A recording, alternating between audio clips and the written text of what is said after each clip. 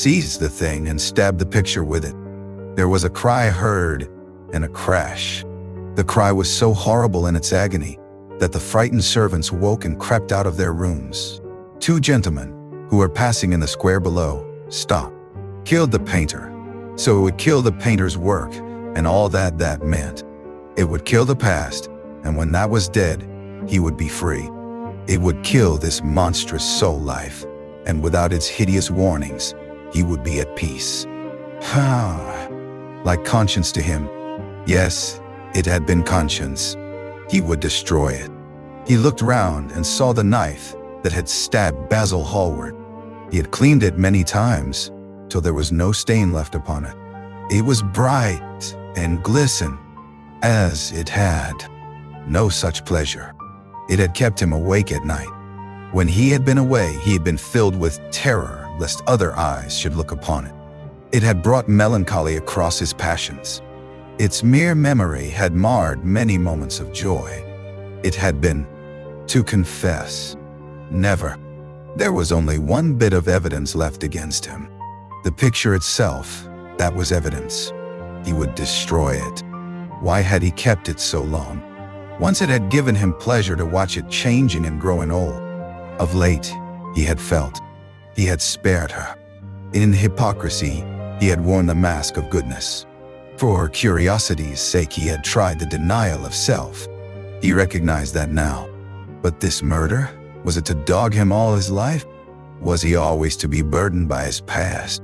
Was he really? His soul that he was looking at. Vanity? Curiosity? Hypocrisy? Had there been nothing more in his renunciation than that? There had been something more. At least he thought so. But who could tell? I wouldn't sin. No, there had been nothing more. Through vanity, heaven, nothing that he could do would cleanse him till he had told his own sin. His sin? He shrugged his shoulders. Death of Basil Hallward seemed very little to him. He was thinking of Hetty Merton, for it was an unjust mirror, this mirror of mirror. Simply say that he was mad. They would shut him up if he persisted in his story. Yet it was his duty to confess, to suffer public shame, and to make public atonement. There was a God who called upon men to tell their sins to earth, as well as to. That the idea was monstrous. Besides, even if he did confess, who would believe him? There was no trace of the murdered man anywhere. Everything belonging to him had been destroyed. He himself had burned what had been below stairs. The world would, felt over the wrinkled fingers. There was blood on the painted feet, as though the thing had dripped. Blood even on the hand that had not held the knife. Confess. Did it mean that he was to confess? To give himself up and be put to death? He laughed. Oh, he hinted with his mocking laugh. Or that passion to act a part that sometimes makes us do things finer than we are ourselves. Or perhaps all these? And why was the red stain larger than it had been? It seemed to have crept like a horrible disease than before, and the scarlet dew that spotted the hand seemed brighter and more like blood newly spilled. Then he trembled. Had it been merely vanity that had made him do his one good deed? Or the desire for a new sensation, as Lord Henry had? The portrait. A cry of pain and indignation broke from him. He could see no change, save that in the eyes there was a look of cunning, and in the mouth, the curved wrinkle of the hypocrite. The thing was still loathsome, more loathsome, if possible. Good, and the hideous thing that he had hidden away would no longer be a terror to him. He felt as if the load had been lifted from him already. He went in quietly, locking the door behind him, as was his custom, and dragged the purple hanging from. Evil had already gone away. He would go and look. He took the lamp from the table and crept upstairs. As he unbarred the door, a smile of joy flitted across his strangely young-looking face and lingered for a moment about his lips. Yes, he would be. Merton. He began to wonder if the portrait in the locked room had changed. Surely it was not still so horrible as it had been. Perhaps if his life became pure, he would be able to expel every sign of evil passion from the face. Perhaps the signs of Tyr was nothing to him. A new life. That was what he wanted. That was what he was waiting for. Surely he had begun it already. He had spared one innocent thing at any rate. He would never again tempt innocence. He would be good. As he thought of Hetty, had done everything. Basil had said things to him that were unbearable, and that he had yet borne with patience. The murder had been simply the madness of a moment. As for Alan Campbell, his suicide had been his own act. He had chosen to do it. Indeed, was it the death of Basil Hallward that weighed most upon his mind? It was the living death of his own soul that troubled him. Basil had painted the portrait that had marred his life. He could not forgive him that. It was the portrait that, himself one night in his laboratory, but had not revealed the secret that he had been forced to know. The excitement, such as it was, over Basil Hallward's disappearance would soon pass away. It was already waning. He was perfectly safe there. Nor livery. Youth had spoiled him. It was better not to think of the past. Nothing could alter that. It was of himself and of his own future that he had to think. James Vane was hidden in a nameless grave in Selby churchyard. Alan Campbell had shot. But for those two things, his life might have been free from stain. His beauty had been to him but a mask, his youth but a mockery. What was youth at best? A green, an unripe time, a time of shallow moods and sickly thoughts. Why had he worn it soon? Repeated them over and over to himself. Then he loathed his own beauty, and flinging the mirror on the floor, crushed it into silver splinters beneath his heel. It was his beauty that had ruined him, his beauty and the youth that he had prayed for. One who had terribly loved him had written to him a mad letter, ending with these idolatrous words. The world is changed because you are made of ivory and gold. The curves of your lips rewrite history. The phrases came back to his memory, and he, changed in the fatal picture, and with wild, tear-dimmed eyes looked into its polished shield. Once, some curiously carved mirror that Lord Henry had given to him so many years ago now, was standing on the table, and the white-limbed cupids laughed around it as of old. He took it up, as he had done on that night of horror when he had first noted that. Better for him that each sin of his life had brought its sure, swift penalty along with it. There was purification in punishment. Forgive us our sins, but smite us for our iniquity should be the prayer of man to a most just God. The sea, irretrievable? Was there no hope for him? In what a monstrous moment of pride and passion, he had prayed that the portrait should bear the burden of his days, and he keep the unsullied splendor of eternal youth.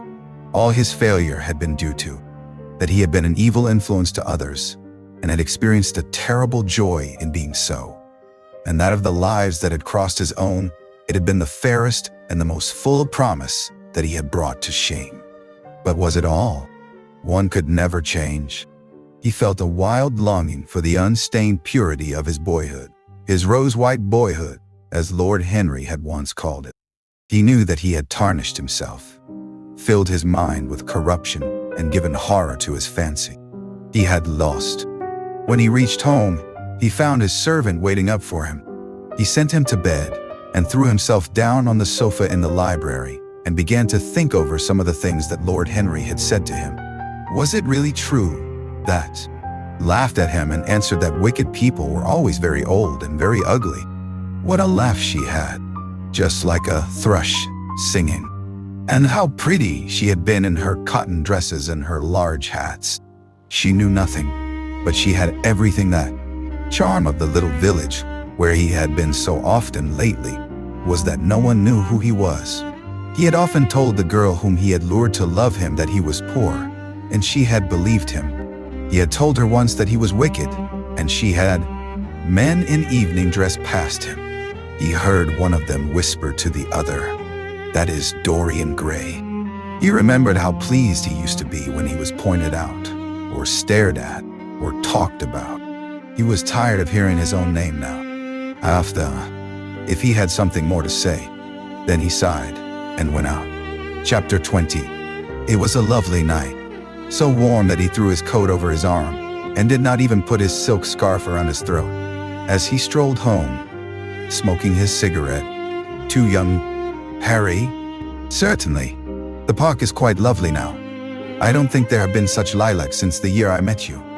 Very well. I shall be here at 11, said Dorian. Good night, Harry. As he reached the door, he hesitated for a moment, as, mind you come. Or shall we lunch with our little Duchess? She says she never sees you now. Perhaps you are tired of Gladys? I thought you would be. Her clever tongue gets on one's nerve.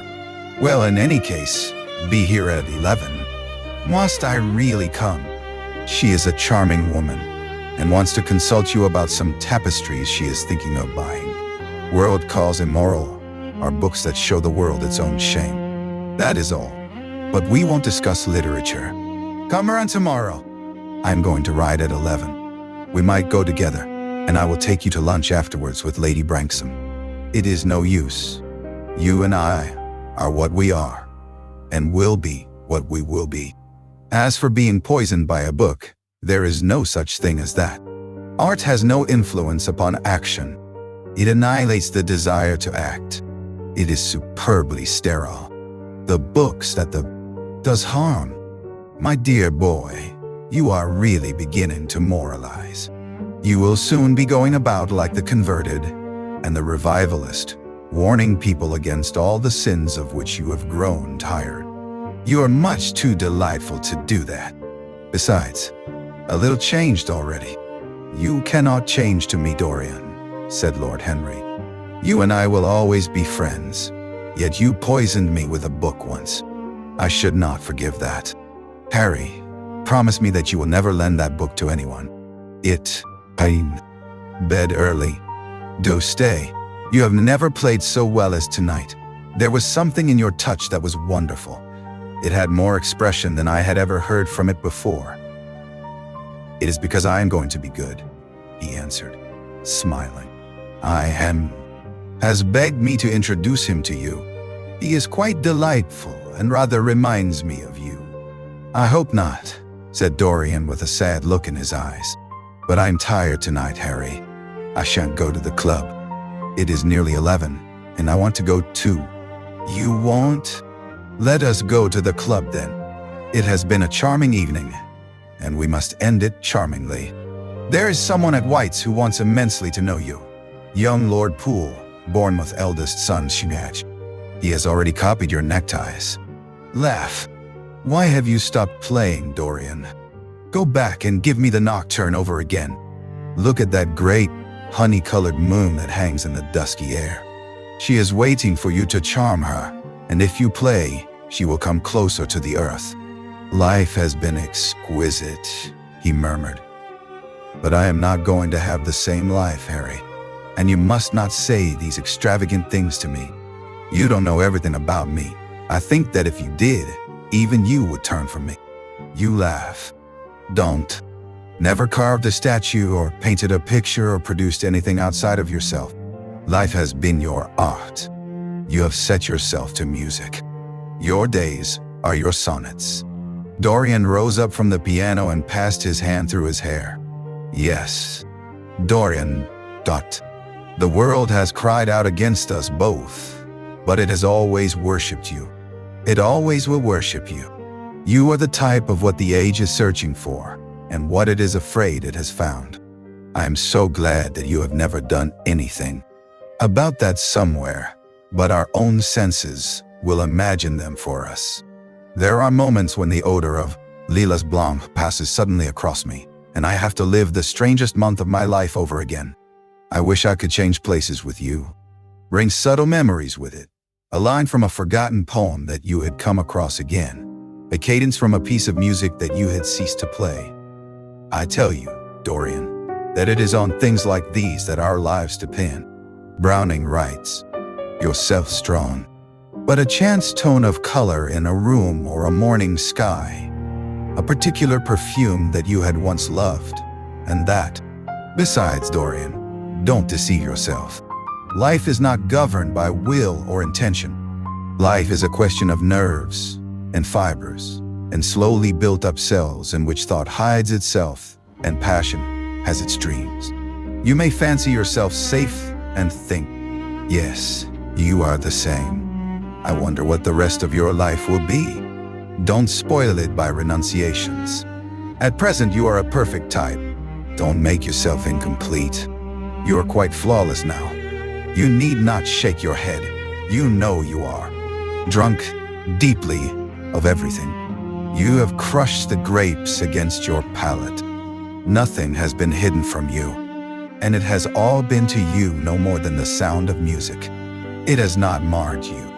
You are still the same. I am not the same, Harry. Sorrows, Dorian, of my own, that even you know nothing of. The tragedy of old age is not that one is old, but that one is young. I am amazed sometimes at my own sincerity. Ah, Dorian, how happy you are. What an exquisite life you have had. You have pains? It is marvelously romantic. What a blessing it is that there is one art left to us that is not imitative. Don't stop. I want music tonight. It seems to me that you are the young Apollo, and that I am Marsyas listening to you. I have heard. When people wore high stocks, believed in everything, and knew absolutely nothing. How lovely that thing you are playing is. I wonder, did Chopin write it at Majorca, with the sea weeping round the villa and the salt spray dashing against the front of me? Life has revealed to them her latest wonder. As for the aged, I always contradict the aged. I do it on principle. If you ask them their opinion on something that happened yesterday, they solemnly give you the opinions current in 1820. Except take exercise, get up early, or be respectable. Youth! There is nothing like it. It's absurd to talk of the ignorance of youth. The only people to whose opinions I listen now with any respect are people much younger than myself. They seem remind me of the day I saw you first. You were rather cheeky, very shy, and absolutely extraordinary. You have changed, of course, but not in appearance. I wish you would tell me your secret. To get back my youth, I would do anything in the world. Low voice, how you have kept your youth. You must have some secret. I am only 10 years older than you are, and I am wrinkled and worn and yellow. You are really wonderful, Dorian. You have never looked more charming than you do tonight. You, the lesson of romance. How grave you are. Don't be so serious. What have you or I to do with the superstitions of our age? No, we have given up our belief in the soul. Play me something. Play me a nocturne, Dorian, and as you play, tell me in a made perfect. There is a soul in each one of us. I know it. Do you feel quite sure of that, Dorian? Quite sure? Ah, then it must be an illusion. The things one feels absolutely certain about are never true. That is the fatality of faith. And thought of telling the prophet that art had a soul, but that man had not. I am afraid, however, he would not have understood me. Don't, Harry. The soul is a terrible reality. It can be bought and sold and bartered away. It can be poisoned or wet Sunday, an uncouth Christian in a Macintosh, a ring of sickly white faces under a broken roof of dripping umbrellas, and a wonderful phrase flung into the air by shrill, hysterical lips. It was really very good in its way, quite a suggestion. His audience. It struck me as being rather dramatic. London is very rich in curious effects of that kind. Answer. That is all. I was going through the park last Sunday, and close by the Marble Arch there stood a little crowd of shabby-looking people listening to some vulgar street preacher. As I passed by, I heard the man yelling out that question too. Soul. The music jarred, and Dorian Gray started and stared at his friend. Why do you ask me that, Harry? My dear fellow, said Lord Henry, elevating his eyebrows in surprise. I asked you because I thought you might be able to give me an, repeated, a face without a heart. The elder man lay back and looked at him with half-closed eyes. By the way, Dorian, he said after a pause, what does it profit a man if he gain the whole world and lose? How does the quotation run? His own. What it was like? Lord Henry laughed.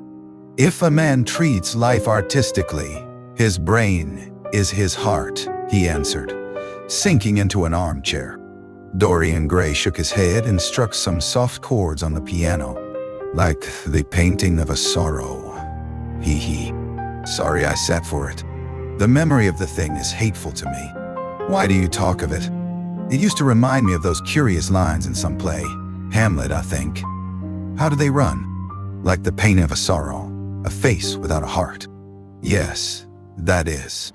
That curious mixture of bad painting and good intentions that always entitles a man to be called a representative British artist. Did you advertise for it? You should. I forget, said Dorian. I suppose I did, but I never really liked it. I am not. Sent it down to Selby, and that it had got mislaid or stolen on the way. You never got it back. What a pity. It was really a masterpiece. I remember I wanted to buy it. I wish I had now. It belonged to Basil's best period. Since then, his work was wise. Bored you? If so, he never forgave you. It's a habit bores have. By the way, what has become of that wonderful portrait he did of you? I don't think I have ever seen it since he finished it. Oh, I remember your telling me years ago that you had. Handkerchief out of his pocket. His painting had quite gone off. It seemed to me to have lost something. It had lost an ideal. When you and he ceased to be great friends, he ceased to be a great artist. What was it separated you? I suppose he was balancing itself upon a bamboo perch. As his pointed fingers touched it, it dropped the white scurf of crinkled lids over black, glass-like eyes and began to sway backwards and forwards. Yes, he continued, turning round and taking his. Work. During the last 10 years, his painting had gone off very much. Dorian heaved a sigh, and Lord Henry strolled across the room and began to stroke the head of a curious Java parrot, a large, gray-plumaged bird with pink crest and tail. The pink crest. Scandal. Yes, I should fancy that was his end. I see him lying now on his back under those dull green waters, with the heavy barges floating over him and long weeds catching in his hair. Do you know, I don't think he would have done much more good. Fell into the Seine, off an omnibus, and that the conductor hushed up the... That murder is always a mistake. One should never do anything that one cannot talk about after dinner. But let us pass from poor Basil. I wish I could believe that he had come to such a really romantic end as you suggest, but I can't. I dare say he committed a murder could possibly do the same crime again? Don't tell me that. Oh, anything becomes a pleasure if one does it too often, cried Lord Henry, laughing. That is one of the most important secrets of life. I should fancy, however, orders. I don't blame them in the smallest degree. I should fancy that crime was to them what art is to us, simply a method of procuring extraordinary sensations. A method of procuring sensations? Do you think, then, that a man who has once character that doesn't suit you, all crime is vulgar, just as all vulgarity is crime? It is not in you, Dorian, to commit a murder. I am sorry if I hurt your vanity by saying so, but I assure you it is true. Crime belongs exclusively to the lower. Them. He had no curiosity. It was his chief defect. What would you say, Harry, if I told you that I had murdered Basil? Said the younger man.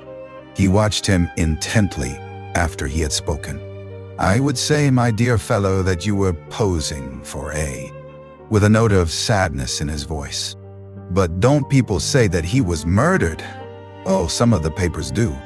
It does not seem to me. to be at all probable. I know there are dreadful places in Paris, but Basil was not the sort of man to have gone to. As dull as possible. Basil was really rather dull. He only interested me once, and that was when he told me years ago that he had a wild adoration for you, and that you were the dominant motive of his art. I was very fond of Basil, said Dorian. Henry yawned. Basil was very popular, and always wore a Waterbury watch. Why should he have been murdered? He was not clever enough to have enemies. Of course, he had a wonderful genius for painting. But a man can paint like Velázquez, and yet Beck sat down to the piano and let his fingers stray across the white and black ivory of the keys. After the coffee had been brought in, he stopped, and looking over at Lord Henry said, "Harry, did it ever occur to you that Basil was murdered?" "Lord, habit, a bad habit. But then one regrets the loss even of one's worst habits. Perhaps one regrets them the most. They are such an essential part of one's personality." Dorian said nothing, but rose from the table and passing into the next room. "Have our coffee in the music room, Dorian. You must play Chopin to me." The man with whom my wife ran away played Chopin exquisitely. Poor Victoria. I was very fond of her. The house is rather lonely without her. "Of course, married life is merely said Lord Henry, passing beneath his nostrils the gilt trellis of an open vinaigrette box. "One can survive everything nowadays except that. Death and vulgarity are the only two facts in the 19th century that one cannot explain away. Let us. I have not the slightest idea. If Basil chooses to hide himself, it is no business of mine. If he is dead, I don't want to think about him.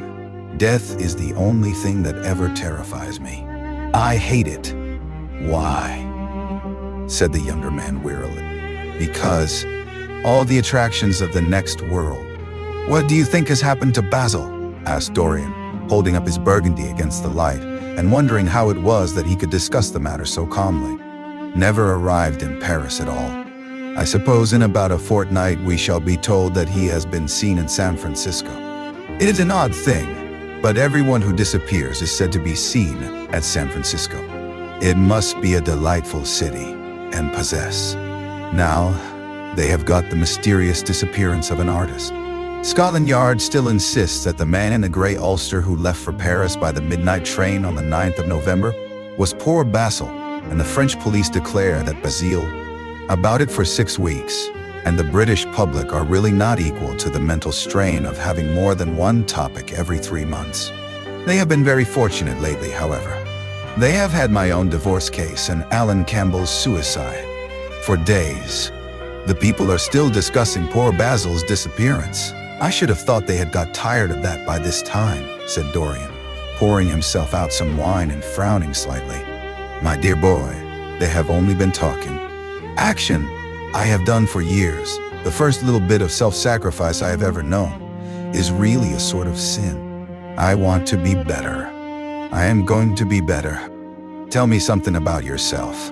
What is going on in town?" "I have not been to the club." "To me, I know I was right in acting as I did. Poor Hetty. As I rode past the farm this morning, I saw her white face at the window, like a spray of jasmine. Don't let us talk about it anymore, and don't try to persuade me that the first good.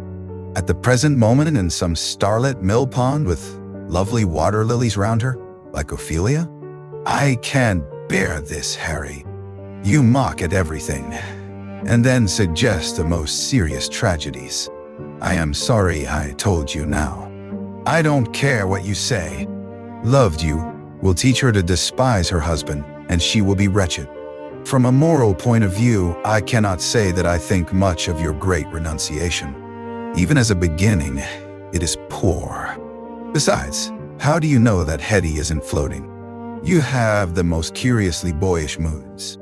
Do you think this girl will ever be really content now with anyone of her own rank? I suppose she will be married someday to a rough carter or a grinning plowman. Well, the fact of having met you, and of course, she cried, and all that. But there is no disgrace upon her. She can live, like Perdita, in her garden of mint and marigold. "And weep over a faithless Florizel," said Lord Henry, laughing, as he leaned back in his chair. "My dear Dorian," interrupted Lord Henry, "but I can finish your idyll for you. You gave her good advice and broke her heart. That was the beginning of your reformation. Harry, you are horrible. You mustn't say these dreadful things. Hetty's heart is not broken," was laughing. "We were to have gone away together this morning at dawn.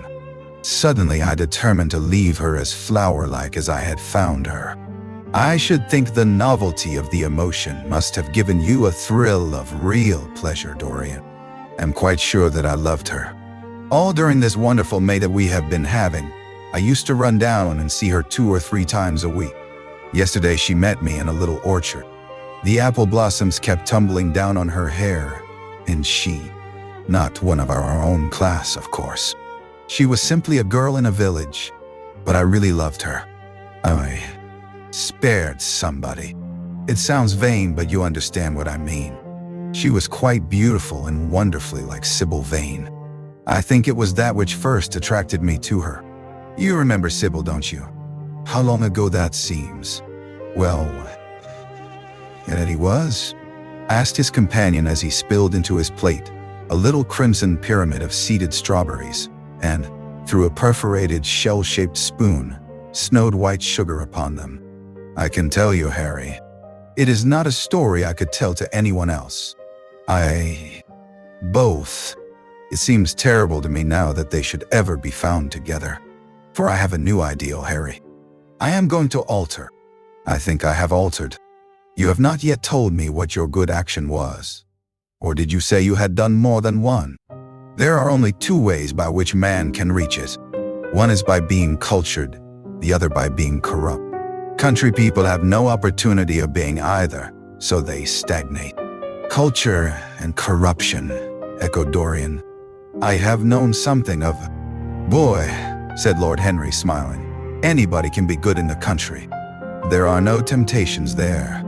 That is the reason why people who live out of town are so absolutely uncivilized. Civilization is not by any means an easy thing to attain to." Shook his head. "No, Harry. I have done too many dreadful things in my life.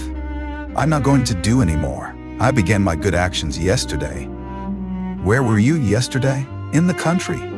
"Harry, I was staying at a little inn by myself, my dearie." He knew he was safe. Chapter 19. "There is no use your telling me that you are going to be good," cried Lord Henry, dipping his white fingers into a red copper bowl filled with rosewater. "You are quite perfect.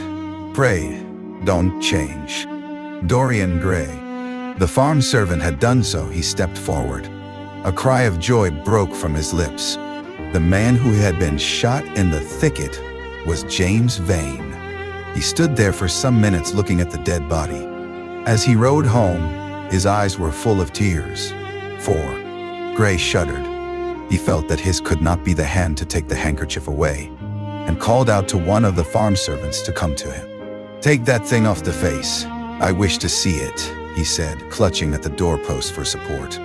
When, on a heap of sacking in the far corner, was lying the dead body of a man dressed in a coarse shirt and a pair of blue trousers. A spotted handkerchief had been placed over the face. A coarse candle, stuck in a bottle, sputtered beside it. Dorian, the body was there, and he hurried to the door and put his hand upon the latch. There he paused for a moment, feeling that he was on the brink of a discovery that would either make or mar his life. Then he thrust the door open and entered. Arrow, Dudgy. The stones flew from her hoofs. At last he reached the home farm. 2 men were loitering in the yard. He leaped from the saddle and threw the reins to one of them. In the farthest stable, a light was glimmering. Something seemed to tell him, seemed to sweep past him in spectral procession, and wild shadows to fling themselves across his path. Once the mare swerved at a white gatepost and nearly threw him. He lashed her across the neck with his crop. She cleft the dusky air like Anne. "And meet me. Tell one of the grooms to bring my horse round." "No, never mind. I'll go to the stables myself." It will save time."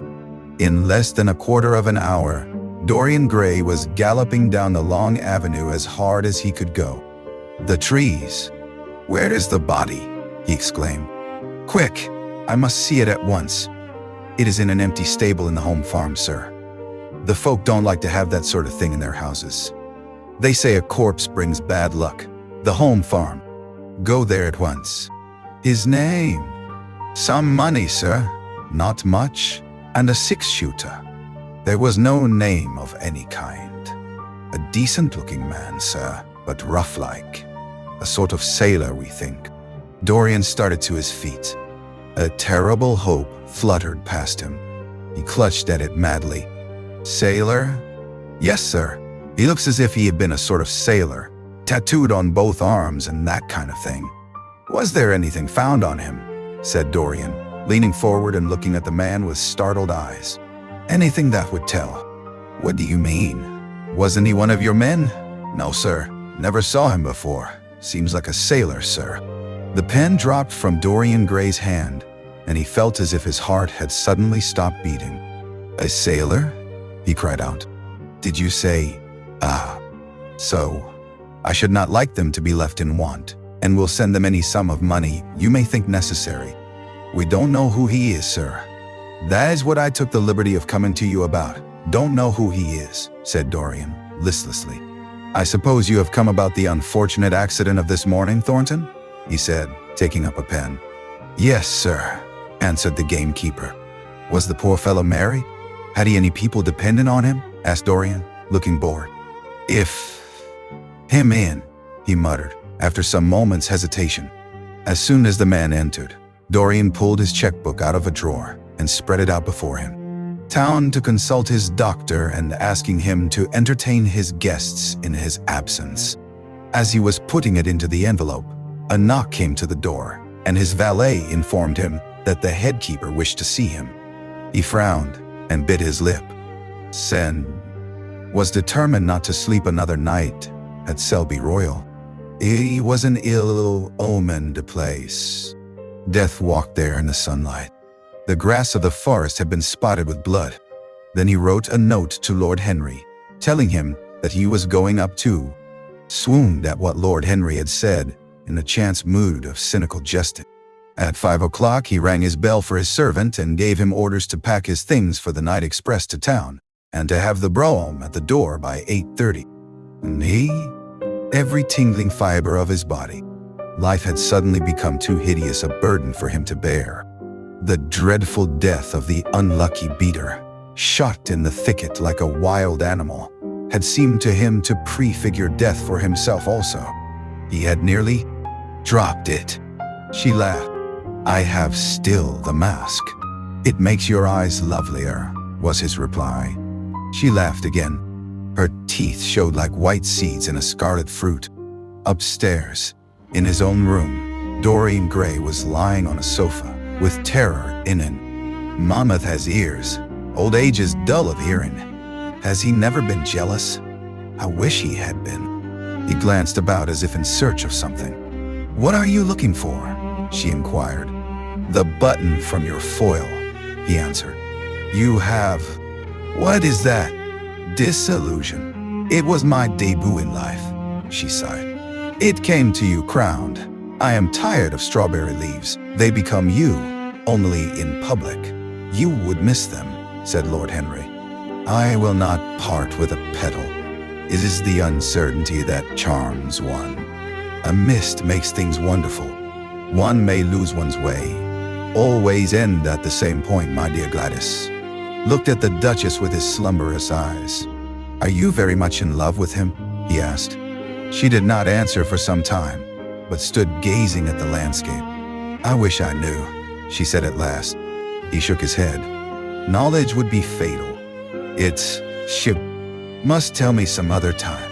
I think I must go and lie down. You will excuse me, won't you?" They had reached the great flight of steps that led from the conservatory onto the terrace. As the glass door closed behind Dorian, Lord Henry turned and, faint. Dorian drew himself up with an effort and smiled. "It is nothing, Duchess," he murmured. "My nerves are dreadfully out of order." That is all. I am afraid I walked too far this morning. I didn't hear what Harry said. Was it very bad? You. Geoffrey had done the thing on purpose. How interesting he would be. I should like to know someone who had committed a real murder. How horrid of you, Harry, cried the Duchess. Isn't it Mr. Gray? Harry, Mr. Gray is ill again. He is going to. Say it. Some whim, I suppose. It looked the loveliest of little live things. But I'm sorry they told you about the man. It is a hideous subject. It is an annoying subject, broke in Lord Henry. It has no psychological value at all. Now if... You see, we have come back, Duchess. I have heard all about it, Mr. Gray, she answered. Poor Geoffrey is terribly upset, and it seems that you asked him not to shoot the hare. How curious. Yes, it was very curious. I don't know what made me. This unfortunate accident has upset me. I have a horrible presentiment that something of the kind may happen to me. What nonsense. I hope it is, but I can't help feeling it. Here is the Duchess, looking like Artemis in a tailor-made gown. Have the yacht got ready. On a yacht, one is safe. Safe from what, Dorian? You are in some trouble. Why not tell me what it is? You know I would help you. I can't tell you, Harry, he answered sadly. And I dare say it is only a fancy of mine. Passion and forgotten the desire. I am too much concentrated on myself. My own personality has become a burden to me. I want to escape, to go away, to forget. It was silly of me to come down here at all. I think I shall send a wire to Harvey too. You would sacrifice anybody, Harry, for the sake of an epigram. The world goes to the altar of its own accord, was the answer. I wish I could love, cried Dorian Gray with a deep note of pathos in his voice. But I seem to have lost the vow. Certainty, said Lord Henry, lighting a cigarette. Much, but I don't love her. And the Duchess loves you very much, but she likes you less, so you are excellently matched. You are talking scandal, Harry, and there is never any basis for scandal. The basis of every scandal is an immoral. Qualities in them that I admire most. A woman will flirt with anybody in the world as long as other people are looking on. How fond you are of saying dangerous things, Harry. In the present instance, you are quite astray. I like the Duchess, very. Dorian put the letter into his pocket. Tell her Grace that I am coming in, he said coldly. The man turned round and went rapidly in the direction of the house. How fond women are of doing dangerous things, laughed Lord Henry. It is one of relief as he saw the gardener approaching. The man touched his hat, glanced for a moment at Lord Henry in a hesitating manner, and then produced a letter, which he handed to his master. Her Grace told me to wait for an answer, he murmured. I see the gardener waiting for you. I suppose he wants to ask you what flowers you wish to have on the table tonight. How absurdly nervous you are, my dear fellow. You must come and see my doctor when we get back to town. Dorian heaved a sigh. Seemed a wheel in the leaden air around me. Good heavens, don't you see a man moving behind the trees there, watching me, waiting for me? Lord Henry looked in the direction in which the trembling gloved hand was pointing. Yes, he said, smiling. Whom I would not change places, Harry. Don't laugh like that. I'm telling you the truth. The wretched peasant who has just died is better off than I am. I have no terror of death. It is the coming of death that terrifies me. Its monstrous wings, heralds. She is too wise or too cruel for that. Besides, what on earth could happen to you, Dorian? You have everything in the world that a man can want. There is no one who would not be delighted to change places with you. There is no one with forgiveness. But we are not likely to suffer from it unless these fellows keep chattering about this thing at dinner. I must tell them that the subject is to be tabooed. As for omens, there is no such thing as an omen. Destiny does not send us. Going to happen to some of us. To myself, perhaps, he added, passing his hand over his eyes. with a gesture of pain. The elder man laughed. The only horrible thing in the world is ennui, Dorian. That is the one sin for which there is no due to pepper beaters. It makes people think that one is a wild shot. And Geoffrey is not. He shoots very straight. But there is no use talking about the matter. Dorian shook his head. It is a bad omen, Harry. I feel as if something horrible were. What is? Asked Lord Henry. Oh, this accident, I suppose. My dear fellow, it can't be helped. It was the man's own fault. Why did he get in front of the guns? Besides, it is nothing to us. It is rather awkward for Geoffrey, of course. It does not. Without speaking. Then Dorian looked at Lord Henry and said, with a heavy sigh, It is a bad omen, Harry, a very bad omen. The sentence. I am afraid so, rejoined Lord Henry. He got the whole charge of shot in his chest. He must have died almost instantaneously. Come, let us go home. They walked side by side in the direction of the avenue for nearly 50 yards. Henry, I had better tell them that the shooting is stopped for today. It would not look well to go on. I wish it were stopped forever, Harry, he answered bitterly. The whole thing is hideous and cruel. Is the man? He could not finish. Great copper-breasted pheasant came beating through the boughs overhead. After a few moments, that were to him, in his perturbed state, like endless hours of pain, he felt a hand laid on his shoulder. He started and looked round. Dorian, said Lord, wherever he went. He heard Sir Geoffrey ask if the man was really dead, and the affirmative answer of the keeper. The wood seemed to him to have become suddenly alive with faces. There was the trampling of myriad feet and the low buzz of voices. Dorian watched them as they plunged into the alder clump, brushing the lithe, swinging branches aside. In a few moments they emerged, dragging a body after them into the sunlight. He turned away in horror. It seemed to him that misfortune followed.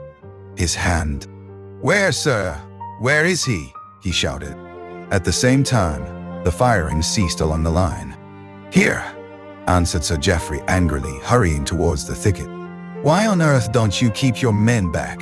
Spoiled my shooting for the day. Worse. Good heavens, I have hit a beater, exclaimed Sir Geoffrey. What an ass the man was to get in front of the guns. Stop shooting there, he called out at the top of his voice. A man is hurt. The headkeeper came running up with a stick in it. Shoot it, Geoffrey. Let it live. What nonsense, Dorian, laughed his companion, and as the hare bounded into the thicket he fired. There were two cries heard, the cry of a hare in pain, which is dreadful, the cry of a man in agony, which is, limbs throwing it forward, started a hare. It bolted for a thicket of alders. Sir Geoffrey put his gun to his shoulder, but there was something in the animal's grace of movement that strangely charmed Dorian Gray, and he cried out at once, Daunt, him with a sense of delightful freedom. He was dominated by the carelessness of happiness, by the high indifference of joy. Suddenly, from a lumpy tussock of old grass some 20 yards in front of him, with black-tipped ears erect and long hindera, Dorian strolled along by his side. The keen aromatic air, the brown and red lights that glimmered in the wood, the hoarse cries of the beaters ringing out from time to time, and the sharp snaps of the guns that followed, fascinated him and filled. Gone to the open. I dare say it will be better after lunch, when we get to new ground. Me. From the cart, and having told the groom to take the mare home, made his way towards his guest through the withered bracken and rough undergrowth. Have you had good sport, Geoffrey? He asked. Not very good, Dorian. I think most of the birds have. Sky was an inverted cup of blue metal. A thin film of ice bordered the flat, reed-grown lake. At the corner of the pine wood, he caught sight of Sir Geoffrey Clouston, the Duchess's brother, jerking two spent cartridges out of his gun. He jumped, now on his fears with something of pity and not a little of contempt. After breakfast, he walked with the Duchess for an hour in the garden, and then drove across the park to join the shooting party. The crisp frost lay like salt upon the grass. The Donadalor, and God for they were often around themselves die. Shallow sorrows and shallow loves live on. The loves and sorrows that are great are destroyed by their own plenitude. Besides, he had convinced himself that he had been the victim of a terror-stricken imagination, and looked back, revolted against the excess of anguish that had sought to maim and mar the perfection of its calm. With subtle and finely wrought temperaments, it is always so. Their strong passions must either bruise or bend. They either slay the man, or was something in the clear, pine-scented air of that winter morning that seemed to bring him back his joyousness and his ardor for life. But it was not merely the physical conditions of environment that had caused the change. His own nature had.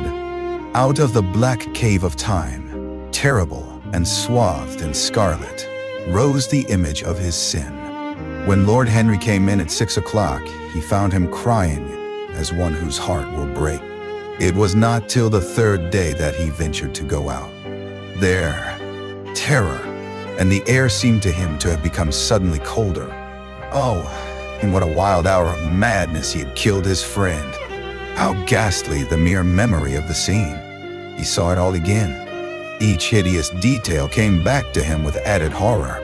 Shadows of his crime would appear at him from silent corners, to mock him from secret places, to whisper in his ear as he sat at the feast, to wake him with icy fingers as he lay asleep. As the thought crept through his brain, he grew pale with way. Saved him. And yet, if it had been merely an illusion, how terrible it was to think that conscience could raise such fearful phantoms, and give them visible form, and make them move before one. What sort of life would his be, if day and night? Fancy. Sybil Vane's brother had not come back to kill him. He had sailed away in his ship to founder in some winter sea. From him, at any rate, he was safe. Why, the man did not know who he was, could not know who he was. The mask of youth had. Weak, got. That was all. Besides, had any stranger been prowling round the house, he would have been seen by the servants or the keepers. Had any footmarks been found on the flower beds, the gardeners would have reported it. Yes, it had been merely set remorse to dog the feet of sin. It was the imagination that made each crime bear its misshapen brood. In the common world of fact, the wicked were not punished, nor the good rewarded. Success was given to the strong, failure thrust upon the gall. But perhaps it had been only his fancy that had called vengeance out of the night and set the hideous shapes of punishment before him. Actual life was chaos, but there was something terribly logical in the imagination. It was the imagination, and horror seemed once more to lay its hand upon his heart. Tremble in the wind, he shook. The dead leaves that were blown against the leaded panes seemed to him like his own wasted resolutions and wild regrets. When he closed his eyes, he saw again the sailor's face peering through the mist-stained glass. The house, and indeed, spent most of the time in his own room, sick with a wild terror of dying, and yet indifferent to life itself. The consciousness of being hunted, snared, tracked down, had begun to dominate him. If the tapestry did but now and then, a thrill of terror ran through him when he remembered that, pressed against the window of the conservatory, like a white handkerchief, he had seen the face of James Vane watching him. Chapter 18. The next day he did not leave. To dinner. I will take your place.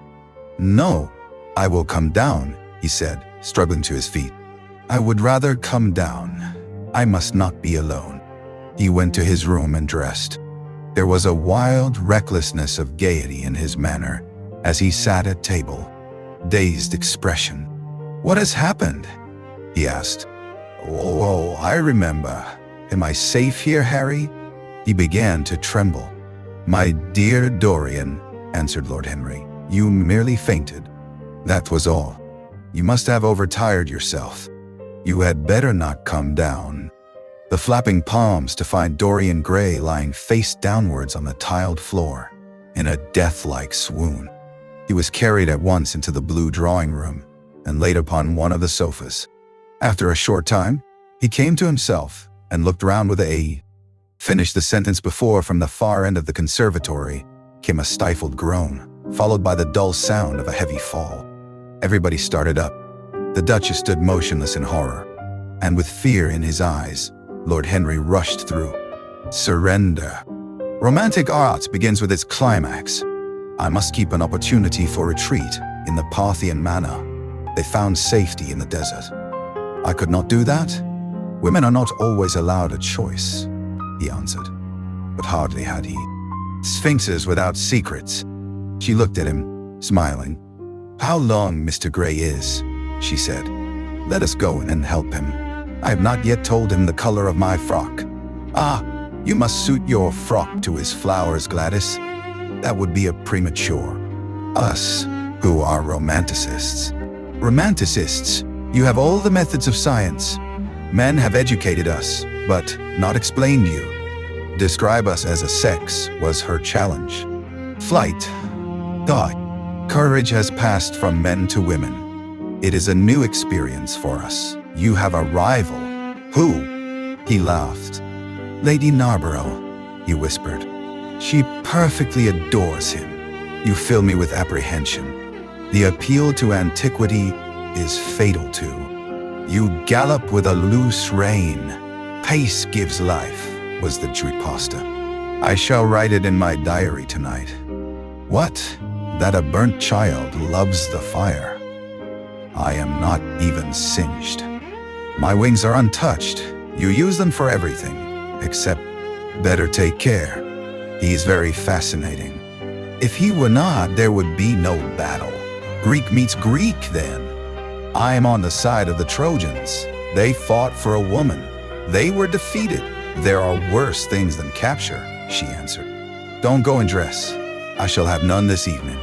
Let me get you some orchids, Duchess, cried Dorian, starting to his feet and walking down the conservatory. You are flirting disgracefully with him, said Lord Henry to his cousin. You had. And does his philosophy make you happy?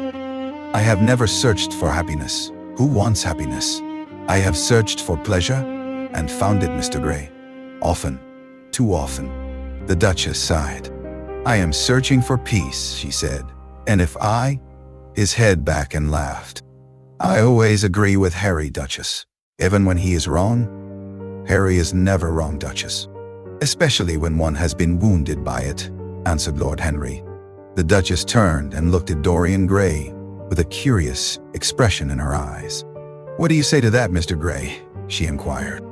Dorian hesitated for a moment. Then he threw. It merely intensifies it. We can have in life but one great experience at best, and the secret of life is to reproduce that experience as often as possible.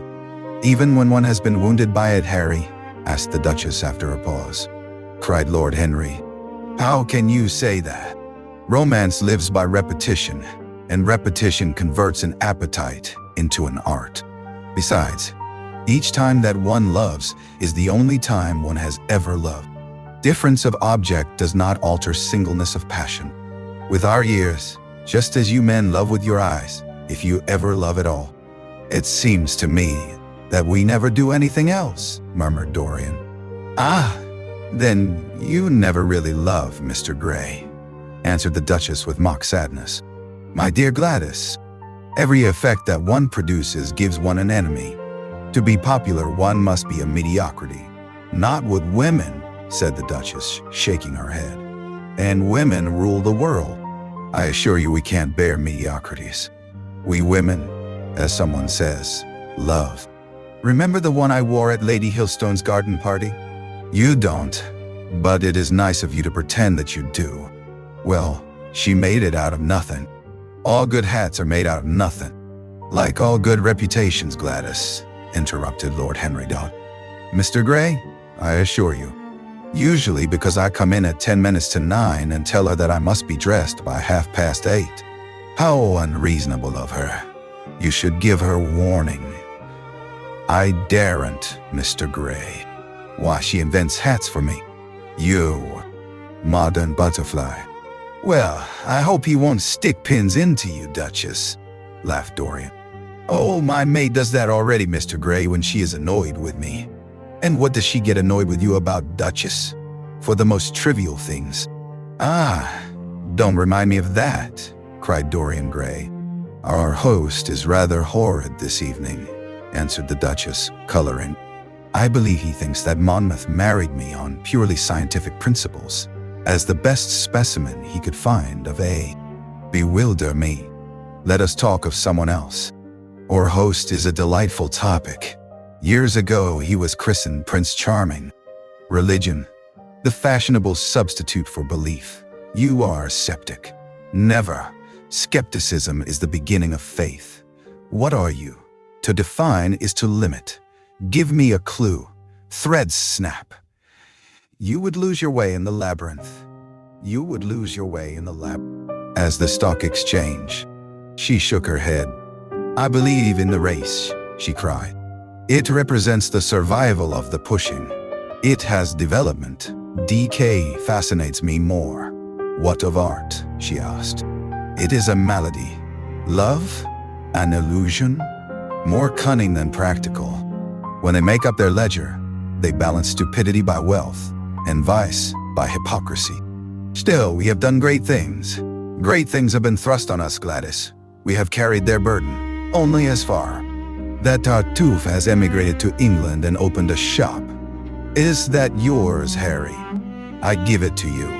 I could not use it. It is too true. You need not be afraid. Our countrymen never recognize a description. They are practical. They are practical. They are practical. Us? None. 7 deadly virtues have made our England what she is. You don't like your country then? She asked. I live in it, that you may censure it the better. Would you have me take the verdict of Europe on it? He inquired. What do they say of? Ugly. Ugliness is one of the 7 deadly sins, then, cried the Duchess. What becomes of your simile about the orchid? Ugliness is one of the 7 deadly virtues, Gladys. You, as a good Tory, must not underrate them. Beer, the Bible, and the Warden Swan. Believe me, you value beauty far too much. How can you say that? I admit that I think that it is better to be beautiful than to be good. But on the other hand, no one is more ready than I am to acknowledge that it is better to be good than to be. Mistakes of today, she answered. You disarm me, Gladys, he cried, catching the willfulness of her mood. Of your shield, Harry, not of your spear. I never tilt against beauty, he said, with a wave of his hand. That is your error, Harry. Henry, sinking into a chair. From a label there is no escape.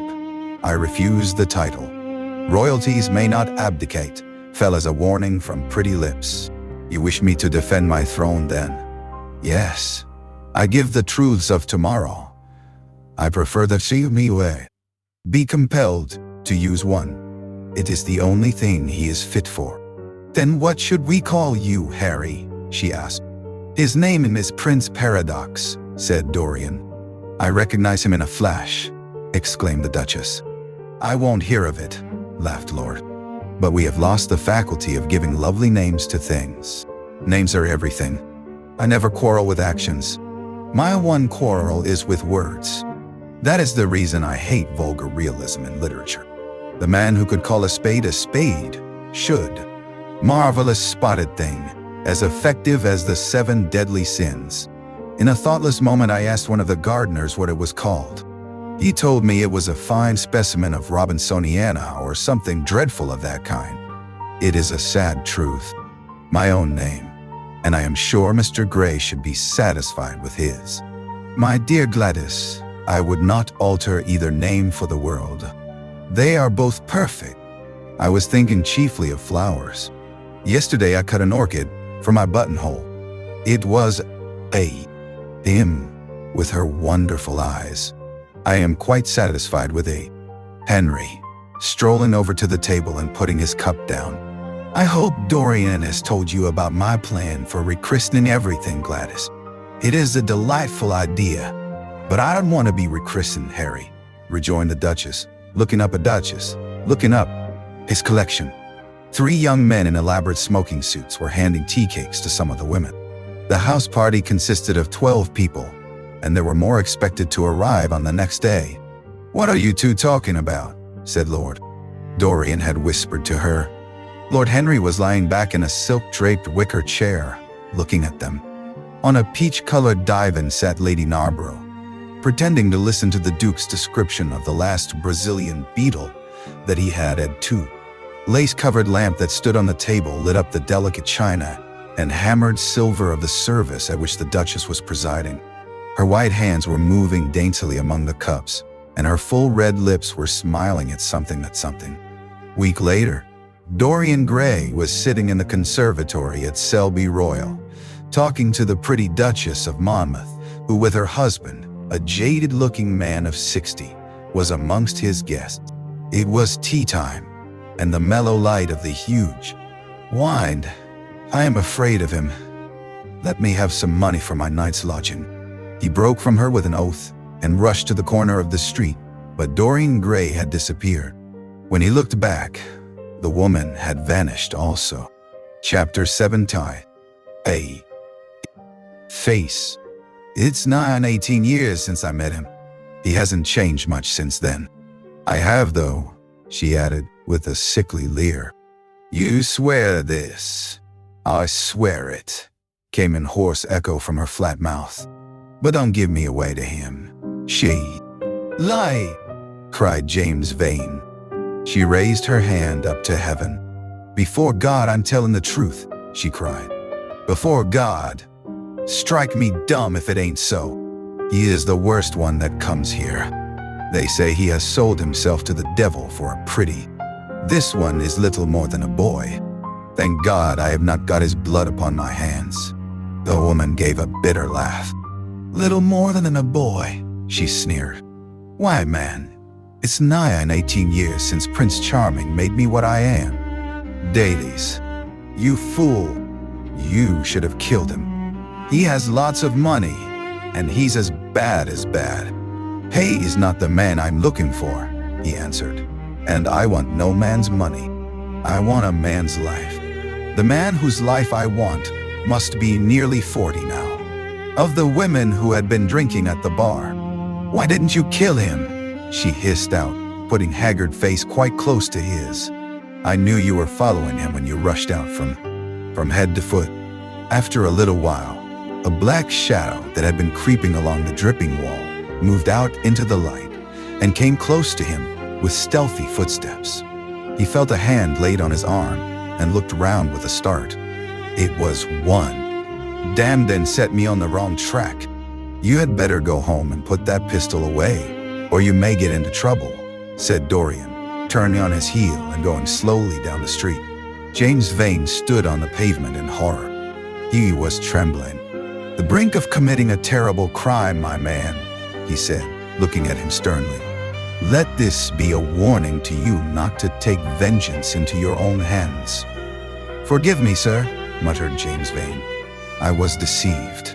A chance word I heard in that had parted so many years ago." It was obvious that this was not the man who had destroyed her life. He loosened his hold and reeled back. My God," he cried, "and I would have murdered you." Dorian Gray drew a long breath. "You have been on," had fallen, for the face of the man he had sought to kill had all the bloom of boyhood, all the unstained purity of youth. He seemed little more than a lad of 20 summers, hardly older, if older indeed at all, than his sister had been when they sister. James Vane hesitated for a moment, not understanding what was meant. Then he seized Dorian Gray and dragged him from the archway.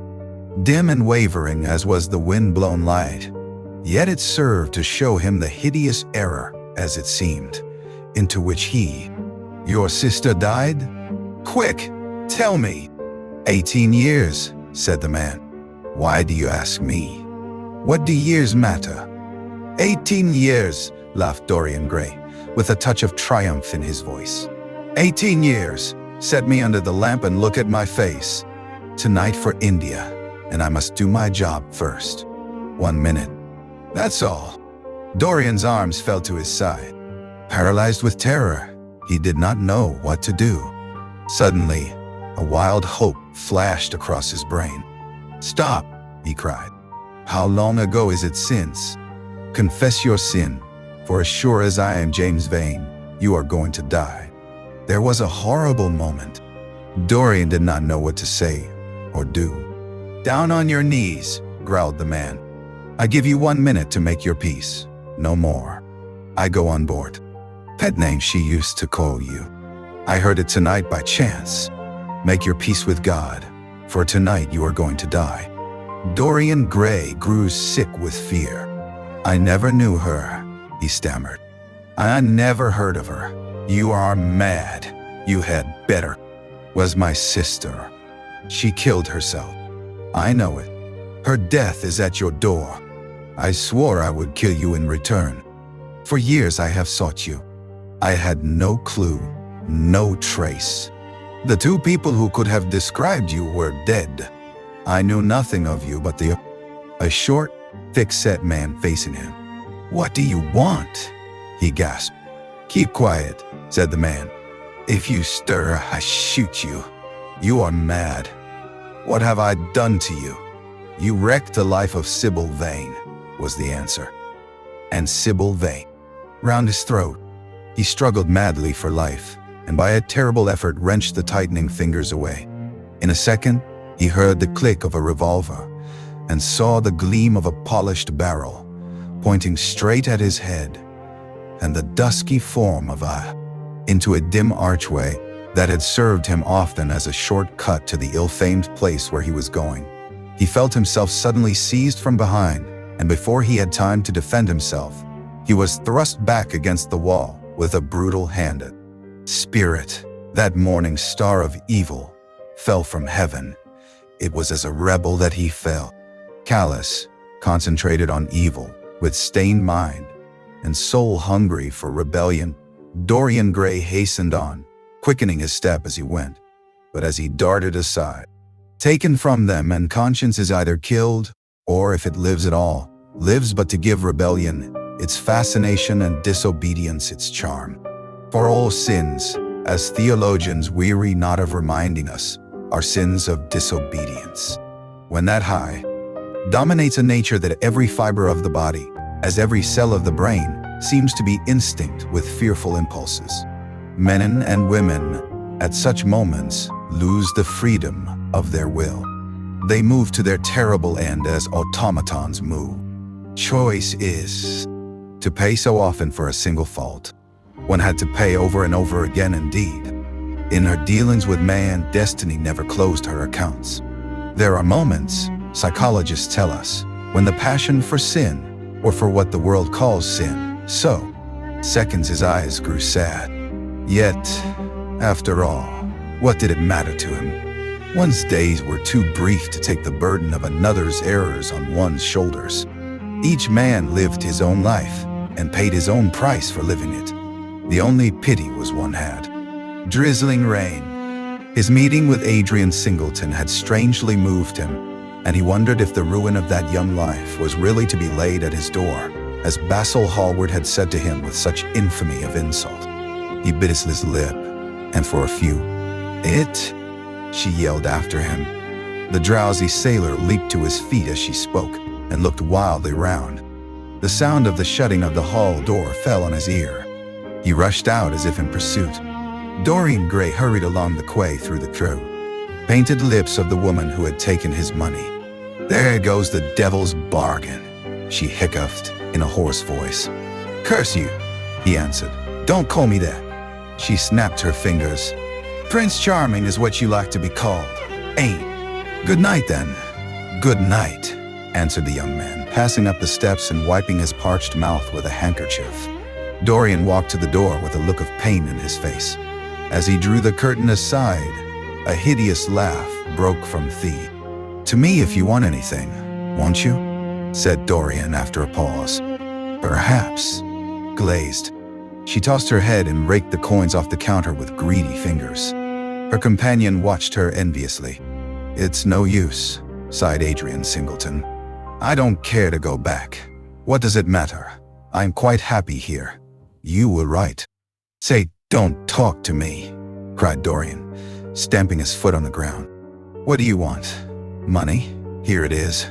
Don't ever talk to me again. Two red sparks flashed for a moment in the woman's sodden eyes, then flickered out and left them dull, and began to chatter. Dorian turned his back on them and said something in a low voice to Adrian Singleton. A crooked smile, like a Malay crease, writhed across the face of one of the women. We are very proud tonight, she sneered. For gods. Never mind. Adrian Singleton rose up wearily and followed Dorian to the bar. A half-caste, in a ragged turban and a shabby ulster, grinned a hideous greeting as he thrust a bottle of brandy and 2 tumblers in front of them. The women sidled up, sick of women who love one. Women who hate one are much more interesting. Besides, the stuff is better. Much the same. I like it better. Come and have something to drink. I must have something. I don't want anything, murmured the young man. Know who he was.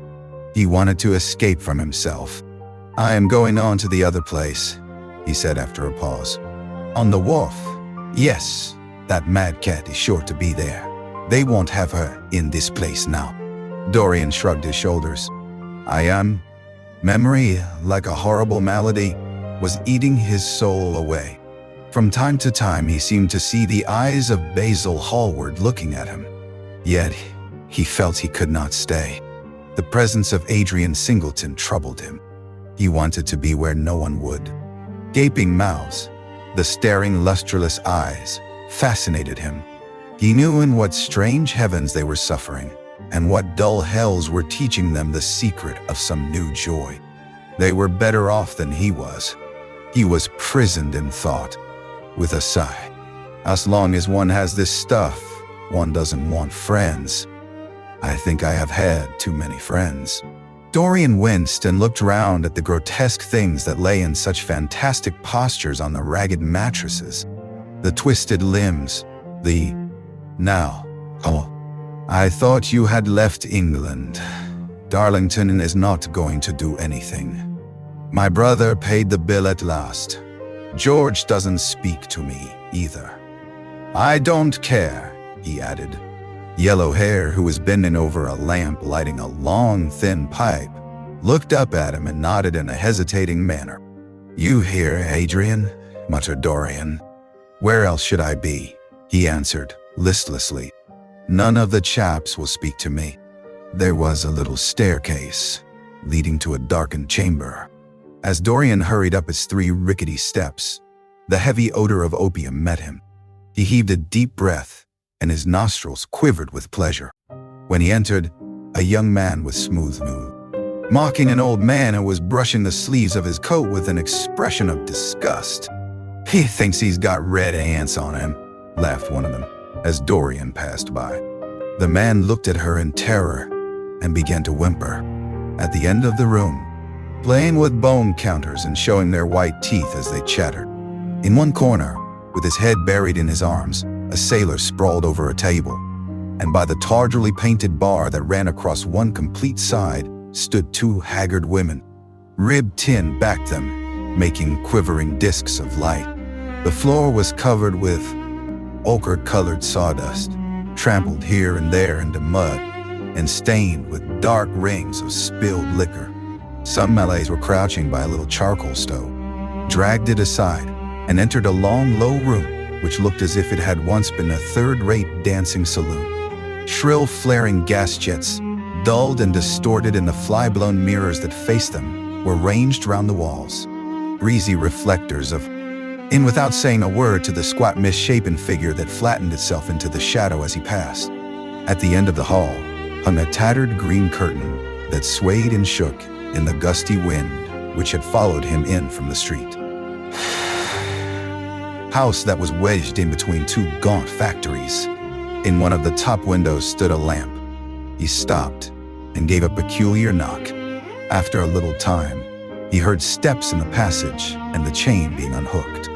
The door opened quietly, and he went. From an outward-bound steamer that was coaling, the slimy pavement looked like a wet Macintosh.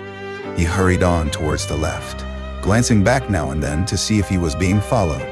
In about 7 or 8 minutes, he reached a small shabby. Hastily, and given the driver the extra fare he had promised him, he walked quickly in the direction of the quay. Here and there, a lantern gleamed at the stern of some huge merchantman. The light shook and splintered in the puddles. A red glare came. The black mass of ships, wreaths of white mist, clung like ghostly sails to the yards. "Somewhere about here, sir, ain't it?" he asked huskily through the trap. Dorian started and peered round. "This will do," he answered, and having got out, shapes of art, the dreamy shadows of song, they were what he needed for forgetfulness. In 3 days, he would be free. Suddenly, the man drew up with a jerk at the top of a dark lane. Over the low roofs and jagged chimney stacks of the houses rose, were more vivid in their intense actuality of impression than all the gracious, once been hateful to him because it made things real, became dear to him now for that very reason. Ugliness was the one reality, the coarse brawl, the loathsome din, the crude violence of disordered life, the very vileness of thief and outcast. Justification would still have dominated his temper. From cell to cell of his brain crept the one thought, and the wild desire to live, most terrible of all man's appetites, quickened into force each trembling nerve and fiber. Ugliness that had bitten lips of Dorian Gray shaped and reshaped those subtle words that dealt with soul and sense, till he had found in them the full expression, as it were, of his mood, and justified by intellectual approval passions that without such corner, a woman yelled something at them from an open door, and 2 men ran after the hansom for about 100 yards. The driver beat at them with his whip. It is said that passion makes one think in a circle. Certainly, with hideous iteration, the dark, but now and then fantastic shadows were silhouetted against some lamplit blind. He watched them curiously. They moved like monstrous marionettes and made gestures like live things. He hated them. A dull rage was in his heart. As they turned by, and far away in the darkness some wandering seagull screamed. The horse stumbled in a rut, then swerved aside and broke into a gallop. After some time they left the clay road and rattled again over rough paven streets. Most of the windows became unbearable, and as the mist thickened, he felt afraid. Then they passed by lonely brick fields. The fog was lighter here, and he could see the strange bottle-shaped kilns with their orange, fan-like tongues of fire. A dog barked as they went, nervously together. He struck at the horse madly with his stick. The driver laughed and whipped up. He laughed in answer, and the man was silent. The way seemed interminable, and the streets like the black web of some sprawling spider. The monotony endured. On and on plodded the hansom, going slower, it seemed to him, at each step. He thrust up the trap and called to the man to drive faster. The hideous hunger for opium began to gnaw at him. His throat burned and his delicate hands twitched. Stamp the thing out, to crush it as one would crush the adder that had stung one. Indeed, what right had Basil to have spoken to him as he had done? Who had made him a judge over others? He had said things that were dreadful, horrible, not to be. Was it true that the senses could cure it? Innocent blood had been spilled. What could atone for that? For that there was no atonement. But though forgiveness was impossible, forgetfulness was possible still. And he was determined to forget, too. Splashed up the puddles. The side windows of the hansom were clogged with a gray flannel mist. To cure the soul by means of the senses, and the senses by means of the soul. How the words rang in his ears. His soul, certainly, was sick to death. Skull. From time to time, a huge misshapen cloud stretched a long arm across and hid it. The gas lamps grew fewer, and the streets more narrow and gloomy. Once the man lost his way and had to drive back half a mile. A steam rose from the horse as it worked. He had often tried it, and would try it again now. There were opium dens where one could buy oblivion, dens of horror, where the memory of old sins could be destroyed by the madness of sins that were new. The moon hung low in the sky like a yellow, senses by means of the soul. Yes, that was the secret. Forehead, Dorian Gray watched with listless eyes the sordid shame of the great city, and now and then he repeated to himself the words that Lord Henry had said to him on the first day they had met, to cure the soul by means of the senses, and the just closing, and dim men and women were clustering in broken groups round their doors. From some of the bars came the sound of horrible laughter. In others, drunkards brawled and screamed. Lying back in the hansom, with his hat pulled over his, "We'll be there in an hour." And after his fare had got in, he turned his horse round and drove rapidly towards the river. Chapter 16. A cold rain began to fall, and the blurred street lamps looked ghastly in the dripping mist. The public houses were, hailed it, and in a low voice gave the driver an address. The man shook his head. "It is too far for me," he muttered. "Here is a sovereign for you," said Dorian. "You shall have another if you drive fast." "All right, sir," answered the man. "You," and went into his bedroom. As midnight was striking bronze blows upon the dusky air, Dorian Gray, dressed commonly and with a muffler wrapped round his throat, crept quietly out of his house. In Bond Street, he found a hansom with a good horse. "Yeah!" Strangely immobile smile upon his face. Then shivering, though the atmosphere of the room was terribly hot, he drew himself up and glanced at the clock. It was 20 minutes to 12. He put the box back, shutting the cabinet doors as he did so. With curved waves, and the silken cords hung with round crystals and tasseled and plated metal threads.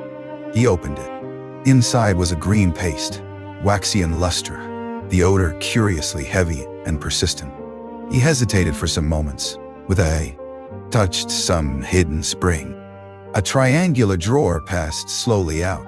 His fingers moved instinctively towards it, dipped in and closed on something. It was a small Chinese box of black and gold dust lacquer, elaborately wrought, the sides patterned. Cigarette, and then threw it away. His eyelids drooped till the long fringed lashes almost touched his cheek. But he still watched the cabinet.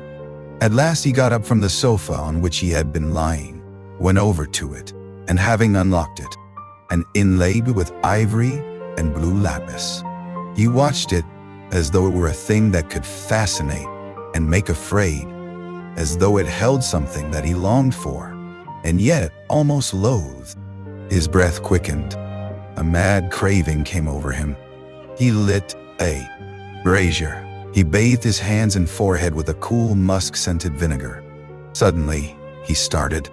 His eyes grew strangely bright, and he gnawed nervously at his underlip.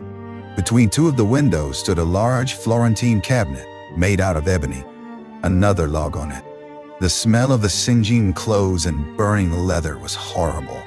It took him 3/4 of an hour to consume everything. At the end, he felt faint and sick, and having lit some Algerian pastilles in a pierced copper, locked the door of his library, he opened the secret press into which he had thrust Basil Hallward's coat and back. A huge fire was blazing. He piled. Questioning had made him lose his nerve for the moment, and he wanted his nerve still. Things that were dangerous had to be destroyed. He winced. He hated the idea of even touching them, yet it had to be done. He realized that, and when he had tea time, "The Duchess is coming. I will try to be there, Harry," he said, leaving the room. As he drove back to his own house, he was conscious that the sense of terror he thought he had strangled had come back to him. Lord Henry's casual, "Harry, I am irritable and out of temper. I shall come round and see you tomorrow, or next day. Make my excuses to Lady Narborough. I shan't go upstairs. I shall go home. I must go home." "All right, Dorian. I dare say I shall see you tomorrow at—" Lord Henry shrugged his shoulders. "My dear fellow, as if I cared. Let us go up to the drawing room." "No sherry, thank you, Mr. Chapman." Something has happened to you, Dorian. Tell me what it is. You are not yourself tonight. Don't mind me. Don't mind me. Always want to forget what I have been doing. I came in at 2:30, if you wish to know the exact time. I had left my latchkey at home, and my servant had to let me in. If you want any corroborative evidence on the subject, you can ask him. Name. 3. Did you go to the club? Yes, he answered. Then he bit his lip. No, I don't mean that. I didn't go to the club. I walked about. I forget what I did. How inquisitive you are, Harry. You always want to know what one has been doing. Come. By the way, Dorian, you ran off very early last night. You left before 11. What did you do afterwards? Did you go straight home? Dorian glanced at him hurriedly and frowned. No, Harry, he said at last. I did not get home till nearly. Somewhat overdressed by being always absolutely overeducated. He is a very modern type. I don't know if he will be able to come, Harry. He may have to go to Monte Carlo with his father. Ah, what a nuisance people's people are. Try and make him. Coming? Oh, the Willoughbys. Lord Rugby and his wife, our hostess, Geoffrey Clouston, the usual set. I have asked Lord Grotrian. I like him, said Lord Henry. A great many people don't, but I find him charming. He atones for being occasionally, has had experiences. How long has she been married? Asked Dorian. An eternity, she tells me. I believe, according to the peerage, it is 10 years. But 10 years with Monmouth must have been like eternity, with time thrown in. Who else is? Weakness. It is the feet of clay that make the gold of the image precious. Her feet are very pretty, but they are not feet of clay. White porcelain feet, if you like. They have been through the fire, and what fire does not destroy, it hardens. She, charm of fall, is going down to Selby. She has promised to come on the 20th. Is Monmouth to be there too? Oh yes, Harry. He bores me dreadfully, almost as much as he bores her. She is very clever, too clever for a woman. She lacks the indefinable. Looked at Dorian. Are you better, my dear fellow? He asked. You seemed rather out of sorts at dinner. I'm quite well, Harry. I am tired, that is all. You were charming last night. The little Duchess is quite devoted to you. She tells me she hoisted the Union Jack on the pinnacles of thought. The inherited stupidity of the race, sound English common sense he jovially termed it, was shown to be the proper bulwark for society. A smile curved Lord Henry's lips, and he turned round. Situation in the House of Commons. He guffawed at his adversaries. The word ad doctrinaire, word full of terror to the British mind, reappeared from time to time between his explosions. An alliterative prefix served as an ornament of oratory. She are sure to squabble upstairs. The men laughed, and Mr. Chapman got up solemnly from the foot of the table and came up to the top. Dorian Gray changed his seat and went and sat by Lord Henry. Mr. Chapman began to talk in a loud voice about the V, and explain that to me some afternoon, Lord Henry. It sounds a fascinating theory, she murmured as she swept out of the room. Now, mind you don't stay too long over your politics and scandal, cried Lady Narborough from the door. If you do, much. I am going to limit myself for the future. Pray don't, Lady Ruxton, said Lord Henry. Moderation is a fatal thing. Enough is as bad as a meal. More than enough is as good as a feast. Lady Ruxton glanced at him curiously. You must come. That would make it a petticoat party? I fear so, she said, laughing as she stood up. 1,000 pardons, my dear Lady Ruxton, she added. I didn't see you hadn't finished your cigarette. Never mind, Lady Narborough. I smoke a great deal too. Tonic, much better than what Sir Andrew prescribes for me. You must tell me what people you would like to meet, though. I want it to be a delightful gathering. I like men who have a future and women who have a past. he answered. Or do you think, Henry Dye, a man can be happy with any woman as long as he does not love her? Ah, what a cynic you are, cried the old lady, pushing back her chair and nodding to Lady Ruxton. You must come and dine with me soon again. You are really an admirable. Want you both to be happy. What nonsense people talk about happy marriages, exclaimed Lord. List of all the eligible young ladies. With their ages, Lady Narborough? Asked Dorian. Of course, with their ages. Slightly edited. But nothing must be done in a hurry. I wanted to be what the Morning Post calls a suitable alliance. And Henry, don't you think that Mr. Gray should get married? I am always telling him so, Lady Narborough, said Lord Henry with a bow. Well, we must look out for a suitable match for him. I shall go through Debrett carefully tonight and draw out Tell me that you have exhausted life. When a man says that, one knows that life has exhausted him. Lord Henry is very wicked, and I sometimes wish that I had been. But you are made to be good. You look so good. I must find you a nice wife. Lord, men dot. Fin de siècle, murmured Lord Henry. Fin du globe, answered his hostess. I wish it were fin du globe, said Dorian with a sigh. Life is a great disappointment. Ah, my dear, cried Lady Narborough, putting on her gloves. Dawn. Defects. Where would you all be? Not one of you would ever be married. You would be a set of unfortunate bachelors. Not, however, that would alter you much. Nowadays, all the married men live like bachelors, and all the bachelors like married. They will forgive us everything, even our intellects. You will never ask me to dinner again after saying this, I am afraid, Lady Narborough. But it is quite true. Of course it is true, Lord Henry. If we women did not love you for he adored his first wife. Women try their luck, men risk theirs. Narborough wasn't perfect, cried the old lady. If he had been, you would not have loved him, my dear lady, was the rejoinder. Women love us for our defects. If we have enough of it, marry again so as to be in the fashion.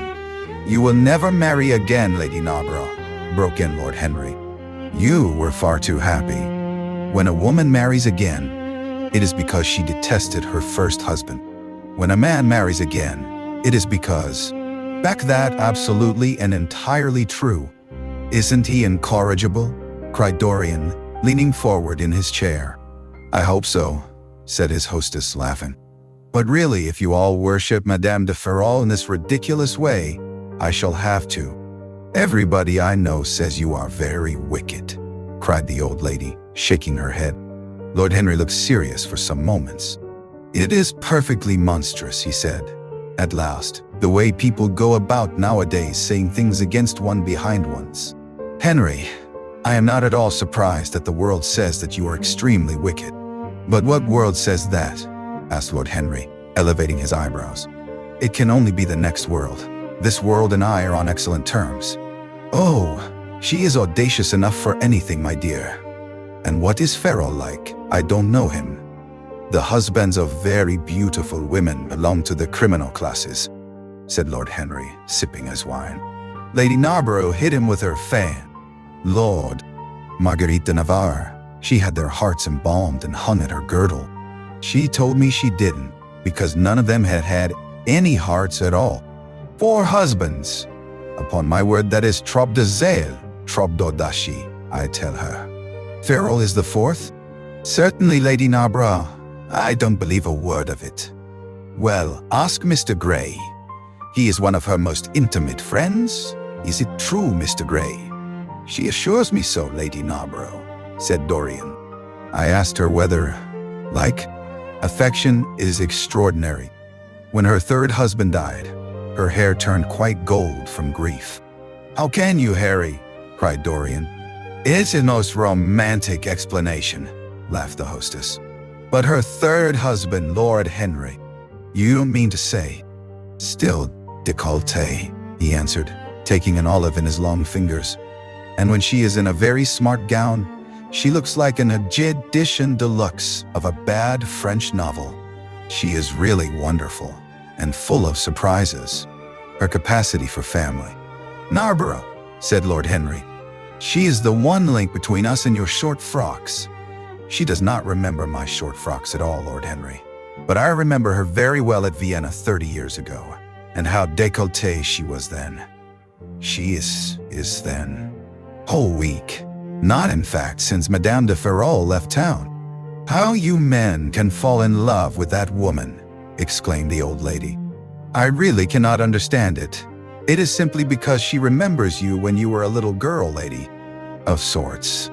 I believe he is in love, cried Lady Narborough, and that he is afraid to tell me for fear I should be jealous. He is quite right. I certainly should. Dear Lady Narborough, murmured Dorian, smiling. I have not been in love for a... As the Schadenfreude was being handed round, what is the matter with you tonight? You are quite out. And now and then Lord Henry looked across at him, wondering at his silence and abstracted manner. From time to time, the butler filled his glass with champagne. He drank eagerly, and his thirst seemed to increase. Dorian, said Lord Henry at last. In sincere apology, he ceased to feel bored. But at dinner, he could not eat anything. Plate after plate went away untasted. Lady Narborough kept scolding him for what she called an insult to poor Adolphe, who invented the menu specially for you. Be so late. I sent round to him this morning on chance, and he promised faithfully not to disappoint me. It was some consolation that Harry was to be there, and when the door opened and he heard his slow musical voice lending charm to some joviality can atone for an entire lack of ideas. He was rather sorry he had come, till Lady Narborough, looking at the great ormolu gilt clock that sprawled in gaudy curves on the mauve-draped mantel shelf, exclaimed, How horrid of Henry Wotton, too. Daughter, a dowdy dull girl, with one of those characteristic British faces that once seen are never remembered, and her husband, a red-cheeked, white-whiskered creature, who, like so many of his class, was under the impression that inordinate, herself compromised, but was so peculiarly plain that to her great disappointment, no one would ever believe anything against her. Mrs. Erlynne, a pushing nobody with a delightful lisp and Venetian red hair, Lady Alice Chapman, his hostesses, Ernst Harrowden, one of those middle-aged mediocrities so common in London clubs, who have no enemies, but are thoroughly disliked by their friends. Lady Ruxton, an overdressed woman of 47, with a hooked nose, who was always trying to get it. Shan't sit next either of them. You shall sit by me and amuse me. Dorian murmured a graceful compliment and looked around the room. Yes, it was certainly a tedious party. Two of the people he had never seen before, and the others consisted of early because they have so much to do, and go to bed early because they have so little to think about. There has not been a scandal in the neighborhood since the time of Queen Elizabeth, and consequently they all fall asleep after dinner. Every summer after I come from Hamburg, but then an old woman like me must have fresh air sometimes, and besides, I really wake them up. You don't know what an existence they lead down there. It is pure, unadulterated country life. They get up. Fan, one of her married daughters, had come up quite suddenly to stay with her, and, to make matters worse, had actually brought her husband with her. I think it is most unkind of her, my dear, she whispered. Of course I go and stay with them. That was all Narborough's fault. He was dreadfully short-sighted, and there is no pleasure in taking in a husband who never sees anything. Her guests this evening were rather tedious. The fact was, as she explained to Dorian, behind a very shabby "Mills for your sake. It is most fortunate that you were not thought of at the time. As it was, our bonnets were so unbecoming and the Mills were so occupied in trying to raise the wind that I never had even a flirtation with anybody." However, Dorian was one of her especial favorites, and she always told him that she was extremely glad she had not met him in early life. "I know, my dear, I should have fallen madly in love with you," she used to say, "and thrown my bonnet right over the beam. She could get it."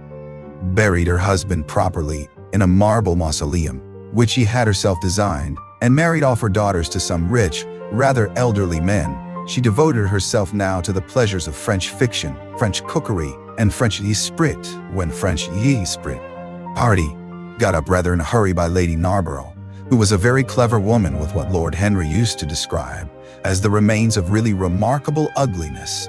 She had proved an excellent wife to one of our most tedious ambassadors, and having never have clutched a knife for sin, nor those smiling lips have cried out on God and goodness. He himself could not help wondering at the calm of his demeanor, and for a moment felt keenly the terrible pleasure of a double life. It was a small, never seems so much at one's ease as when one has to play a part. Certainly no one looking at Dorian Gray that night could have believed that he had passed through a tragedy as horrible as any tragedy of our age. Those finely shaped fingers could. Gray was ushered into Lady Narborough's drawing room by bowing servants. His forehead was throbbing with maddened nerves, and he felt wildly excited, but his manner as he bent over his hostess's hand was as easy and graceful as ever. Perhaps one went upstairs. There was a horrible smell of nitric acid in the room, but the thing that had been sitting at the table was gone. Chapter 15. That evening, at 8:30, exquisitely dressed and wearing a large buttonhole of Parma violets, pale but absolutely calm. "I have done what you asked me to do," he muttered. "And now, goodbye. Let us never see each other again. You have saved me from ruin, Alan. I cannot forget," said Dorian simply. As soon as Campbell had left, man had been thrust back into the chair, and that Campbell was gazing into a glistening yellow face. As he was going downstairs, he heard the key being turned in the lock. It was long after 7 when Campbell came back into the library. He had required for his dreadful work. He began to wonder if he and Basil Hallward had ever met, and if so, what they had thought of each other. "Leave me now," said a stern voice behind him. He turned and hurried out, just conscious that the dead flung it right over the picture. There he stopped, feeling afraid to turn round, and his eyes fixed themselves on the intricacies of the pattern before him. He heard Campbell bringing in the heavy chest, and the irons, and the other things that he heaved a deep breath, opened the door a little wider, and with half-closed eyes and averted head, walked quickly in, determined that he would not look even once upon the dead man. Then stooping down and taking up the gold and purple hanging, he showed him that it had not stirred, but was still there, as he had left it. Hands, as though the canvas had sweated blood. How horrible it was! More horrible, it seemed to him for the moment, than the silent thing that he knew was stretched across the table. The thing whose grotesque, misshapen shadow on the spotted carpet, that the night before he had forgotten, for the first time in his life, to hide the fatal canvas, and was about to rush forward, when he drew back with a shudder. What was that loathsome red dew that gleamed, wet and glistening, on one of Thea? Murmured, "It is nothing to me. I don't require you," said Campbell coldly. Dorian half opened the door. As he did so, he saw the face of his portrait leering in the sunlight. On the floor in front of it, the torn curtain was lying. He remembered, felt dominated by him. They left the room together. When they reached the top landing, Dorian took out the key and turned it in the lock. Then he stopped, and a troubled look came into his eyes. He shuddered. "I don't think I can go in, Alan. Not want you." "Thank you, sir," said the man, leaving the room. "Now, Alan, there is not a moment to be lost. How heavy this chest is. I'll take it for you. You bring the other things." He spoke rapidly and in an authoritative manner. Campbell thought, "It will take about 5 hours," he answered. "It'll be time enough then, if you're back at 7:30, Francis. Or stay, just leave my things out for dressing. You can have the evening to yourself. I'm not dining at home, so I shall. Time shall I be back?" Dorian looked at Campbell. "How long will your experiment take, Alan?" he said in a calm indifferent voice. The presence of a third person in the room seemed to give him extraordinary courage. Campbell frowned and bit his. As many orchids as I ordered, and to have as few white ones as possible. In fact, I don't want any white ones. It is a lovely day, Francis, and Richmond is a very pretty place. Otherwise, I wouldn't bother you about it. No trouble, sir. At what? I am afraid, Francis, that I have another errand for you. What is the name of the man at Richmond who supplies Selby with orchids? Harden, sir. Yes, Harden. You must go down to Richmond at once. See Harden personally and tell him to send twice. Door, and the servant entered, carrying a large mahogany chest of chemicals, with a long coil of steel and platinum wire, and two rather curiously shaped iron clamps. Shall I leave the things here, sir? He asked Campbell. Yes, said Dorian. And, Alan, murmured Dorian with a sigh. I wish you had 1,000th part of the pity for me that I have for you. He turned away as he spoke and stood looking out at the garden. Campbell made no answer. After about 10 minutes, a knock came to the key. You have culminated in crime. In doing what I am going to do, what you force me to do. It is not of your life that I am thinking. No, that sad face that seemed to enrage him. You are infamous. Absolutely infamous, he muttered. Hush, Alan. You have saved my life, said Dorian. Your life? Good heavens, what a life that is. You have gone from corruption to corruption. And now, about the room, and the ticking of the clock was like the beat of a hammer. As the chime struck 1, Campbell turned round and, looking at Dorian Gray, saw that his eyes were filled with tears. There was something in the purity and refinement of things with him. As the hall door shut, Campbell started nervously, and having got up from the chair, went over to the chimney-piece. He was shivering with a kind of ague. For nearly 20 minutes, neither of the men spoke. A fly buzzed noisily. You. Campbell scrawled a few lines, blotted them, and addressed an envelope to his assistant. Dorian took the note up and read it carefully. Then he rang the bell and gave it to his valet, with orders to return as soon as possible, and to bring the thaw. Is a gas fire with asbestos. I shall have to go home and get some things from the laboratory. No, Alan, you must not leave the house. Write out on a sheet of notepaper what you want, and my servant will take a cab and bring the things back too. Crush him. Come, Alan, you must decide at once. I cannot do it, he said mechanically, as though words could alter things. You must. You have no choice. Don't delay. He hesitated a moment. Is there a fire in the room upstairs? Yes, there. Born, did you me? He felt as if an iron ring was being slowly tightened round his forehead, as if the disgrace with which he was threatened had already come upon him. The hand upon his shoulder weighed like a hand of lead. It was intolerable. It seemed to. Thing has to be done. Face it and do it. A groan broke from Campbell's lips, and he shivered all over. The ticking of the clock on the mantelpiece seemed to him to be dividing time into separate atoms of agony, each of which was too terrible to be, is, for me, to dictate terms. Campbell buried his face in his hands, and a shudder passed through him. Yes, it is my turn to dictate terms, Alan. You know what they are. The thing is quite simple. Come, don't work yourself into this fever. They help me. Oh, it is impossible for you to refuse now. I tried to spare you. You will do me the justice to admit that. You were stern, harsh, offensive. You treated me as no man has ever dared to treat me. No living man, at any rate. I bore it all. Now see the address. If you don't help me, I must send it. If you don't help me, I will send it. You know what the result will be. But you are going to. 3 minutes of terrible silence. Dorian turned round and came and stood behind him, putting his hand upon his shoulder. I'm so sorry for you, Alan. he murmured. "But you leave me no alternative. I have a letter written already. Here it is."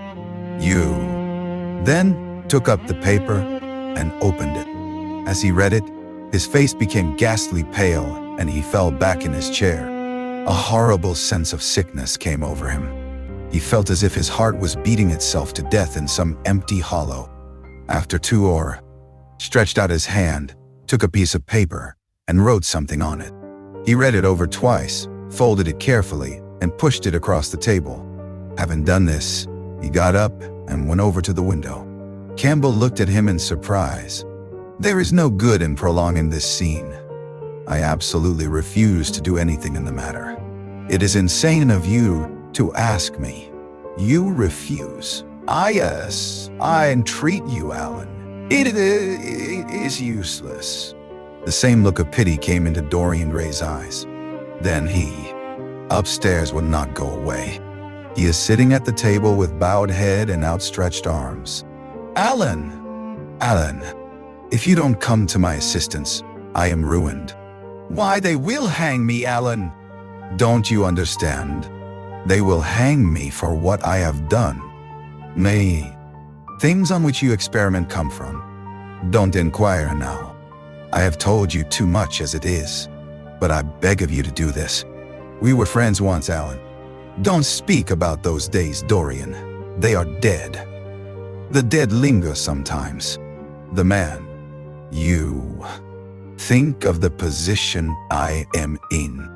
Just before you came, I almost fainted with terror.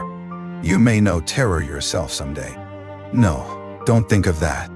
Look at the matter purely from the scientific point of view. You don't inquire where the dead. Evidence against me. If it is discovered, I am lost, and it is sure to be discovered unless you help me. I have no desire to help you. You forget that. I am simply indifferent to the whole thing. It has nothing to do with me. Alan, I entreat. Intellectual curiosity, or something of that kind. What I want you to do is merely what you have often done before. Indeed, to destroy a body must be far less horrible than what you are accustomed to work at. And remember, it is the only piece of admirable subject. You would not turn a hair. You would not believe that you were doing anything wrong. On the contrary, you would probably feel that you were benefiting the human race, or increasing the sum of knowledge in the world, or gratifying. Horrors that you do there don't affect you. If in some hideous dissecting room or fetid laboratory you found this man lying on a leaden table with red gutters scooped out in it for the blood to flow through, you would simply look upon him as an hospitals and dead houses and this crime without doing something stupid. But I will have nothing to do with it. You must have something to do with it. Wait a moment. Listen to me. Only listen, Alan. All I ask of you is to perform a certain scientific experiment. You intended it, the result was the same. Murder. Good God, Dorian, is that what you have come to? I shall not inform upon you. It is not my business. Besides, without my stirring in the matter, you are certain to be arrested. Nobody ever commits a man.e. Go to some of your friends. Don't come to me. Alan, it was murder. I killed him. You don't know what he had made me suffer. Whatever my life is, he had more to do with the making or the marring of it than poor Harry has had. He may not have. Should have thought you knew more about people's characters. Your friend Lord Henry Wotton can't have taught you much about psychology, whatever else he has taught you. Nothing will induce me to stir a step to help you. You have come to the wrong. Will have absolutely nothing to do with it. I don't care what shame comes on you. You deserve it all. I should not be sorry to see you disgraced, publicly disgraced. How dare you ask me, of all men in the world, to mix myself up in this horror? I am going to peril my reputation for you. What is it to me what devil's work you are up to? It was suicide, Alan. I am glad of that. But who drove him to it? You, I should fancy. Do you still refuse to do this for me? Of course I refuse. Dorian. I was waiting for you to call me Dorian. You are mad, I tell you. Mad to imagine that I would raise a finger to help you. Mad to make this monstrous confession. I will have nothing to do with this matter, whatever it is. Do you think? In Paris, he will not be missed for months. When he's missed, there must be no trace of him found here. You, Alan, you must change him, and everything that belongs to him, into a handful of ashes that I may scatter in the air. You are mad, kind. You have made experiments. What you have got to do is to destroy the thing that is upstairs, to destroy so that not a vestige of it will be left. Nobody saw this person come into the house. Indeed, at the present moment he is supposed to be. Interest you. I am awfully sorry for you, Alan, but I can't help myself. You are the one man who is able to save me. I am forced to bring you into the matter. I have no option. Alan, you are scientific. You know about chemistry and things of that. What you have told me is true or not true doesn't concern me. I entirely decline to be mixed up in your life. Keep your horrible secrets to yourself. They don't interest me anymore. Alan, they will have to interest you. This one will have to. He has been dead 10 hours now. Don't stir, and don't look at me like that. Who the man is, why he died, how he died, are matters that do not concern you. What you have to do is this. Stop, Gray. I don't want to know anything further. Whether the effect of each word upon the face of him he had sent for, Alan, in a locked room at the top of this house, a room to which nobody but myself has access. A dead man is seated at a table. By the table, and Dorian sat opposite to him. The two men's eyes met. In Dorian's, there was infinite pity. He knew that what he was going to do was dreadful. After a strained moment of silence, he leaned across and said, very quietly, but watching, Dorian. He kept his hands in the pockets of his astrakhan coat and seemed not to have noticed the gesture with which he had been greeted. Yes, it is a matter of life and death, Alan, and to more than one person. Sit down. Campbell took a chair. I had intended never to enter your house again, Gray. But you said it was a matter of life and death. His voice was hard and cold. He spoke with slow deliberation. There was a look of contempt in the steady searching gaze that he turned on. Had passed away. The man bowed and retired. In a few moments, Alan Campbell walked in, looking very stern and rather pale, his pallor being intensified by his coal-black hair and dark eyebrows. Alan, this is kind of you. I thank you for coming. He turned glazed eyes upon him. Mr. Campbell, sir, said the man. A sigh of relief broke from his parched lips, and the color came back to his cheeks. Ask him to come in at once, Francis. He felt that he was himself again. His mood of cowardice crawled no more, and horrible thoughts, time being dead, raced nimbly on in front and dragged a hideous future from its grave and showed it to him. He stared at it. Its very horror made him stone. At last a door opened, and his servant entered, and the imagination, made grotesque by terror, twisted and distorted as a living thing by pain, danced like some foul puppet on a stand and grinned through moving masks. Then, suddenly, time stopped for him. Yes, that blind, slow-breathing thing. There, saw it indeed, and shuddering, crushed with dank hands his burning lids, as though he would have robbed the very brain of sight and driven the eyeballs back into their cave. It was useless. The brain had its own food on which it battened. Hands were curiously cold. The suspense became unbearable. Time seemed to him to be crawling with feet of lead, while he by monstrous winds was being swept towards the jagged edge of some black cleft of precipice. He knew what was waiting for him. Gray was waiting for. Every second he kept glancing at the clock. As the minutes went by, he became horribly agitated. At last, he got up and began to pace up and down the room, looking like a beautiful caged thing. He took long, stealthy strides, his which to practice. And this was certainly true. Every day he seemed to become more interested in biology, and his name appeared once or twice in some of the scientific reviews in connection with certain curious experiments. This was the man Dorian. He had no time left in, at which Dorian Gray was present.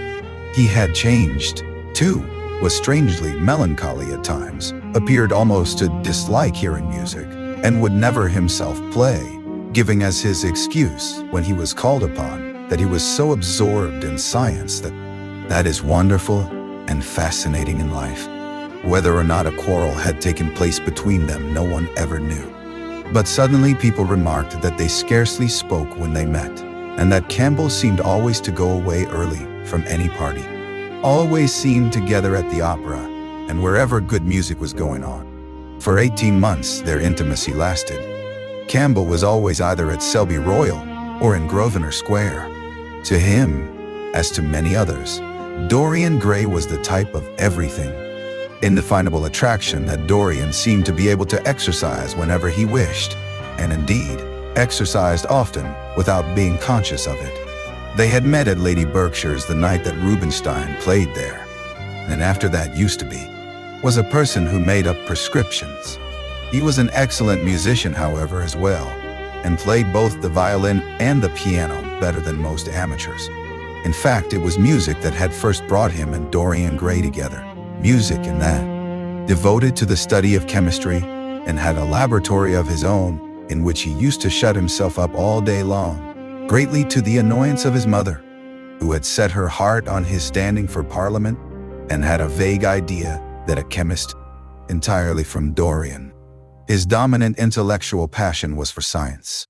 At Cambridge, he had spent a great deal of his time working in the laboratory and had taken a good class in the natural science tripos of his year.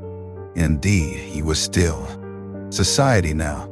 It was only Dorian Gray who smiled. Alan Campbell never did.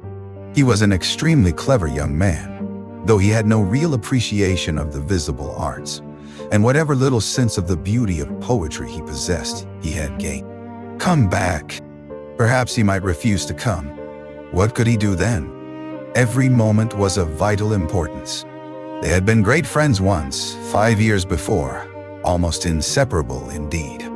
Then the intimacy had come suddenly to an end, when they met in Charmant, that couches in the porphyry room of the Louvre.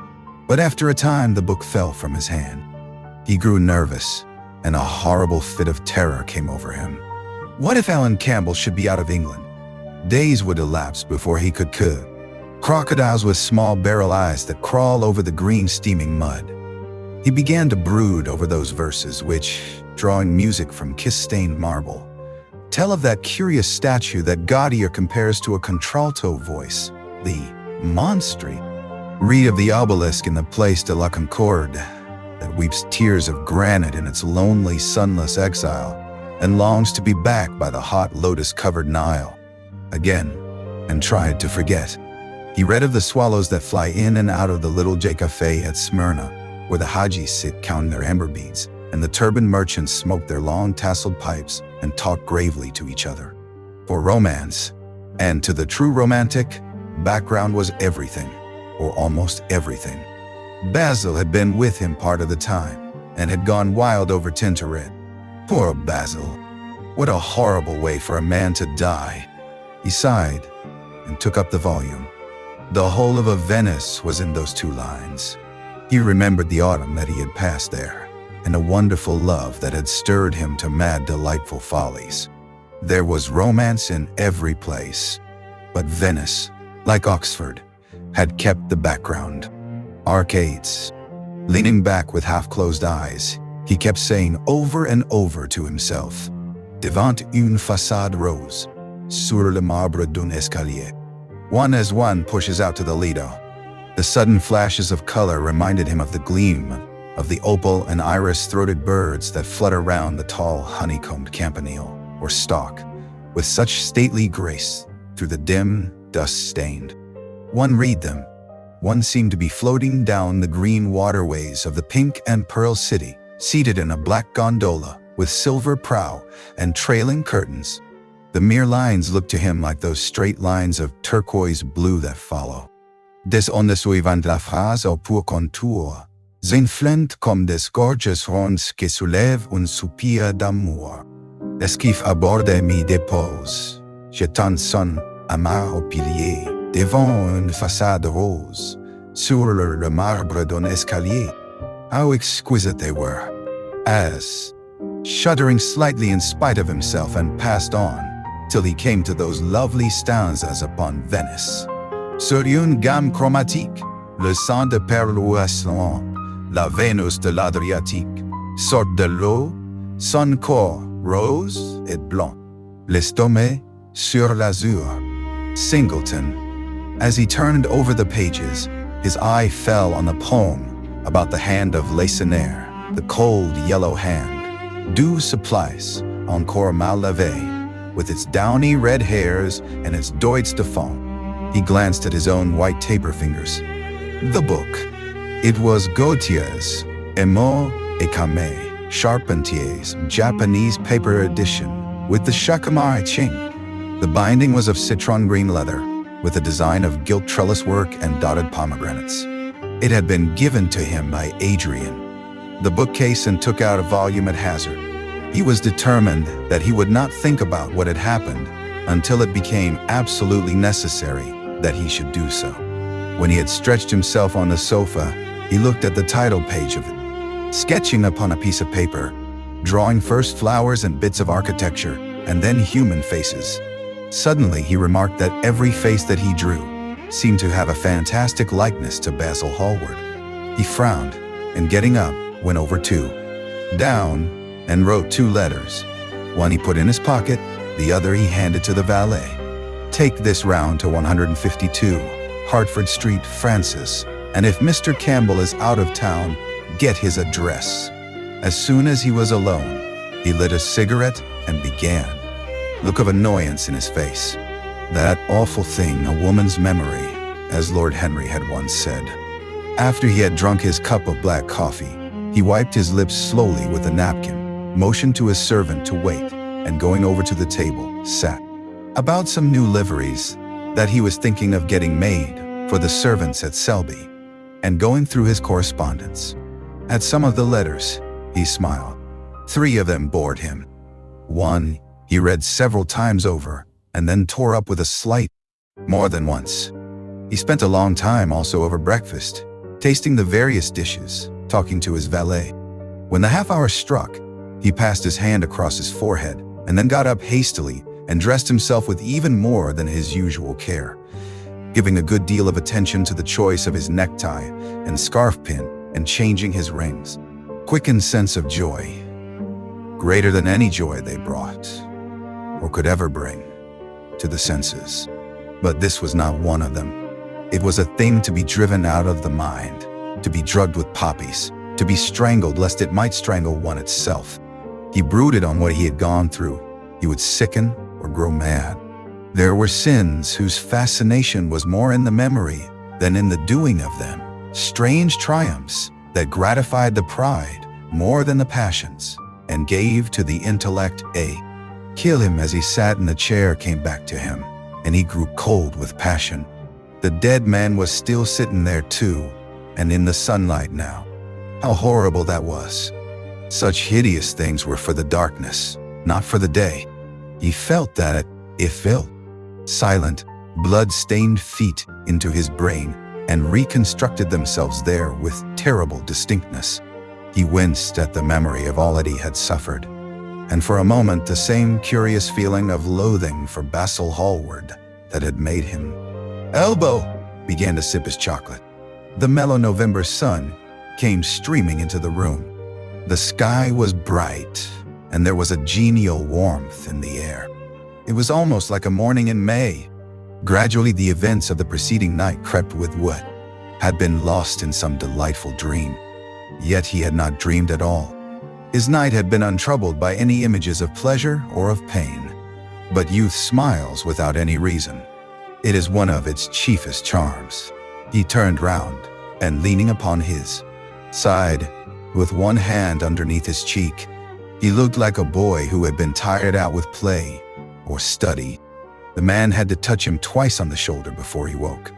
And as he opened his eyes, a faint smile passed across his lips, as though he, 152, Hertford Street, Mayfair, Darkdye. Yes, that was the man he wanted. Chapter 14. At 9 o'clock the next morning, his servant came in with a cup of chocolate on a tray and opened the shutters. Dorian was sleeping quite peacefully, lying on his right, and coat upon the table, and passed into the library. For a quarter of an hour he walked up and down the room, biting his lip and thinking. Then he took down the blue book from one of the shelves and began to turn over the leaves. Alan Campbell.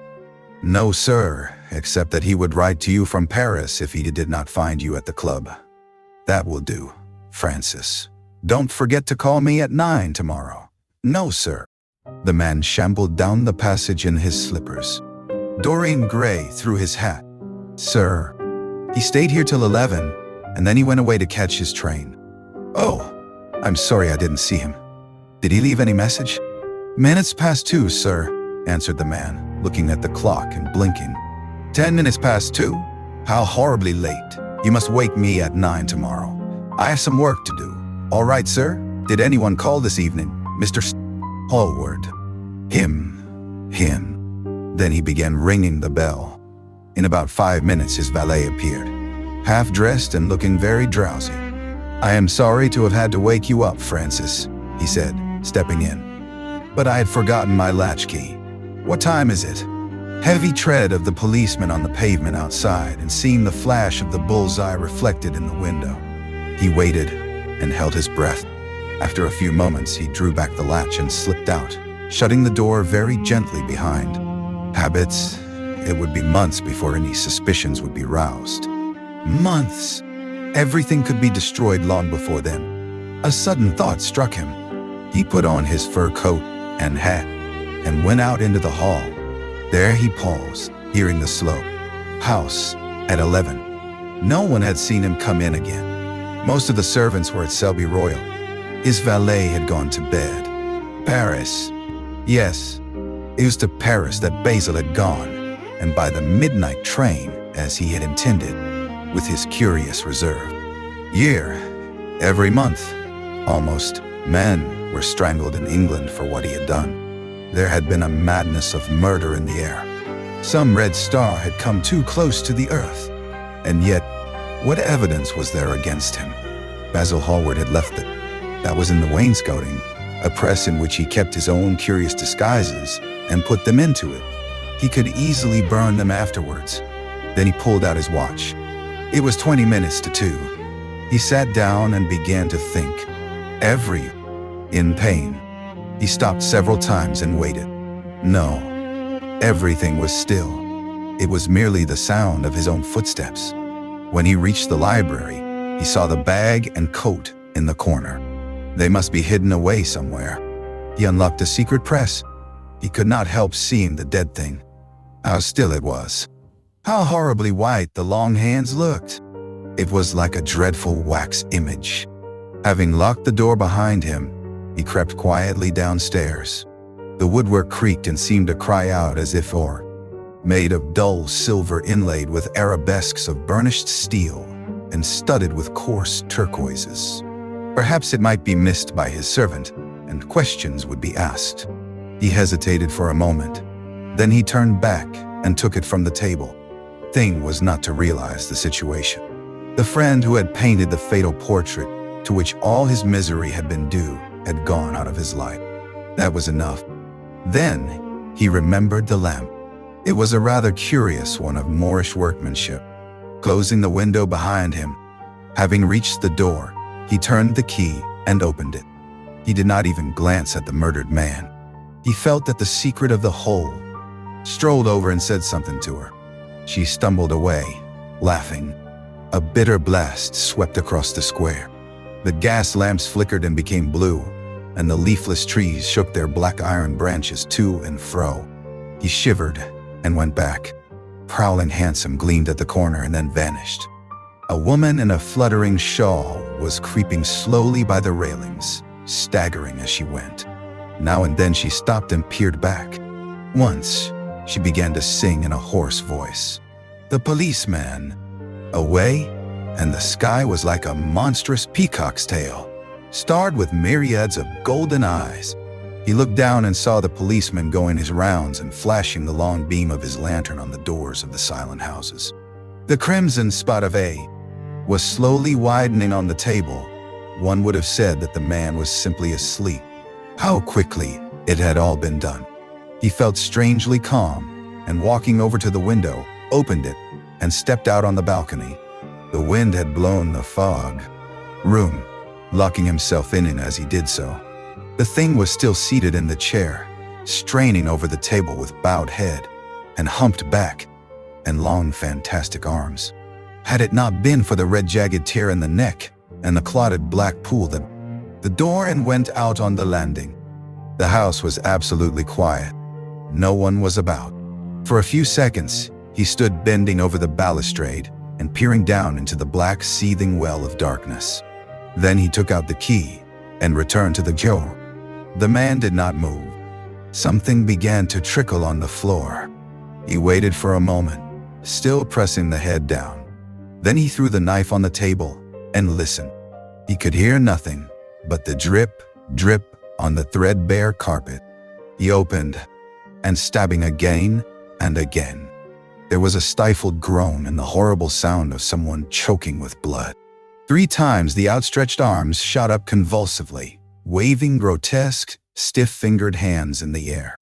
He stabbed him twice more, but Dole did so. As soon as he got behind him, he seized it and turned around. Hallward stirred in his chair as if he was going to rise. He rushed at him and dug the knife into the great vein that is behind the ear, crushing the man's head down on the table. The painted chest that faced him, his eye fell on it. He knew what it was. It was a knife that he had brought up some days before to cut a piece of cord and had forgotten to take away with him. He moved slowly towards it, passing Hallward as those grinning lips. The mad passions of a hunted animal stirred within him, and he loathed the man who was seated at the table. More than in his whole life, he had ever loathed anything. He glanced wildly around. Something glimmered on the top of all. That accursed thing leering at us? Dorian Gray glanced at the picture, and suddenly an uncontrollable feeling of hatred for Basil Hallward came over him, as though it had been suggested to him by the image on the canvas, whispered into his ear by, remember, a prayer. Isn't there a verse somewhere? Though your sins be as scarlet, yet I will make them as white as snow. Those words mean nothing to me now. Hush, don't say that. You have done enough evil in your life. My God, don't you see? Cannot. Punished for it. You worshipped yourself too much. We are both punished. Dorian Gray turned slowly around and looked at him with tear-dimmed eyes. It is too late, Basil, he faltered. It is never too late, Dorian. Let us kneel down and try if we, boyhood, lead us not into temptation, forgive us our sins, wash away our iniquities. Let us say that together. The prayer of your pride has been answered. The prayer of your repentance will be answered also. I worshipped you too much. I am. Buried his face in his hands. Good God, Dorian. What a lesson. What an awful lesson. There was no answer, but he could hear the young man sobbing at the window. Pray, Dorian, pray, he murmured. What is it that one was taught to say in one's watery grave was not so fearful? His hand shook, and the candle fell from its socket on the floor and lay there sputtering. He placed his foot on it and put it out. Then he flung himself into the rickety chair that was standing by the table, quite undisturbed and as he had left it. It was from within, apparently, that the foulness and horror had come. Through some strange quickening of inner life, the leprosies of sin were slowly eating the thing away. The rotting of a corpse in a domicile. My God! If it is true, he exclaimed, and this is what you have done with your life, why, you must be worse even than those who talk against you fancy you to be. He held the light up again to the canvas and examined it. The surface seemed to be is the face of my soul. Christ, what a thing I must have worshipped. It has the eyes of a devil. Each of us has heaven and hell in him, Basil, cried Dorian with a wild gesture of despair. Hallward turned again to the portrait and gazed at it. Can't you see your ideal in it? Said Dorian bitterly. My ideal, as you call it, as you called it. There was nothing evil in it, nothing shameful.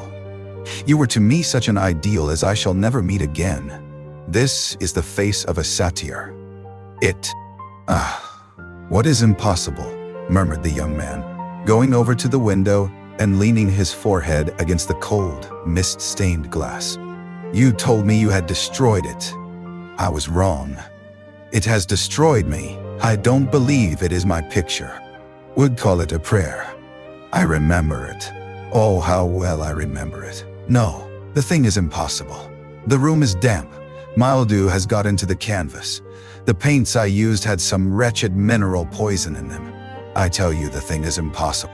Me, the wonder of beauty. In a mad moment that, even now, I don't know whether I regret or not, I made a wish. Perhaps you, Gray, crushing the flower in his hand, you met me, flattered me, and taught me to be vain of my good looks. One day you introduced me to a friend of yours, who explained to me the wonder of youth, and you finished a portrait of me that revealed too, in his eyes. He had taken the flower out of his coat and was smelling it, or pretending to do so. What does this mean? Cried Hallward, at last. His own voice sounded shrill and curious in his ears. Years ago, when I was a boy, said Dorian. Strange expression that one sees on the faces of those who are absorbed in a play when some great artist is acting. There was neither real sorrow in it nor real joy. There was simply the passion of the spectator, with perhaps a flicker of triumph, with the eyes of a sick man. His mouth twitched, and his parched tongue seemed unable to articulate. He passed his hand across his forehead. It was dank with clammy sweat. The young man was leaning against the mantel-shelf, watching him with that satire. He had never done that. Still, it was his own picture. He knew it, and he felt as if his blood had changed in a moment from fire to sluggish ice. His own picture. What did it mean? Why had it altered? He turned and looked at Dorian Gray. Design. The idea was monstrous, yet he felt afraid. He seized a lighted candle and held it to the picture. In the left-hand corner was his own name, traced in long letters of bright vermilion. It was some foul parody, some infamous ignoble. The loveliness of their blue, the noble curves had not yet completely passed away from chiseled nostrils and from plastic throat. Yes, it was Dorian himself. But who had done it? He seemed to recognize his own brushwork, and the frame was his own. Gray's own face that he was looking at. The horror, whatever it was, had not yet entirely spoiled that marvelous beauty. There was still some gold in the thinning hair, and some scarlet on the sensual mouth. The sodden eyes had kept something of ground. An exclamation of horror broke from the painter's lips as he saw in the dim light the hideous face on the canvas grinning at him. There was something in its expression that filled him with disgust and loathing. Good heavens, it was Dorian. You will see mine. The voice that spoke was cold and cruel. You are mad, Dorian, or playing a part, muttered Hallward, frowning. You won't? Then I must do it myself, said the young man, and he tore the curtain from its rod and flung it on the seat. Saw that the whole place was covered with dust and that the carpet was in holes. A mouse ran scuffling behind the wainscoting. There was a damp odor of mildew. So you think that it is only God who sees the soul, Basil? Draw that curtain back, and tapestry, a curtain picture, an old Italian Gicassone, and an almost empty bookcase. That was all that it seemed to contain, besides a chair and a table. As Dorian Gray was lighting a half-burned candle that was standing on the mantel-shelf, flame of murky orange, he shuddered. Shut the door behind you, he whispered, as he placed the lamp on the table. Hallward glanced round him with a puzzled expression. The room looked as if it had not been lived in for years. A faded Flemish. The light shot up for a moment and somewhat harshly, "You are the one man in the world who is entitled to know everything about me. You have had more to do with my life than you think." And taking up the lamp, he opened the door and went in. A cold current of air passed them, and rattle. When they reached the top landing, Dorian set the lamp down on the floor, and taking out the key, turned it in the lock. "You insist on knowing, Basil?" he asked in a low voice. "Yes, I am delighted," he answered, smiling. Then he added, 13.2. He passed out of the room and began the ascent, Basil Hallward following close behind. They walked softly, as men do instinctively at night. The lamp cast fantastic shadows on the wall and staircase. A rising wind made some of the windows. "Train. That makes no matter. I can go tomorrow. But don't ask me to read anything tonight. All I want is a plain answer to my question. That shall be given to you upstairs. I could not give it here. You will not have to read long." Chapter 6. "Upstairs, Basil," he said quietly. "I keep a diary of my life from day to day, and it never leaves the room in which it is written. I shall show it to you if you come with me." "I shall come with you, Dorian, if you wish it. I see I have missed my meaning. From beginning to end I shall believe you." "Deny them, Dorian, deny them. Can't you see what I am going through? My God, don't tell me that you are bad and corrupt and shameful." Dorian Gray smiled. There was a curl of contempt in his lips. "Come. Waiting, Basil?" said the young man in a hard, clear voice. He turned round. "What I have to say is this," he cried. "You must give me some answer to these horrible charges that are made against you. If you tell me that they are absolutely untrue. What was rumored about him, how much he must have suffered?" Then he straightened himself up and walked over to the fireplace and stood there, looking at the burning logs with their frost-like ashes and their throbbing cores of flame. "I am me. Finish what you have to say." A twisted flash of pain shot across the painter's face. He paused for a moment, and a wild feeling of pity came over him. After all, what right had he to pry into the life of Dorian Gray? If he had done a tithe of... Not say things like that. They are horrible, and they don't mean anything. "You think so?" He laughed again. "I know so. As for what I said to you tonight, I said it for your good. You know I have been always a stanch friend to you. Don't touch her." "Blasphemy, Dorian," he cried. "You must." Hideous memory of what he had done.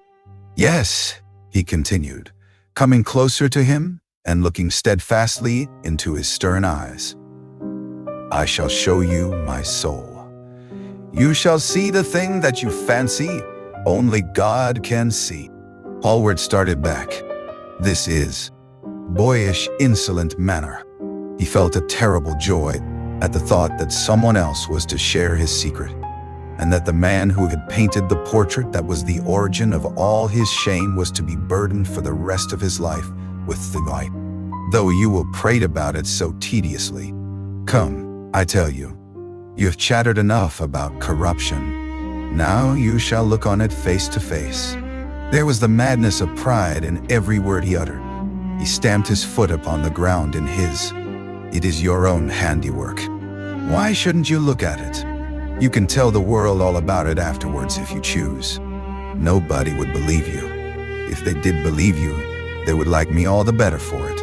I know the age better than you do." Gravely, and with deep-toned sorrow in his voice, "To see your soul. But only God can do that." A bitter laugh of mockery broke from the lips of the younger man. "You shall see it yourself tonight," he cried, seizing a lamp from the table. "Come." "Well, anything of the kind." "Know you? I wonder, do I know you?" Before I could answer that, I should have to see your soul. "To see my soul," muttered Dorian Gray, starting up from the sofa and turning almost white from fear. "Yes," answered Hallward. "Letter that his wife had written to him when she was dying alone in her villa at Mentone. Your name was implicated in the most terrible confession I ever read. I told him that it was absurd, that I knew you thoroughly, and that you were incapable of, for shame of some kind, to follow after. I don't know whether it is so or not. How should I know? But it is said of you. I am told things that it seems impossible to doubt. Lord Gloucester was one of my greatest friends at Oxford. He showed me shrug your shoulders like that. Don't be so indifferent. You have a wonderful influence. Let it be for good, not for evil. They say that you corrupt everyone with whom you become intimate, and that it is quite sufficient for you to enter a house. Proceeded to break his word. I do want to preach to you. I want you to lead such a life as will make the world respect you. I want you to have a clean name and a fair record. I want you to get rid of the dreadful people you associate with. Don't. There? Dorian, you don't know what is said about you. I won't tell you that I don't want to preach to you. I remember Harry saying once that every man who turned himself into an amateur curate for the moment always began by saying that, and then, out of dreadful houses and slinking in disguise into the foulest dens in London. Are they true? Can they be true? When I first heard them, I laughed. I hear them now, and they make me shudder. What about your country house and the life that is led? Scandal had ever touched her. Is there a single decent woman in London now who would drive with her in the park? Why, even her children are not allowed to live with her. Then there are other stories. Stories that you have been seen creeping at dawn. Inseparable. Surely for that reason, if for none other, you should not have made his sister's name a byword. Take care, Basil. You go too far. I must speak, and you must listen. You shall listen. When you met Lady Gwendolen, not a breath of wrath. Yet you can smile, as you are smiling now. And there is worse behind. I know you and Harry are. Of a man by the effect he has over his friends. Yours seem to lose all sense of honor, of goodness, of purity. You have filled them with a madness for pleasure. They have gone down into the depths. You led them there. Yes, you led them there. The native land of the hypocrite. Dorian, cried Hallward, that is not the question. England is bad enough, I know, and English society is all wrong. That is the reason why I want you to be fine. You have not been fine.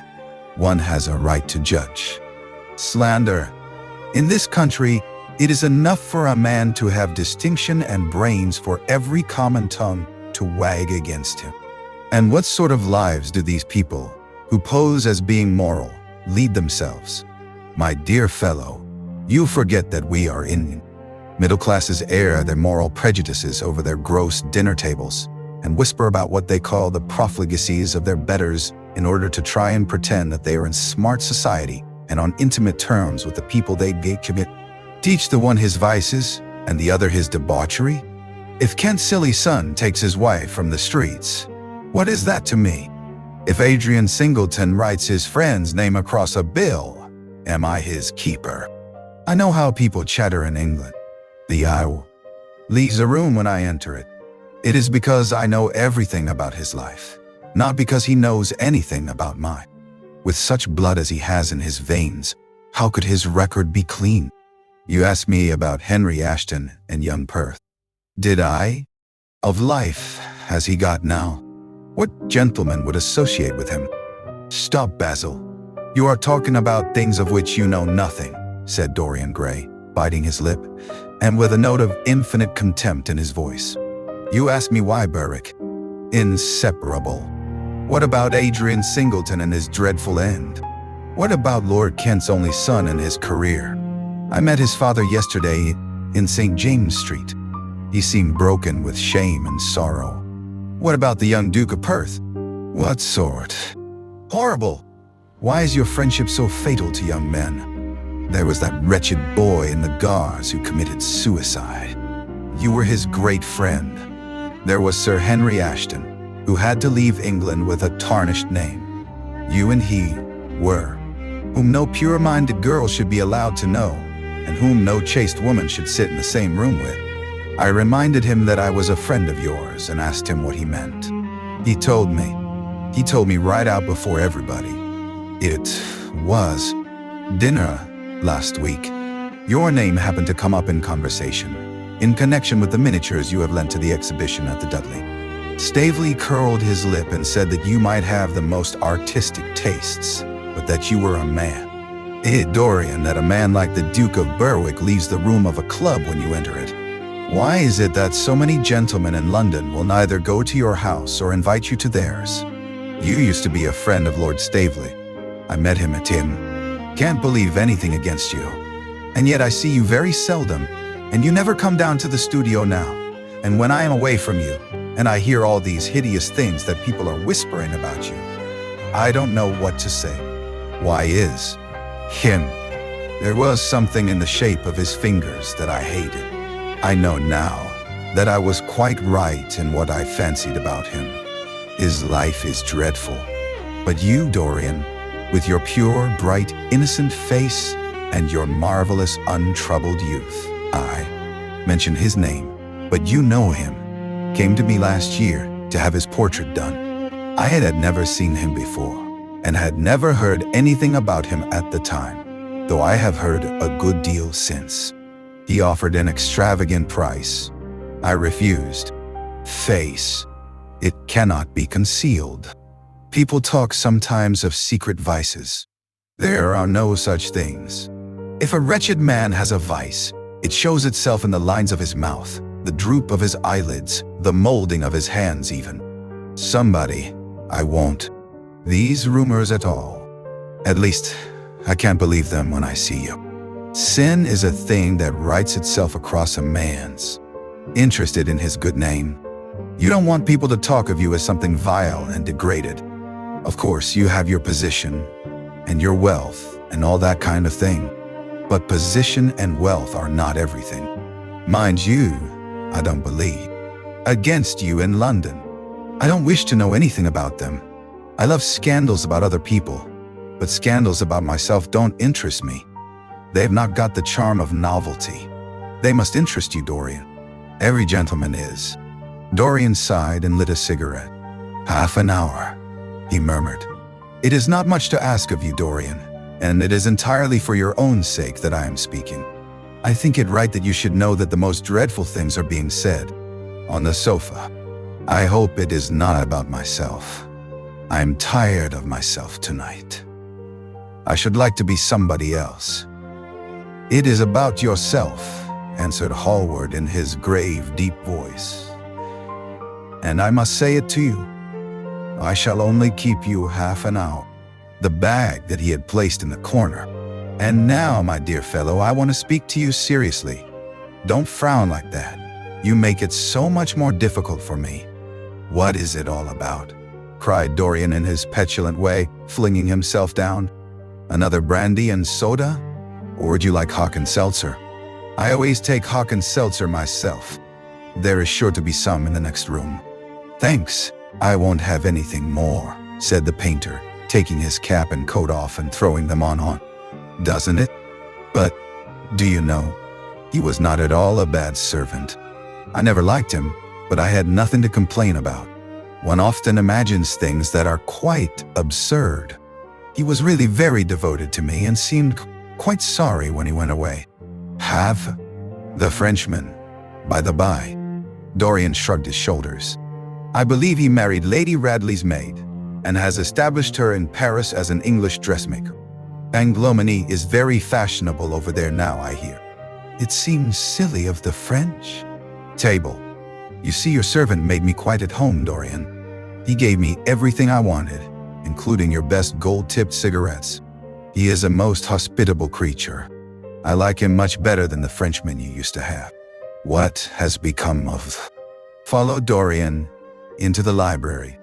There was a bright wood fire blazing in the large open hearth. The lamps were lit, and an open Dutch silver spirit case stood, with some siphons of soda water and large cut-glass tumblers, on a little marqueterie. "Painter to travel. A Gladstone bag and an ulster. Come in, or the fog will get into the house. And mind you don't talk about anything serious. Nothing is serious nowadays." At least nothing should be. Hallward shook his head as he entered, and met you. You see, I shan't have any delay about luggage, as I have sent on my heavy things. All I have with me is in this bag, and I can easily get to Victoria in 20 minutes. Dorian looked at him and smiled. What a way for a fashionable. The lamplight struggled out through the fog, and Hallward looked at his watch. I have heaps of time, he answered. The train doesn't go till 12:15, and it is only just 11. In fact, I was on my way to the club to look for you when Door, let me come in for a moment. I have something to say to you. I shall be charmed, but won't you miss your train? Said Dorian Gray languidly as he passed up the steps and opened the door with his latchkey. Back soon? No, I'm going to be out of England for 6 months. I intend to take a studio in Paris and shut myself up till I finished a great picture I have in my head. However, it wasn't about myself I wanted to talk. Here we are at this fog, my dear Basil. Why, I can't even recognize Grosvenor Square. I believe my house is somewhere about here, but I don't feel at all certain about it. I'm sorry you are going away, as I have not seen you for ages, but I suppose you will be. Him to go to bed as he let me out. I am off to Paris by the midnight train, and I particularly wanted to see you before I left. I thought it was you, or rather your fur coat, as you passed me, but I wasn't quite sure. Didn't you recognize me? In pavement, and then hurrying after him. In a few moments, his hand was on his arm. Dorian, what an extraordinary piece of luck. I have been waiting for you in your library ever since 9 o'clock. Finally, I took pity on your tired servant and told. Was Basil Hallward. A strange sense of fear, for which he could not account, came over him. He made no sign of recognition and went on quickly in the direction of his own house. But Hallward had seen him. Dorian heard him first stopping on the furze as the night was cold and foggy.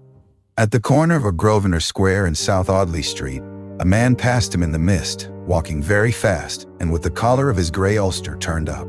He had a bag in his hand. Dorian recognized him. Beautiful. Chapter 12. It was on the 9th of November, the eve of his own 38th birthday, as he often remembered afterwards. He was walking home about 11 o'clock from Lord Henry's, where he had been dining, and was wrapped in heavy torch by an embroidered glove and a jeweled fan, by a gilded pomander and by an amber chain. Dorian Gray had been poisoned by a book.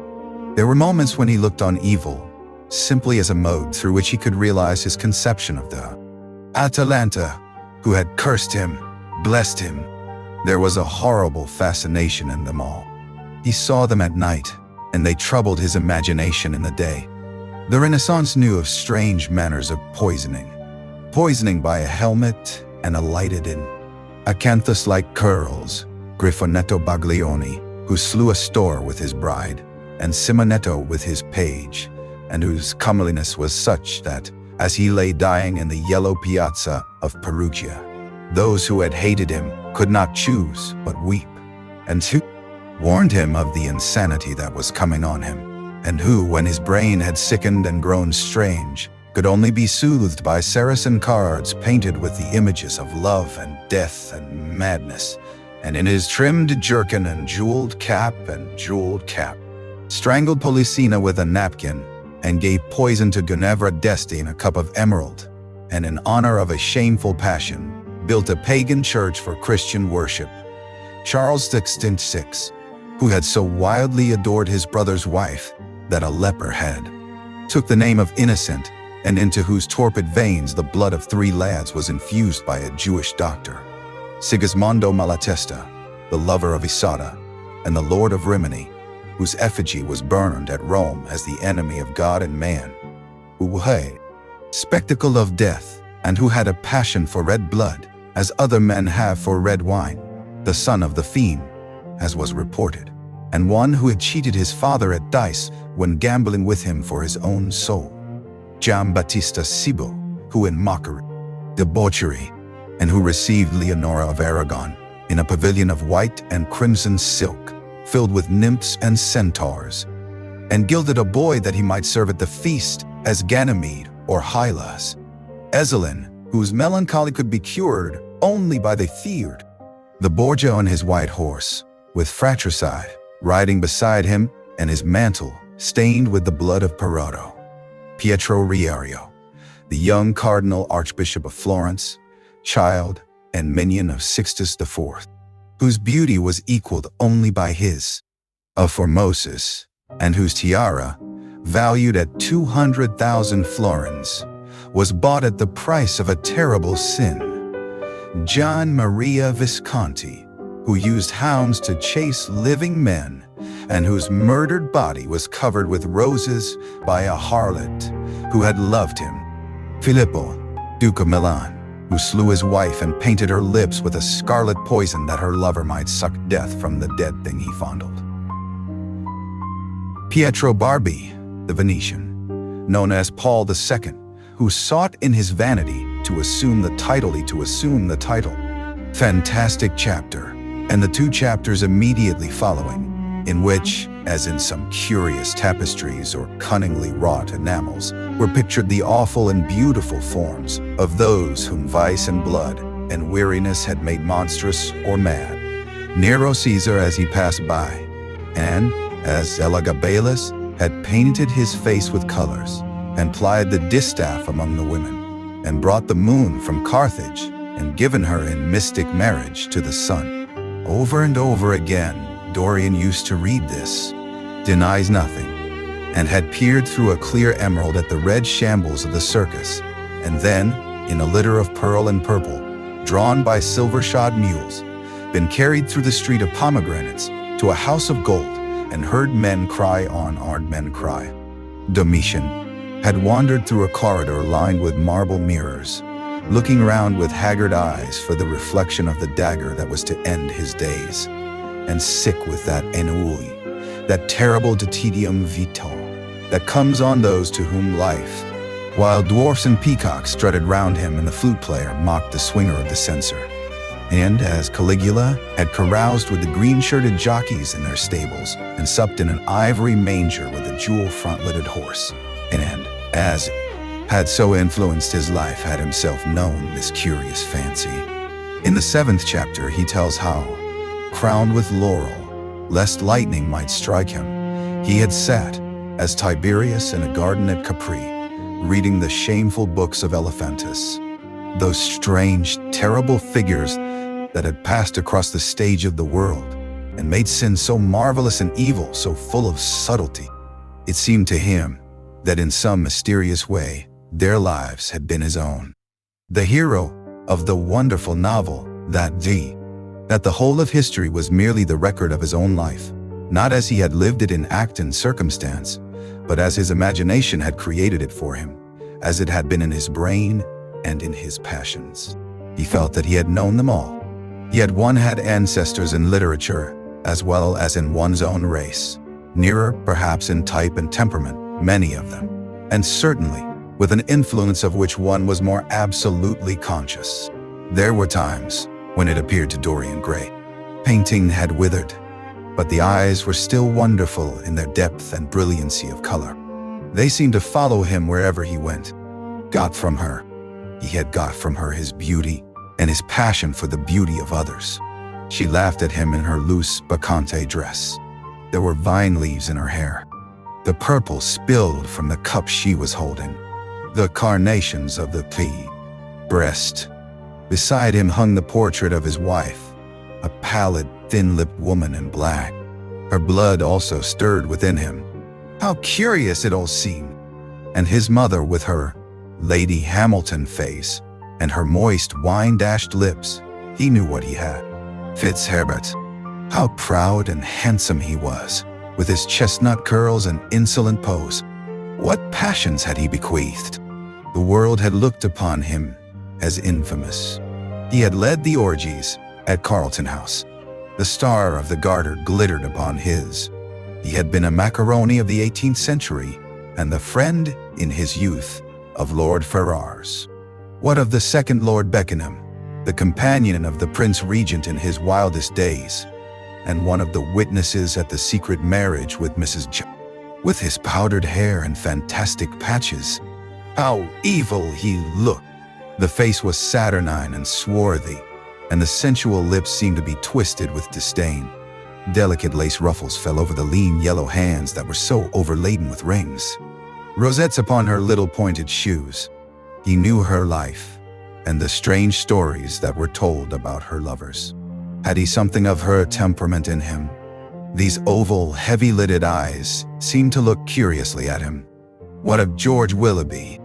Devereux, in her gauze hood, pearl stomacher, and pink slashed sleeves. A flower was in her right hand, and her left clasped an enameled collar of white and damask roses. On a table by her side lay a mandolin and an apple. There were large green. This man's legacy been? Had the lover of Giovanna of Naples bequeathed him some inheritance of sin and shame? Were his own actions merely the dreams that the dead man had not dared to realize?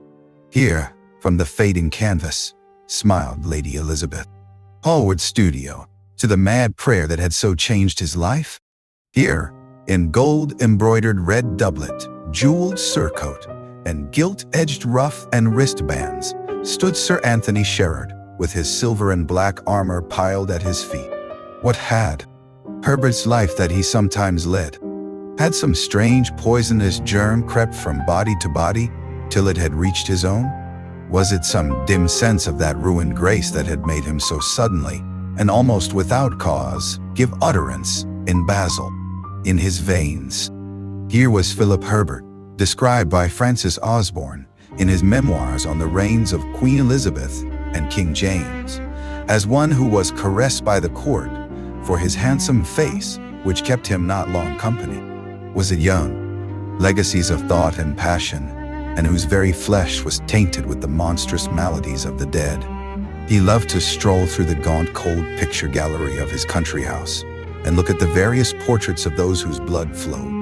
Shallow psychology of those who conceive the ego in man as a thing simple, permanent, reliable, and of one essence.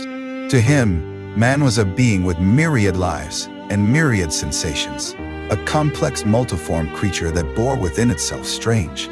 The wit and beauty that make such plays delightful to us. Is insincerity such a terrible thing? I think not. It is merely a method by which we can multiply our personalities. Such, at any rate, was Dorian Gray's opinion. He used to wonder at the canons of good society are, or should be, the same as the canons of art. Form is absolutely essential to it. It should have the dignity of a ceremony, as well as its unreality, and should combine the insincere character of a romantic play with dinner or poor wine, is irreproachable in his private life. Even the cardinal virtues cannot atone for half-cold entree, as Lord Henry remarked once in a discussion on the subject, and there is possibly a good deal to be said for his view. 4. Opinion, the highest respectability, is of much less value than the possession of a good chef. And after all, it is a very poor consolation to be told that the man who has given one a bad element of security. Society, civilized society at least, is never very ready to believe anything to the detriment of those who are both rich and fascinating. It feels instinctively that manners are of more importance than morals, and, in its strict censure and set convention at defiance, were seen to grow pallid with shame or horror if Dorian Gray entered the room. Yet these whispered scandals only increased in the eyes of many his strange and dangerous charm.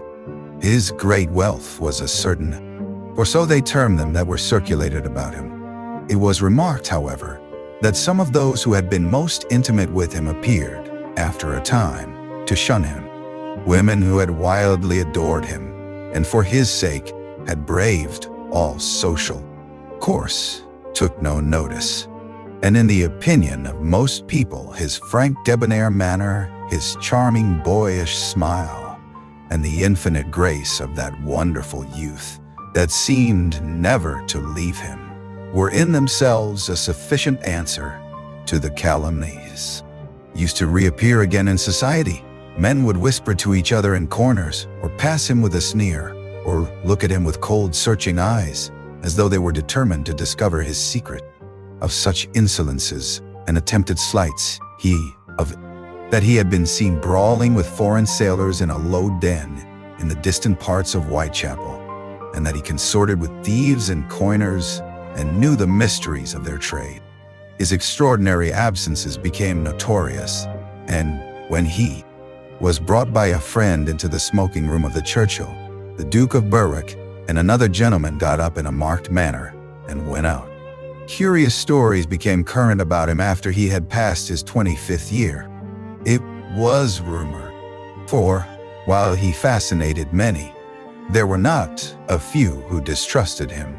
He was very nearly blackballed at a West End club, of which his birth and social position fully entitled him to become a member, and it was said that on one occasion, when he town to see that the door had not been tampered with, and that the picture was still there. What if it should be stolen? The mere thought made him cold with horror. Surely the world would know his secret then. Perhaps the world already suspected it. Nottinghamshire, entertaining the fashionable young men of his own rank who were his chief companions, and astounding the county by the wanton luxury and gorgeous splendor of his mode of life, he would suddenly leave his guests and rush back to that. He would laugh at anyone who tried to taunt him. He had not painted it. What was it to him how vile and full of shame it looked? Even if he told them, would they believe it? Yet he was afraid, sometimes when he was down at his great house in him, to be placed upon the door. He was quite conscious that this would tell them nothing. It was true that the portrait still preserved, under all the foulness and ugliness of the face, its marked likeness to himself. But what could they learn from? Had more than once spent the winter. He hated to be separated from the picture that was such a part of his life, and was also afraid that during his absence, someone might gain access to the room, in spite of the elaborate bars that he had caused, bear the burden that should have been his own. After a few years, he could not endure to be long out of England, and gave up the villa that he had shared at Trouville with Lord Henry, as well as the little white walled-in house at Algiers, where they sit in front of the picture, sometimes loathing it and himself, but filled at other times with that pride of individualism that is half the fascination of sin, and smiling with secret pleasure at the misshapen shadow that had too joyousness, his passionate absorption in mere existence. Then suddenly, some night he would creep out of the house, go down to dreadful places near Blue Gate Fields, and stay there day after day until he was driven away. On his return, he would. Changing features showed him the real degradation of his life, and in front of it had draped the purple and gold pall as a curtain. For weeks he would not go there, would forget the hideous painted thing, and get back his light heart, his wonderful escape for a season, from the fear that seemed to him at times to be almost too great to be borne. Upon the walls of the lonely locked room where he had spent so much of his boyhood, he had hung with his own hands the terrible portrait whose the mystic offices to which such things were put, there was something that quickened his imagination. For these treasures, and everything that he collected in his lovely house, were to be to him means of forgetfulness, modes by which he could, with lions and peacocks and other emblems, dalmatics of white satin and pink silk damask, decorated with tulips and dolphins and fleurs-de-lis, altar frontals of crimson velvet and blue linen, and many corporals, chalice veils, and sudaria. In martyrs, among whom was Saint Sebastian, he had chasubles, also, of amber-colored silk, and blue silk, and gold brocade, and yellow silk damask and cloth of gold, figured with representations of the Passion and Crucifixion of Christ, and embroidered, details of which were picked out with silver thread and colored crystals. The Morse bore a seraph's head in gold thread raised work. The orphreys were woven in a diaper of red and gold silk, and were starred with medallions of many saints and the Virgin was figured in colored silks upon the hood. This was Italian work of the 15th century. Another cope was of green velvet, embroidered with heart-shaped groups of acanthus leaves, from which spread long-stemmed white blossoms, golden pomegranates set in 6-petaled formal blossoms, beyond which on either side was the pineapple device wrought in seed pearls. The orphreys were divided into panels representing scenes from the life of the Virgin and the coronation of the Victorian, and fine linen that she may hide the pallid macerated body that is worn by the suffering that she seeks for and wounded by self-inflicted pain. He possessed a gorgeous cope of crimson silk and gold thread damask, figured with a repeating pattern of awe, connected with the service of the church. In the long cedar chests that lined the west gallery of his house, he had stored away many rare and beautiful specimens of what is really the raiment of the Bride of Christ, who must wear purple and jewels. Stiff Spanish velvets, Georgian work with its gilt coins, and Japanese shokasas with their green-toned golds and their marvelously plumaged birds. He had a special passion, also, for ecclesiastical vestments, as indeed he had for everything. Evening dew, strange figured cloths from Java, elaborate yellow Chinese hangings, books bound in tawny satins or fair blue silks and wrought with yostulu, birds and images, veils of lasses worked in Hungary point, Sicilian brocades, and work getting the dainty Delhi muslins, finely wrought with gold thread palmates and stitched over with iridescent beetles' wings.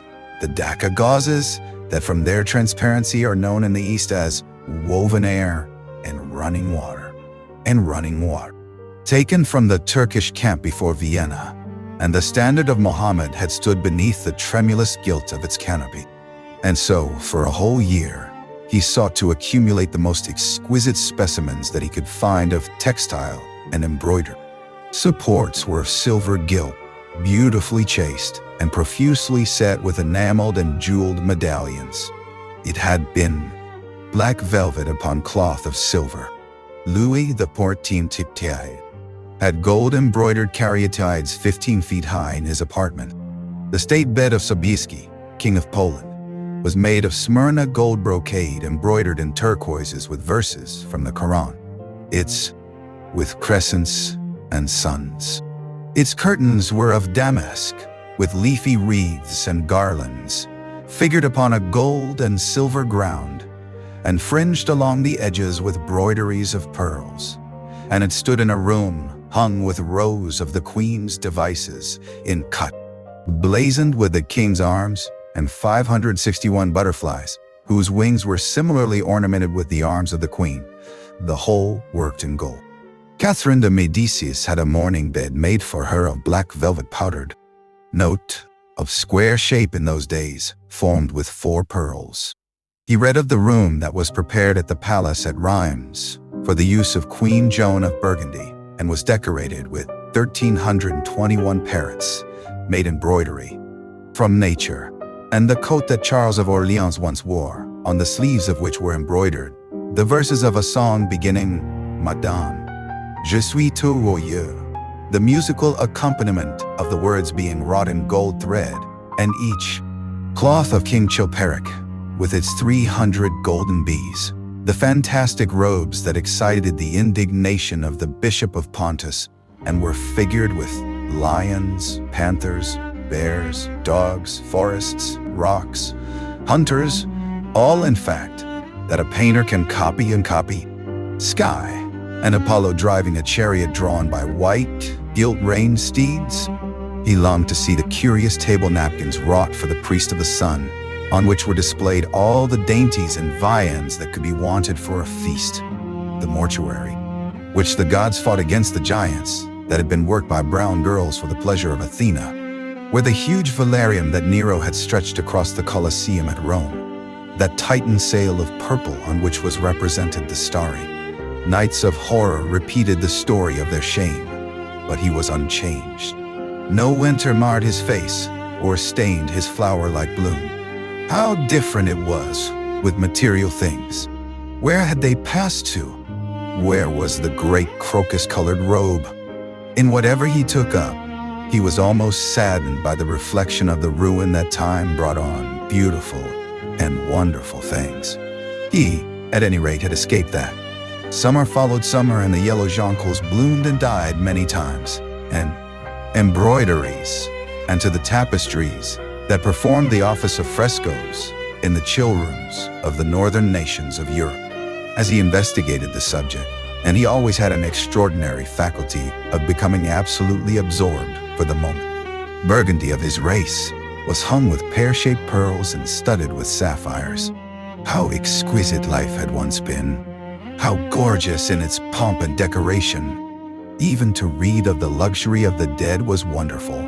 Then he turned his attention to, set with turquoise stones, and a skull cap, parsemé with pearls. Henry II wore jeweled gloves reaching to the elbow, and had a hawk glove sewn with 12 rubies and 52 great orients. The ducal hat of Charles the Rash, the last Duke of stones, and a great baldric about his neck of large balasses. The favorites of James Afar, I wore earrings of emeralds set in gold filigree. Edward II gave to Piers Gaveston a suit of red gold armor studded with jacinths, a collar of gold roses, coat valued at 30,000 marks, which was covered with balas rubies. Hall described Henry VIII on his way to the Tower previous to his coronation as wearing a jacket of raised gold, the placard embroidered with diamonds and other riches. Of France, his horse was loaded with gold leaves, according to Branham, and his cap had double rows of rubies that threw out a great light. Charles of England had ridden in stirrups hung with 421 diamonds. Richard II had every god that he worshipped. When the Duc de Valentinois, son of Alexander VI Tunis, visited Louis XII. Away, Procopius tells the story, nor was it ever found again, though the Emperor Anastasius offered 500 weight of gold pieces for it. The King of Malabar had shown to a certain Venetian a rosary of 304 pearls, one for Tor, pearls in the mouths of the dead. A sea monster had been enamored of the pearl that the diver brought to King Perozes, and had slain the thief, and mourned for 7 moons over its loss. When the Huns lured the king into the great pit, he flung at it. Queen One could behold all the chaste ladies of the world, enchased out of silver, looking through fair mirrors of chrysolites, carbuncles, sapphires, and green emeralds. Marco Polo had seen the inhabitants of Zipangu place rose-colored, poison within. Over the gable were 2 golden apples, in which were 2 carbuncles, so that the gold might shine by day and the carbuncles by night. In Lodge's strange romance, A. Marguerite of America, it was stated that in the chamber of the King of Ceylon rode through his city with a large ruby in his hand, as the ceremony of his coronation. The gates of the palace of John the priest were made of sardius, with the horn of the horned snake inwrought, so that no man might bring antidote against poison. The bezoar that was found in the heart of the Arabian deer was a charm that could cure the plague. In the nests of Arabian birds was the aspilets that, according to Democritus, kept the wearer from any danger by fire. Her color, the selenite, waxed and waned with the moon, and the malocious that discovers thieves could be affected only by the blood of kids. Leonardus Camillus had seen a white stone taken from the brain of a newly killed toad. That was a certain, rendered a man invisible, and the agate of India made him eloquent. The cornelian appeased anger, and the hyacinth provoked sleep, and the amethyst drove away the fumes of wine. The garnet cast out demons, and the hydropicus deprived the moon of thee. Gem in the brain of the dragon, Philostratus told us, and by the exhibition of golden letters and a scarlet robe the monster could be thrown into a magical sleep and slain. According to the great alchemist, Pierre de Boniface, the diamond, Disciplina, a serpent, was mentioned with eyes of real jacinth. And in the romantic history of Alexander, the conqueror of Emathia was said to have found in the Vale of Jordan snakes, with collars of real emeralds growing on their backs. There was procured from Amsterdam 3 emeralds of extraordinary size and richness of color, and had a turquoise Adelavier Rocher that was the envy of all the connoisseurs. He discovered wonderful stories also about jewels. In Alfonso's Claricalis, stars, flame-red cinnamon stones, orange and violet spirals, and amethysts with their alternate layers of ruby and sapphire. He loved the red gold of the sunstone, and the moonstone's pearly whiteness, and the broken rainbow of the milky opal. He collected such as the olive green chrysoberyl that turns red by lamplight, the simophane with its wire-like line of silver, the pistachio-colored peridot, rose-pink and wine-yellow topazes, carbuncles of fiery scarlet with tremulous, forayed with tremulous, dress covered with 560 pearls. This taste enthralled him for years, and indeed may be said never to have left him. He would often spend a whole day settling and resettling in their cases the various stones that he had. Pleasure to Tannhauser, and seeing in the prelude to that great work of art a presentation of the tragedy of his own soul. On one occasion he took up the study of jewels and appeared at a costume ball as Anne de Joyeuse, Admiral of France in either alone or with Lord Henry, listening and rap. Instruments fascinated him, and he felt a curious delight in the thought that art, like nature, has her monsters, things of bestial shape and with hideous voices. Yet, after some time he wearied of them, and would sit in his box at the opera. Huge cylindrical drum, covered with the skins of great serpents, like the one that Bernal Diaz saw when he went with Cortés into the Mexican temple, and of whose doleful sound he has left us so vivid a description. The fantastic character of these leagues, the teponastli that has two vibrating tongues of wood, and is beaten with sticks that are smeared with an elastic gum obtained from the milky juice of plants. The rival bells of the Aztecs that are hung in clusters like grapes, and Mexicans into which the performer does not blow, but through which he inhales the air. The harsh churr of the Amazon tribes that is sounded by the sentinels who sit all day long in high trees and can be heard, it is said, at a distance of 3, as Alfonso de Oval heard in Chile, and the sonorous green jaspers that are found near Cuzco, and give forth a note of singular sweetness. He had painted gourds filled with pebbles that rattled when they were shaken, the long clarin of the Mao, Negro Indians, that women are not allowed to look at, and that even youths may not see till they have been subjected to fasting and scourging, and the earthen jars of the Peruvians that have the shrill cries of birds and flutes of human bones, such the strangest instruments that could be found, either in the tombs of dead nations or among the few savage tribes that have survived contact with Western civilizations and loved to touch and try them. He had the mysterious juruparis of the Rio. Intervals and shrill discords of barbaric music stirred him at times when Schubert's Grace and Chopin's Beautiful Sorrows and the mighty harmonies of Beethoven himself fell unheeded on his ear. He collected together from all parts of the world. Grinning Negroes beat monotonously upon copper drums, and crouching upon scarlet mats, slim turbaned Indians blew through long pipes of reed or brass and charmed, or feigned to charm, great hooded snakes and horrible horned adders. The harsh, vermilion and gold ceiling and walls of olive green lacquer. He used to give curious concerts in which mad gypsies tore wild music from little zithers, or grave yellow-shawled Tunisians plucked at the strange strings of monstrous lutes, while fragrant woods of spikenard that sickens, of Hovenia that makes men mad, and of aloes that are said to be able to expel melancholy from the soul.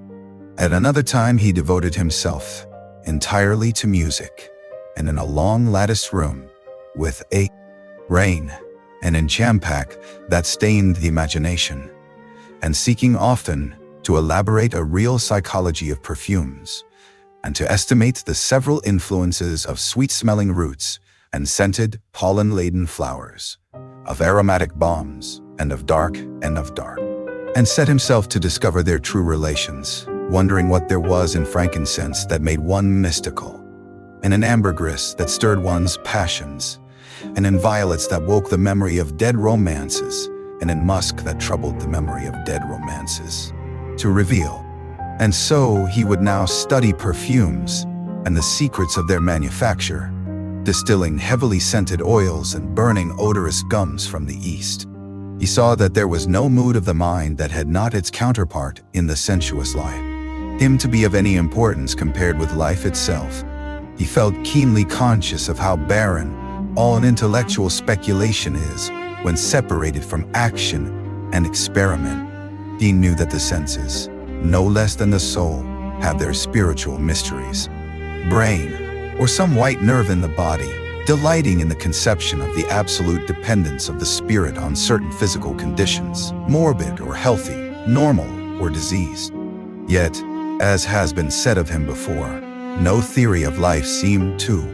He inclined to the materialistic doctrines of the Darwinismus movement in Germany, and found a curious pleasure in tracing the thoughts and passions of men to some pearly cell and tale of a night in which there are no stars and the moon is in travail. Mysticism, with its marvelous power of making common things strange to us, and the subtle antinomianism that always seems to accompany it, moved him for a season. And for a season lives. But he never fell into the error of arresting his intellectual development by any formal acceptance of creed or system, or of mistaking for a house in which to live, an inn that is but suitable for the sojourn of a night, or for a few hours, had their subtle fascination for him. As he passed out, he used to look with wonder at the black confessionals, and longed to sit in the dim shadow of one of them, and listen to men and women whispering through the worn grating the true story of their warn, of angels, or robed in the garments of the Passion of Christ, breaking the host into the chalice and smiting his breast for his sins. The fuming censers that the grave boys, in their lace and scarlet, tossed into the air like great gilt flower seed, flowered dalmatic, slowly and with white hands moving aside the veil of the tabernacle, or raising aloft the jeweled, lantern-shaped monstrance with that pallid wafer that at times one would fain think is indeed the panis celestis. The bread, rejection of the evidence of the senses as by the primitive simplicity of its elements and the eternal pathos of the human tragedy that it sought to symbolize. He loved to kneel down on the cold marble pavement and watch the priest, in his stiff, that he was about to join the Roman Catholic communion, and certainly the Roman ritual had always a great attraction for him. The daily sacrifice, more awful really than all the sacrifices of the antique world, stirred him as much by its superb. His intellectual curiosity, leave them with that curious indifference that is not incompatible with a real ardor of temperament, and that, indeed, according to certain modern psychologists, is often a condition of. It was rumored of him once. Strangeness that is so essential to romance, he would often adopt certain modes of thought that he knew to be really alien to his nature, abandon himself to their subtle influences, and then, having, as it were, caught their color and satisfied their pain. It was the creation of such worlds as these that seemed to Dorian Gray to be the true object, or amongst the true objects, of life. And in his search for sensations that would be at once new and delightful, and possess that element of and be changed, or have other secrets, a world in which the past would have little or no place, or survive, at any rate, in no conscious form of obligation or regret, the remembrance even of joy having its bitterness, and the memories of pleasure, wearisome round of stereotyped habits, or a wild longing, it may be, that our eyelids might open some morning upon a world that had been refashioned anew in the darkness for our pleasure. A world in which things would have fresh shapes and colors, seems to us changed. Out of the unreal shadows of the night comes back the real life that we had known. We have to resume it where we had left off, and there steals over us a terrible sense of the necessity for the continuance of energy in the same. Flameless tapers stand where we had left them, and beside them lies the half-cut book that we had been studying, or the wired flower that we had worn at the ball, or the letter that we had been afraid to read, or that we had read too often. Nothing. Her purple cave. Veil after veil of thin, dusky gauze is lifted, and by degrees, the forms and colors of things are restored to them, and we watch the dawn remaking the world in its antique pattern. The wan mirrors get back their mimic life. The coming down from the hills and wandering round the silent house, as though it feared to wake the sleepers, and yet must needs call forth sleep from, appear to tremble. In black fantastic shapes, dumb shadows crawl into the corners of the room and crouch there.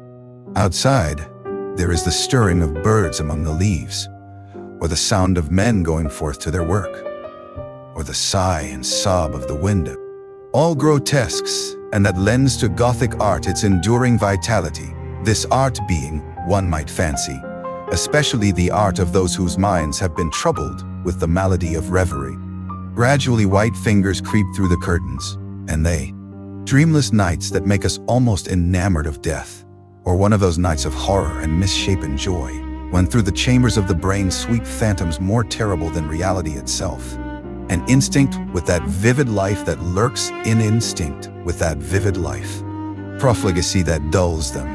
It was to know nothing, but it was to teach man to concentrate himself upon the moments of a life that is itself but a moment. There are few of us who have not sometimes wakened before dawn, either after one of those. That would involve the sacrifice of any mode of passionate experience. Its aim indeed was to be experience itself, and not the fruits of experience, sweet or bitter as they might be, of the asceticism that deadens the senses, as of the vulgar, a new hedonism that was to recreate life and to save it from that harsh, uncomely Puritanism that is having, in our own day, its curious revival. It was to have its service of the intellect, certainly, yet it was never to accept any theory or system. They had sought to escape nature, in her wonderful irony, driving out the anchorite to feed with the wild animals of the desert, and giving to the hermit the beasts of the field as his companions. Yes, there was to be, as Lord Henry had prophesied, little purpose.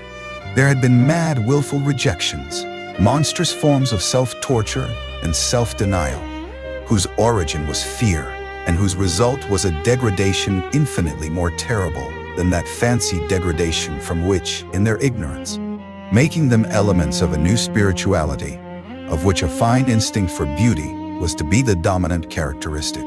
As he looked back upon man moving through history, he was haunted by a feeling of loss. So much had been surrendered, and to such appeared to Dorian Gray that the true nature of the senses had never been understood, and that they had remained savage and animal merely because the world had sought to starve them into submission or to kill them by pain, instead of aiming at pain, and with much justice, been decried. Men feeling a natural instinct of terror about passions and sensations that seem stronger than themselves, and that they are conscious of sharing with the less highly organized forms of existence. But it, or the conduct of a Cain, he sought to elaborate some new scheme of life that would have its reasoned philosophy and its ordered principles, and find in the spiritualizing of the senses its highest realization. The worship of the senses has often owned day what to imperial Neronian Rome, the author of the Satyricon, once had been. Yet in his inmost heart, he desired to be something more than a mere arbiter elegantiarum, to be consulted on the wearing of a jewel or the knotting of a necktie. Half-serious fopperies.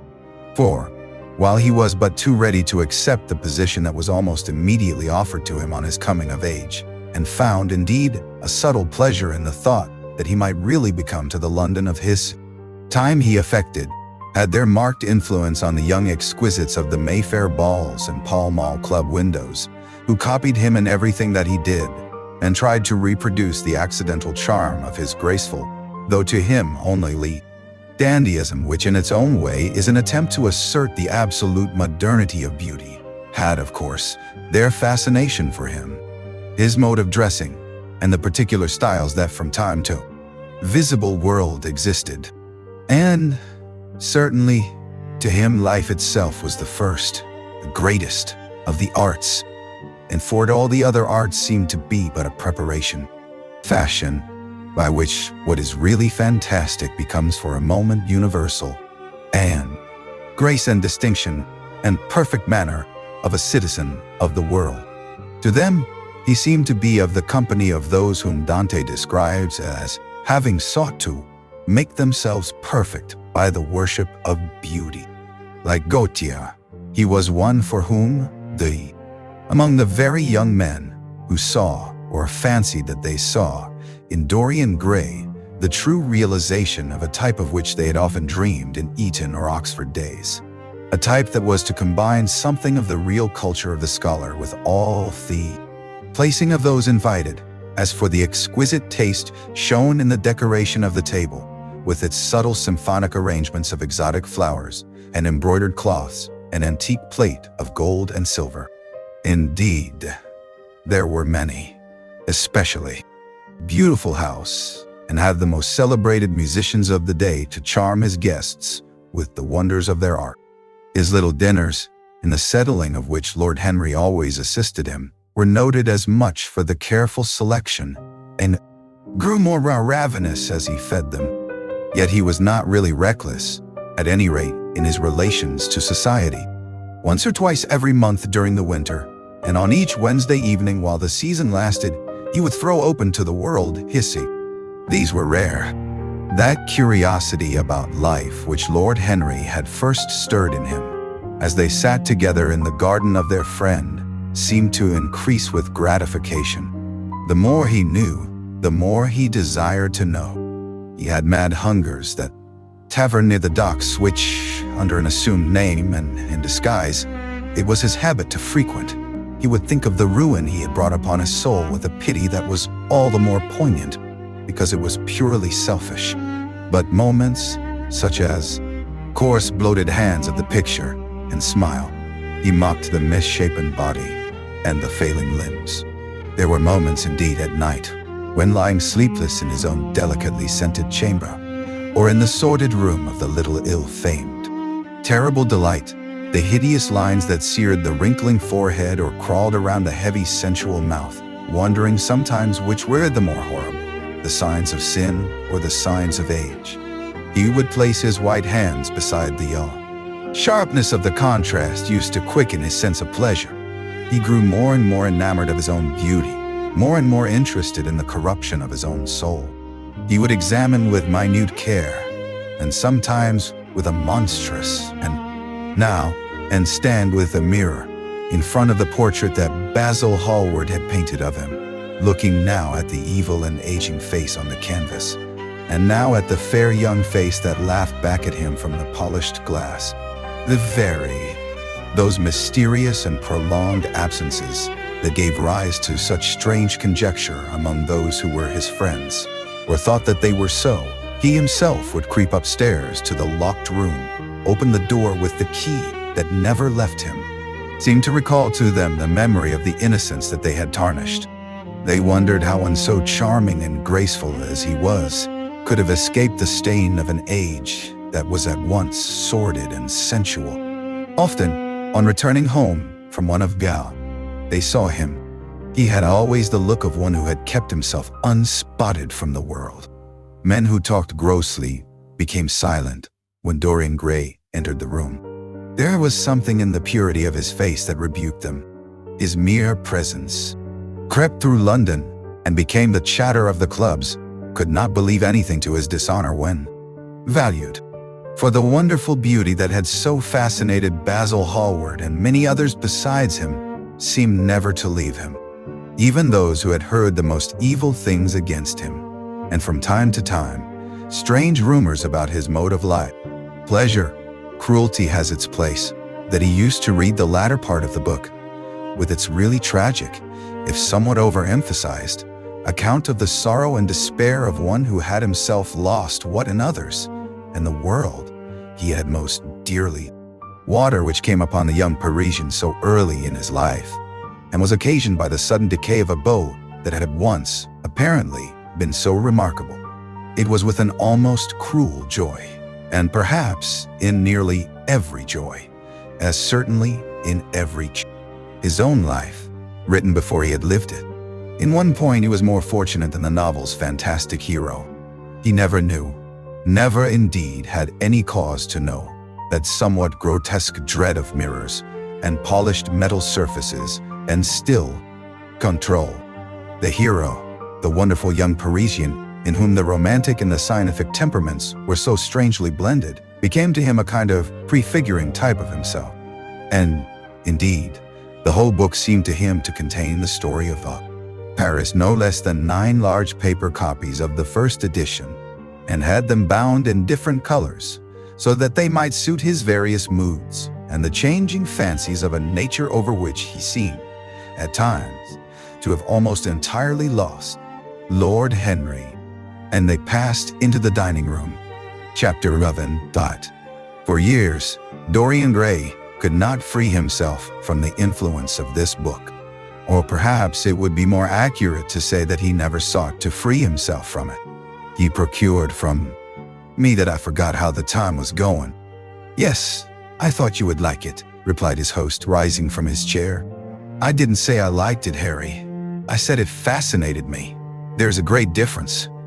Ah, you have discovered that, murmured. It was almost 9 o'clock before he reached the club, where he found Lord Henry sitting alone in the morning room, looking very much bored. I am so sorry, Harry, he cried. But really, it is entirely your fault. That book you sent me so fascinated. No more. Then, after his valet had reminded him several times of the lateness of the hour, he got up and, going into the next room, placed the book on the little Florentine table that always stood at his bedside and began to dress for dinner. A form of reverie, a malady of dreaming, that made him unconscious of the falling day and creeping shadows. Cloudless and pierced by one solitary star, a copper-green sky gleamed through the windows. He read on by its wan light till he could read. Complex refrains and movements elaborately repeated, produced in the mind of the lad, as he passed from chapter to chapter, the morbid confessions of a modern sinner. It was a poisonous book. The heavy odor of incense seemed to cling about its pages and to trouble the brain. The mere cadence of the sentences, the subtle monotony of their music, so full as it was of was. There were in it metaphors as monstrous as orchids and as subtle in color. The life of the senses was described in the terms of mystical philosophy. One hardly knew at times whether one was reading the spiritual ecstasies of some medieval saint or was that curious jeweled style, vivid and obscure at once, full of argot and of archaisms, of technical expressions and of elaborate paraphrases, that characterizes the work of some of the finest artists of the French school of symbolize, moods through which the world spirit had ever passed, loving for their mere artificiality those renunciations that men have unwisely called virtue, as much as those natural rebellions that wise men still call sin.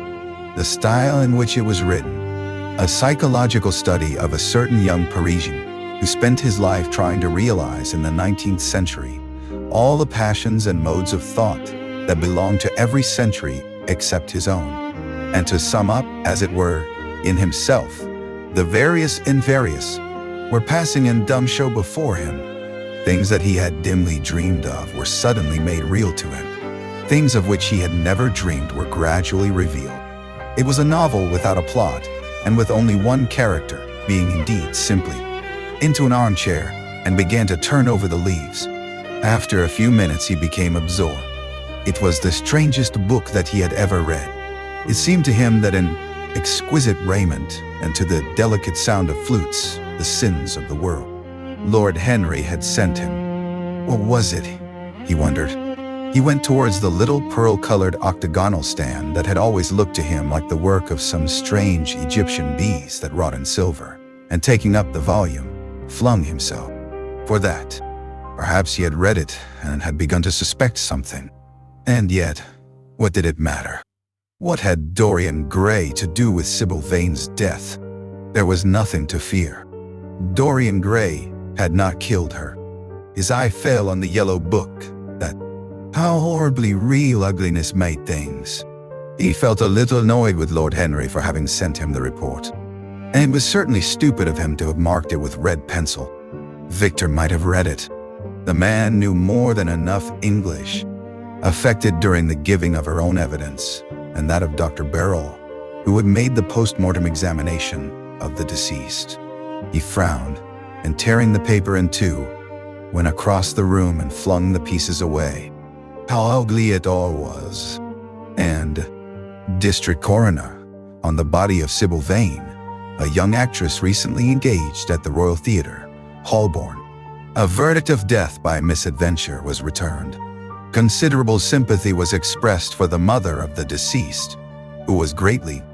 James languidly, and looked through it. A red pencil mark on the 5th page caught his eye. It drew attention to the following paragraph. Inquest on actress. An inquest was held this morning at the Bell Tavern, Hoxton Road, by Mr. Danby. Duh. He sighed, and having poured himself out some tea, opened Lord Henry's note. It was simply to say that he sent him round the evening paper, and a book that might interest him, and that he would be at the club at 8:15. He opened The Saint.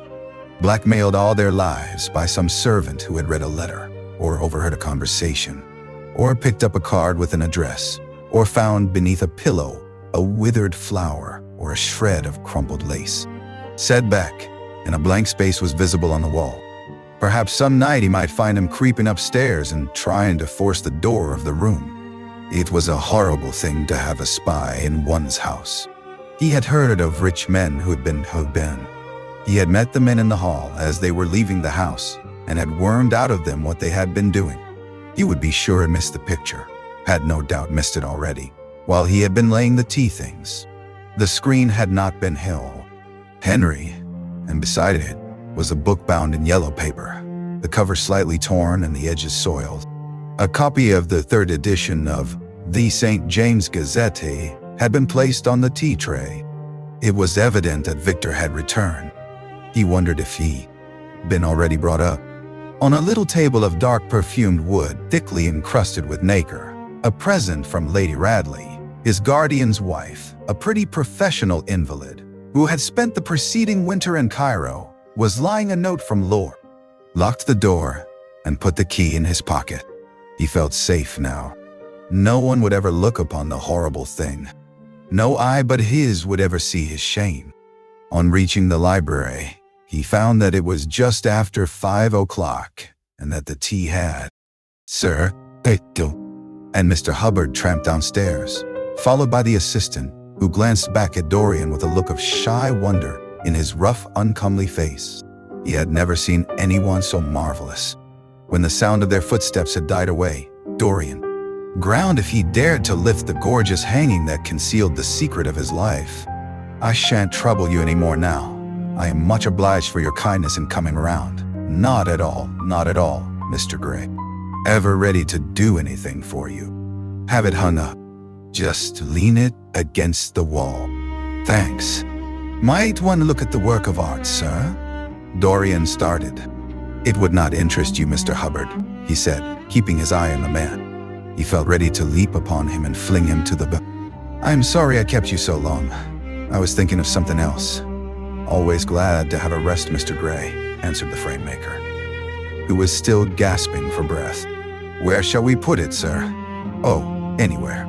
Here, this will do. I don't want to. Blue vined hands, the twisted body that he remembered in the grandfather who had been so stern to him in his boyhood. The picture had to be concealed. There was no help for it. Bring it in, Mr. Hubbard, please, he said wearily, turning round. Yellow crow's feet would creep around the fading eyes and make them horrible.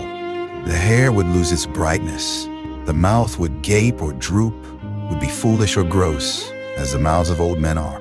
There would be the wrinkled throat, the cold masterpiece. No, that was impossible. Hour by hour, and week by week, the thing upon the canvas was growing old. It might escape the hideousness of sin, but the hideousness of age was in store for it. The cheeks would become hollow or flaccid, and in flesh, those curious, unpictured sins whose very mystery lent them their subtlety and their charm. Perhaps, someday, the cruel look would have passed away from the scarlet's sensitive mouth, and he might show to the world Basil Hallward's, full of shame. Some love might come across his life and purify him and shield him from those sins that seemed to be already stirring in spirit. No one could see it. He himself would not see it. Why should he watch the hideous corruption of his soul? He kept his youth. That was enough. And besides, might not his nature grow finer after all? There was no reason that the future should be so. But there was no other place in the house so secure from prying eyes as this. He had the key, and no one else could enter it. Beneath its purple pall, the face painted on the canvas could grow bestial, sodden, and unclean. What did it matter to him as he looked round? He recalled the stainless purity of his boyish life, and it seemed horrible to him that it was here the fatal portrait was to be hidden away. How little he had thought, in those dead days, of all that was in store for ragged Flemish tapestry, where a faded king and queen were playing chess in a garden, while a company of hawkers rode by, carrying hooded birds on their gauntleted wrists. How well he remembered it all. Every moment of his lonely childhood came back. Cassonnet, with its fantastically painted panels and its tarnished gilt moldings, in which he had so often hidden himself as a boy. There, the satinwood bookcase filled with his dog-eared schoolbooks. On the wall behind it was hanging the same. Kelso for the use of the little grandson, whom for his strange likeness to his mother, and also for other reasons, he had always hated and desired to keep at a distance. It appeared to Dorian to have but little changed. There was the huge Italian, placed for more than 4 years, not indeed, since he had used it first as a playroom when he was a child, and then as a study when he grew somewhat older. It was a large, well-proportioned room, which had been specially built by the last lord. He wiped his shiny forehead. "I am afraid it is rather heavy," murmured Dorian as he unlocked the door that opened into the room that was to keep for him the curious secret of his life and hide his soul from the eyes of men. He had not entered the Mr. Hubbard, who had the true tradesman's spirited dislike of seeing a gentleman doing anything useful. Dorian put his hand to it so as to help them. "Something of a load to carry, sir," gasped the little man when they reached the top landing. "And staircase, as it is wider."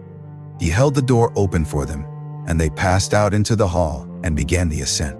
The elaborate character of the frame had made the picture extremely bulky, and now and then, in spite of the obsequious protests of all, suspended. "And now, where shall we carry it to, Mr. Gray? I will show you the way, Mr. Hubbard, if you will kindly follow me. Or perhaps you had better go in front. I am afraid it is right at the top of the house. We will go up by the front." "All? Just as it is? I don't want it to get scratched going upstairs." "There will be no difficulty, sir," said the genial frame-maker, beginning, with the aid of his assistant, to unhook the picture from the long brass chains by which it was. "I thought I would ask you to lend me a couple of your men." "No trouble at all, Mr. Gray. I am delighted to be of any service to you." "Which is the work of art, sir?" "This," replied Dorian, moving the screen back.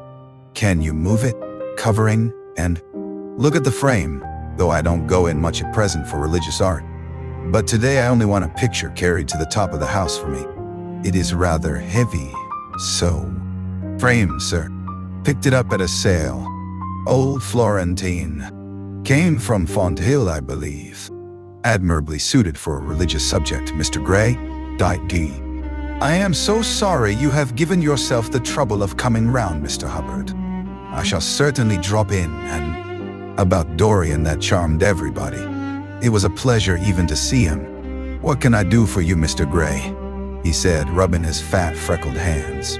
"I thought I would do myself the honor of coming round in person. I have just got a beauty of A, considerably tempered by the inveterate impecuniosity of most of the artists who dealt with him. As a rule, he never left his shop. He waited for people to come to him. But he always made an exception in favor of Dorian Gray. There was something. Minutes. There was another knock, and Mr. Hubbard himself, the celebrated frame maker of South Audley Street, came in with a somewhat rough-looking young assistant. Mr. Hubbard was a florid, red-whiskered little man whose admiration for art was. He scribbled a note to Lord Henry, asking him to send him round something to read and reminding him that they were to meet at 8:15 that evening. "Wait for an answer," he said, handing it to him, "and show the men in here. In 2 or 3. Are here, monsieur." He felt that the man must be got rid of at once. He must not be allowed to know where the picture was being taken to. There was something sly about him, and he had thoughtful, treacherous eyes. Sitting down at the writing table, Own Soul was looking out at him from the canvas and calling him to judgment. A look of pain came across him, and he flung the rich pall over the picture. As he did so, a knock came to the door. He passed out as his servant entered. The persons were there. It was simply the expression that had altered. That was horrible in its cruelty, compared to what he saw in it of censure or rebuke. How shallow Basil's reproaches about Sybil Vane had been. How shallow, and of what little account. His covered it, and, holding it in his hands, passed behind the screen. Was the face on the canvas viler than before? It seemed to him that it was unchanged, and yet his loathing of it was intensified. Gold hair, blue eyes, and rose-red lips, they all. Forgetfulness could do that. But the future was inevitable. There were passions in him that would find their terrible outlet, dreams that would make the shadow of their evil real. He took up from the couch the great purple and gold texture. These when the senses tire. It was such love as Michelangelo had known, and Montaigne, and Winckelmann, and Shakespeare himself. Yes, Basil could have saved him. But it was too late now. The past could always be annihilated. Regret, denial, or poisonous influences that came from his own temperament. The love that he bore him, for it was really love, had nothing in it that was not noble and intellectual. It was not that mere physical admiration of beauty that is born of the senses, and that, live on, it would be always alive. He shuddered, and for a moment, he regretted that he had not told Basil the true reason why he had wished to hide the picture away. Basil would have helped him to resist Lord Henry's influence, and the still more, defile it and make it shameful. And yet the thing would still, then the corruption of death itself, something that would breed horrors, and yet would never die. What the worm was to the corpse, his sins would be to the painted image on the canvas. They would mar its beauty and eat away its grace. They would. Venetian work that his grandfather had found in a convent near Bologna. Yes, that would serve to wrap the dreadful thing in. It had perhaps served often as a pole for the dead. Now, it was to hide something that had a corruption of its own. Worse. Best. She left the room, wreathed in smiles. As the door closed, Dorian put the key in his pocket and looked around the room. His eye fell on a large purple satin coverlet, heavily embroidered with gold, a splendid piece of late 17th century. "Up there, sir. And you so comfortable here?" "No, no," he cried petulantly. "Thank you, Leaf. That will do." She lingered for a few moments and was garrulous over some detail of the household. He sighed and told her to manage things as she thought. "The place, that is all. Give me the key." "And here's the key, sir," said the old lady, going over the contents of her bunch with tremulously uncertain hands. "Here is the key. I'll have it off the bunch in a moment. But you don't think of living with cobwebs if you go into it.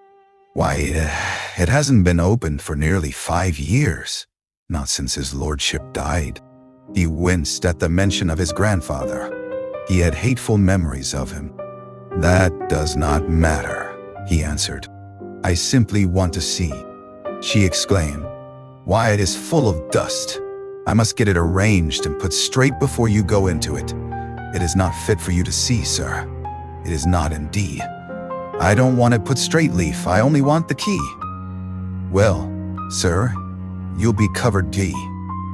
"Well, sir, you'll be covered." Was that merely his own fancy? After a few moments, in her black silk dress, with old-fashioned thread mittens on her wrinkled hands, Mrs. Leaf bustled into the library.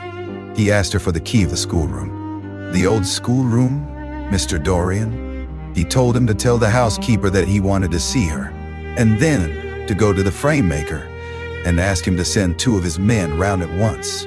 It seemed to him that as the man left the room, his eyes wandered in the direction of the screen, or walked over to the glass and glanced into it. He could see the reflection of Victor's face perfectly. It was like a placid mask of servility. There was nothing to be afraid of there. Yet he thought it best to be on his guard, speaking very slowly, to which any of his friends had access. Chapter 10. When his servant entered, he looked at him steadfastly and wondered if he had thought of appearing behind the screen. The man was quite impassive and waited for his orders. Dorian lit a cigarette, hidden away at all costs.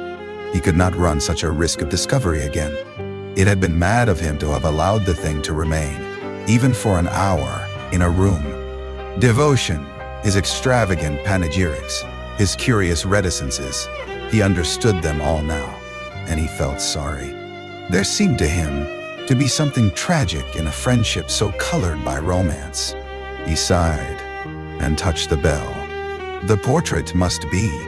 It was that, instead of having been forced to reveal his own secret, he had succeeded, almost by chance, in wresting a secret from his friend. How much that strange confession explained to him.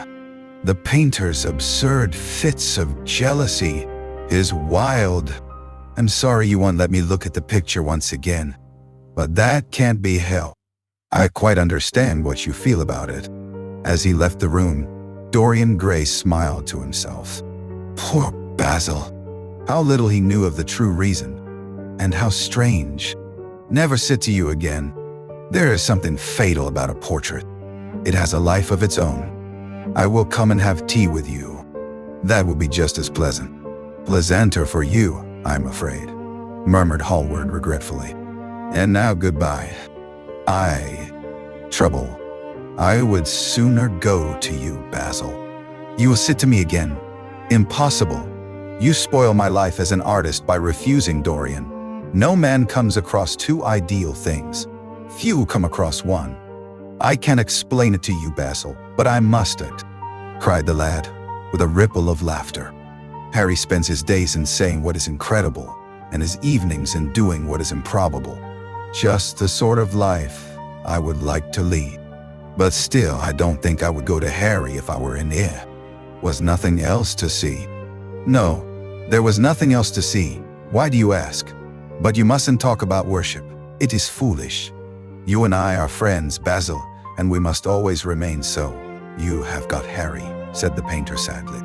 Oh, Harry, have made it. Something seems to have gone out of me. Perhaps one should never put one's worship into words. It was a very disappointing confession.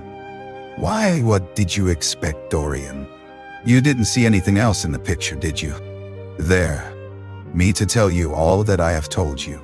My dear Basil, said Dorian, what have you told me? Simply that you felt that you admired me too much. That is not even a compliment. It was not intended as a compliment. It was a confession. Now that you will someday surely. Never. Well, perhaps you are right. And now goodbye, Dorian. You have been the one person in my life who has really influenced my art. Whatever I have done that is good, I owe to you. You don't know what it cost. Seemed to me very curious. Well, you don't mind my looking at the thing now? Dorian shook his head. You must not ask me that, Basil. I could not possibly let you stand in front of that picture. Strange idolatry. Was that one of the things that life had in store? It is extraordinary to me, Dorian, said Hallward, that you should have seen this in the portrait. Did you really see it? I saw something in it, he answered. Something that himself would ever be so dominated by the personality of a friend. Lord Henry had the charm of being very dangerous, but that was all. He was too clever and too cynical to be really fond of. Would there ever be someone who would fill him with a color came back to his cheeks, and a smile played about his lips. The peril was over. He was safe for the time. Yet he could not help feeling infinite pity for the painter who had just made this strange confession to him, and wondered if he to me, that you would refuse. I see now that you were right. The picture cannot be shown. You must not be angry with me, Dorian, for what I have told you. As I said to Harry, once, you are made to be worshipped. Dorian Gray drew a long breath. The color, that is all. It often seems to me that art conceals the artist far more completely than it ever reveals him. And so, when I got this offer from Paris, I determined to make your portrait the principal thing in my exhibition. It never occurred that I could paint. Even now, I cannot help feeling that it is a mistake to think that the passion one feels in creation is ever really shown in the work one creates. Art is always more abstract than we fancy.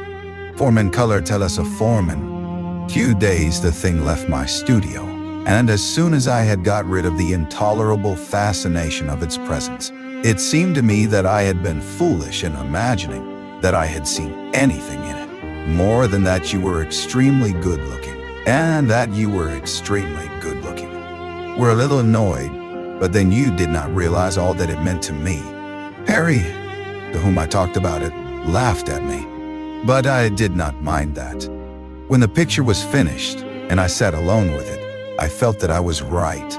Well, after seemed to me to reveal my secret, I grew afraid that others would know of my idolatry. I felt, Dorian, that I had told too much, that I had put too much of myself into it. Then it was that I resolved never to allow the picture to be exhibited. You dress and in your own time, whether it was the realism of the method or the mere wonder of your own personality, thus directly presented to me without mist or veil. I cannot tell, but I know that, as I worked at it, every flake and film of color, your own face, and it had all been what art should be, unconscious, ideal, and remote. One day, a fatal day I sometimes think, I determined to paint a wonderful portrait of you as you actually are, not in the costume of dead ages, but in your own. Polished boar spear. Crowned with heavy lotus blossoms, you had sat on the prow of Adrian's barge, gazing across the green, turbid Nile. You had leaned over the still pool of some Greek woodland, and seen in the water's silent silver the marvel of tan. The peril of losing them, no less than the peril of keeping them. Weeks and weeks went on, and I grew more and more absorbed in you. Then came a new development. I had drawn you as Paris in dainty armor, and as Adonis with huntsman's cloak, and impossible. You would not have understood it. I hardly understood it myself. I only knew that I had seen perfection face to face, and that the world had become wonderful to my eyes. Too wonderful, perhaps, for in such mad worships there is peril. Spoke. I wanted to have you all to myself. I was only happy when I was with you. When you were away from me, you were still present in my art. Of course, I never let you know anything about this. It would have been influence over me. I was dominated, soul, brain, and power by you. You became to me the visible incarnation of that unseen ideal, whose memory haunts us artists like an exquisite dream. I worshipped you. I grew jealous of everyone to whom you, clutching the arms of his chair with trembling hands and gazing at him with wild, startled eyes. I see you did. Don't speak. Wait till you hear what I have to say. Dorian, from the moment I met you, your personality had the most extraordinary, looking troubled. Let us sit down and just answer me one question. Have you noticed in the picture something curious? Something that probably at first did not strike you, but that revealed itself to you suddenly? Basil, cried the lad. Must tell me. insisted Dorian Gray. I think I have a right to know. His feeling of terror had passed away, and curiosity had taken its place. He was determined to find out Basil Hallward's mystery. "Let us sit down, Dorian," said the painter. "Never to look at your picture again. I'm content. I have always you to look at. If you wish the best work I have ever done to be hidden from the world, I am satisfied.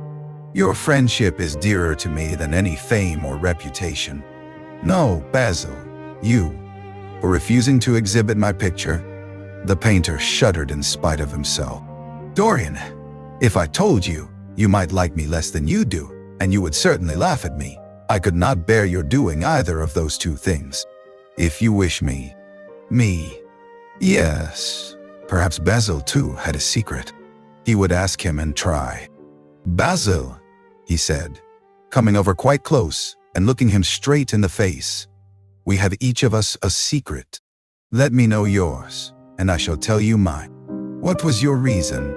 He remembered that Lord Henry had said to him once, half seriously and half in jest, "If you want to have a strange quarter of an hour, get Basil to tell you why he won't exhibit your picture." He told me why he wouldn't, and it was a revelation too. Meaningless. You can't have forgotten that you assured me most solemnly that nothing in the world would induce you to send it to any exhibition.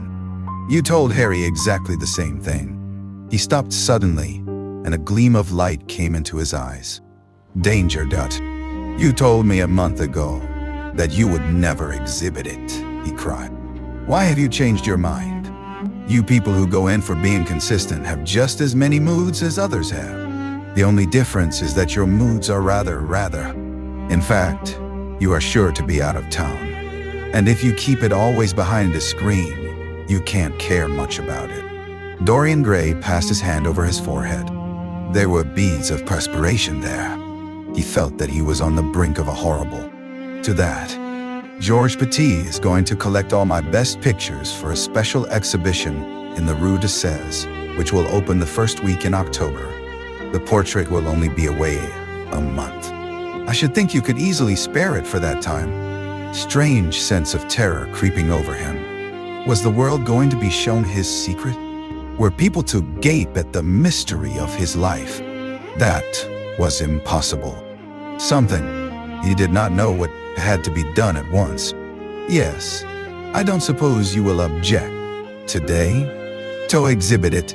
You want to exhibit it?" exclaimed Dorian Gray. But really, it seems rather absurd that I shouldn't see my own work, especially as I am going to exhibit it in Paris in the autumn. I shall probably have to give it another coat of varnish before that, so I must see it someday, and why not?" Eyes were like discs of blue fire. He was trembling all over. "Dorian, don't speak." "But what is the matter?" "Of course I won't look at it if you don't want me to," he said rather coldly, turning on his heel and going over towards the window. "This screen, everything is over between us." Hallward was thunderstruck. He looked at Dorian Gray in absolute amazement. He had never seen him like this before. The lad was actually pallid with rage. His hands were clenched, and the pupils of his, exclaimed Hallward, laughing. "If you try to look at it, Basil, on my word of honor, I will never speak to you again as long as I live. I am quite serious. I don't offer any explanation, and you are not to ask for any. But remember, if you touch," broke from Dorian Gray's lips, and he rushed between the painter and the screen. "Basil," he said, looking very pale, "you must not look at it. I don't wish you to. Not look at my own work. You are not serious. Why shouldn't I look at it? Sometimes, that is all. No, I did it myself. The light was too strong on the portrait." "Too strong? Surely not, my dear fellow. It is an admirable place for it. Let me see it." And Hallward walked towards the corner of the room. A cry of terror. "Simply disgraceful of your servant hiding my work like that." I felt the room look different as I came in. "My servant has nothing to do with it, Basil. You don't imagine I let him arrange my room for me. He settles my flowers for me. Dear boy, what nonsense," he cried. Do you mean to say you don't like what I did of you? Where is it? Why have you pulled the screen in front of it? Let me look at it. It is the best thing I have ever done. Do take the screening away, Dorian.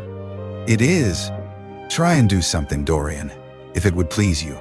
But you must come and sit to me yourself again. I can't get on without you. I can never sit to you again, Basil. It is impossible, he exclaimed, starting back. The painter stared at him. And that she invariably told them my name was Prince Charming. It was pretty of her. You must do me a drawing of Sybil, Basil. I should like to have something more of her than the memory of a few kisses and some broken, pathetic words. I will. Vulgar about everything of the kind. They don't know my name, he answered. But surely she did. Only my Christian name, and that I'm quite sure she never mentioned to anyone. She told me once that they were all rather curious to learn to take place this afternoon. Have they summoned you? Dorian shook his head, and a look of annoyance passed over his face at the mention of the word inquest. There was something so crude. That was good. So much in him that was noble. Well, Dorian, he said at length, with a sad smile, I won't speak to you again about this horrible thing after today. I only trust your name won't be mentioned in connection with it. The inquest is infinitely dear to him, and his personality had been the great turning point in his art. He could not bear the idea of reproaching him anymore. After all, his indifference was probably merely a mood that would pass away. There was so much in him. Stronger.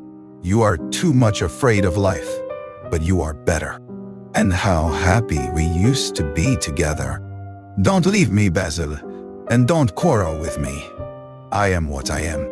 There's nothing more to be said. The painter felt strangely moved. The lad was, now, do you observe so? I have new passions, new thoughts, new ideas. I am different, but you must not like me less. I am changed, but you must always be my friend. Of course, I am very fond of Harry, but I know that you are better than he is. You are not. Me. But to become the spectator of one's own life, as Harry says, is to escape the suffering of life. I know you are surprised at my talking to you like this. You have not realized how I have developed. I was a schoolboy when you knew me. I'm a man. One can touch and handle. Old brocades, green bronzes, lacquer work, carved ivories, exquisite surroundings, luxury, pomp. There is much to be got from all these. But the artistic temperament that they create, or at any rate reveal, is still more too. Chancing on that delightful phrase. Well, I'm not like that young man you told me of when we were down at Marlow together. The young man who used to say that yellow satin could console one for all the miseries of life. I love beautiful things that teach me rather to forget what has happened or to see it from a proper artistic point of view. Was it not Gautier who used to write about Les Consolations des Arts? I remember picking up a little vellum-covered book in your studio one day.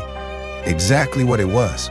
Finally, he succeeded, and nothing could exceed his disappointment.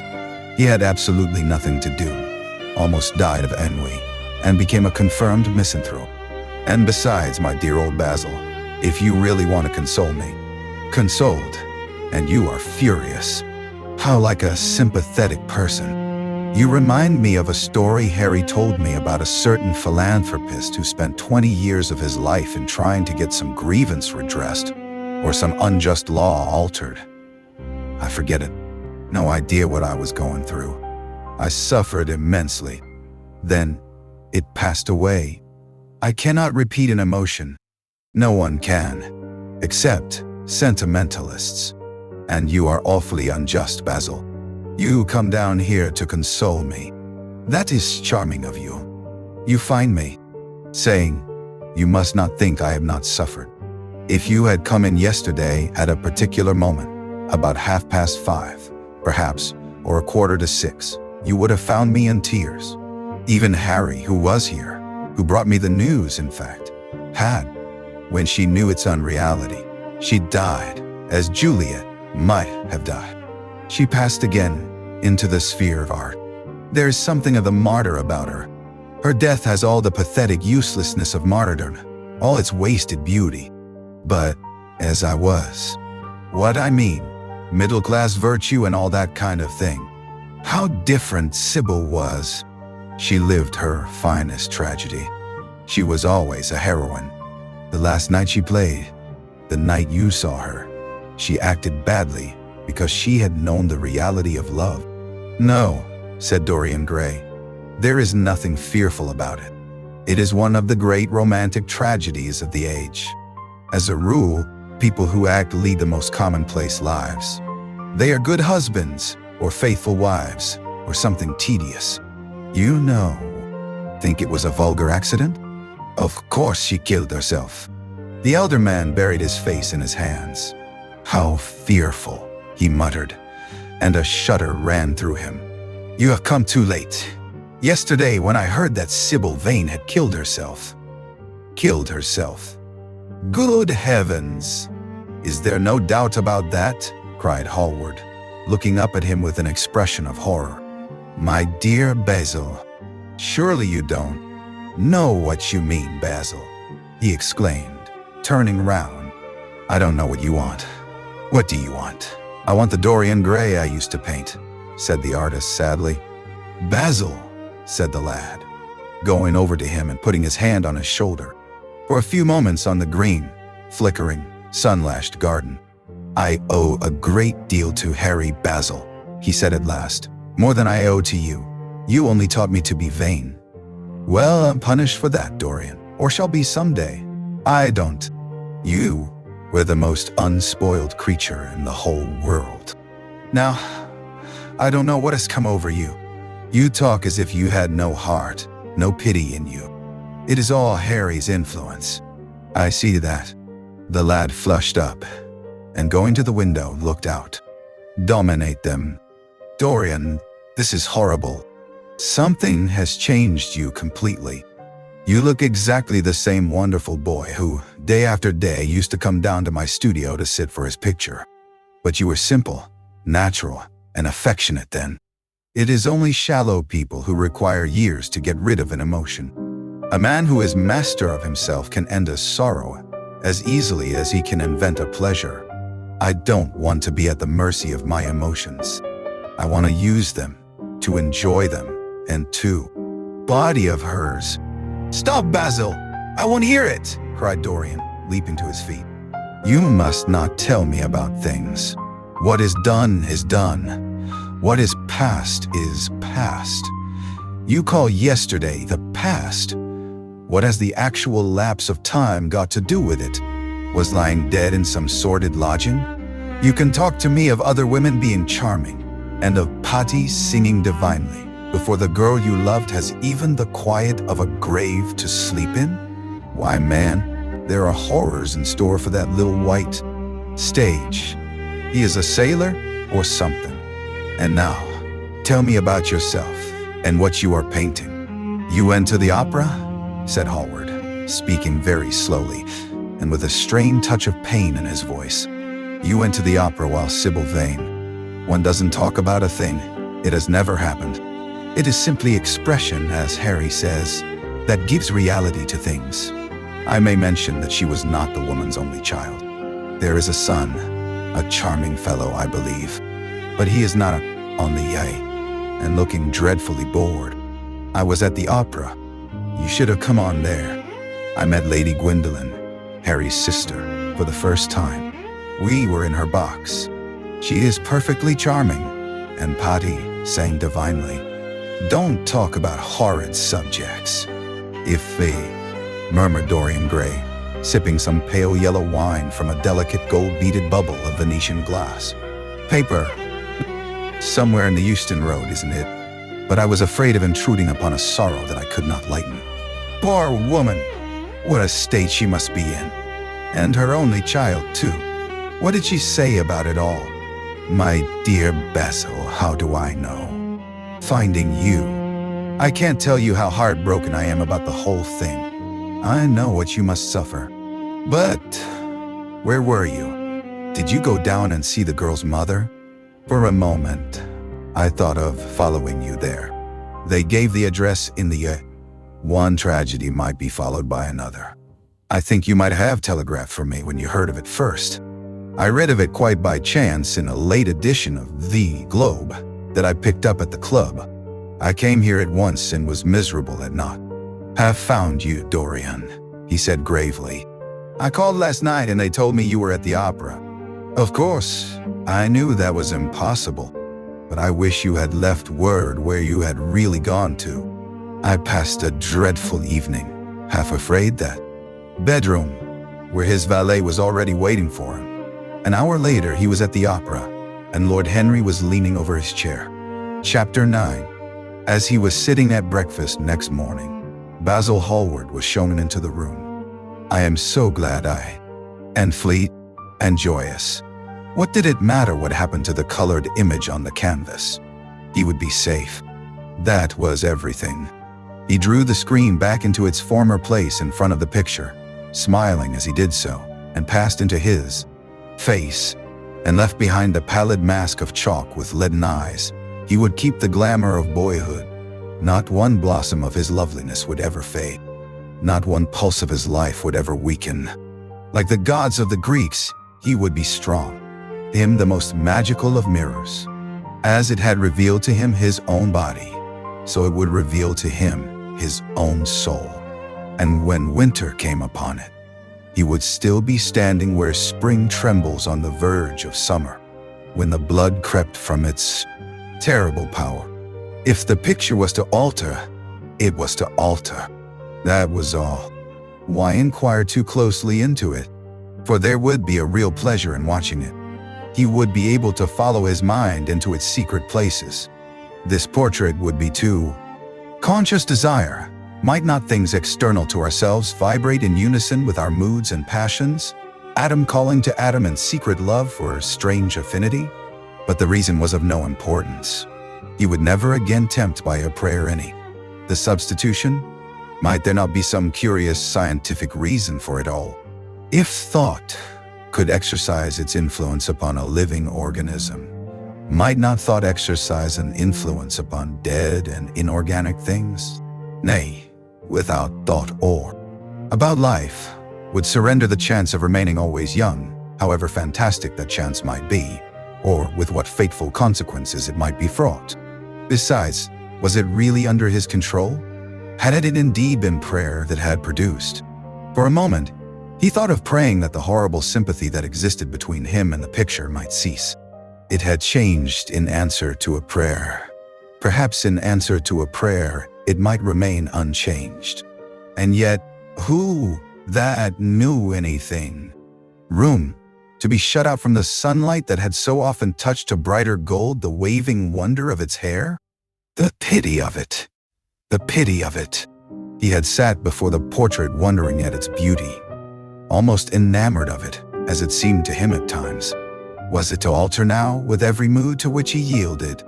Was it to become a monstrous and loathsome thing, to be hidden away in a lock?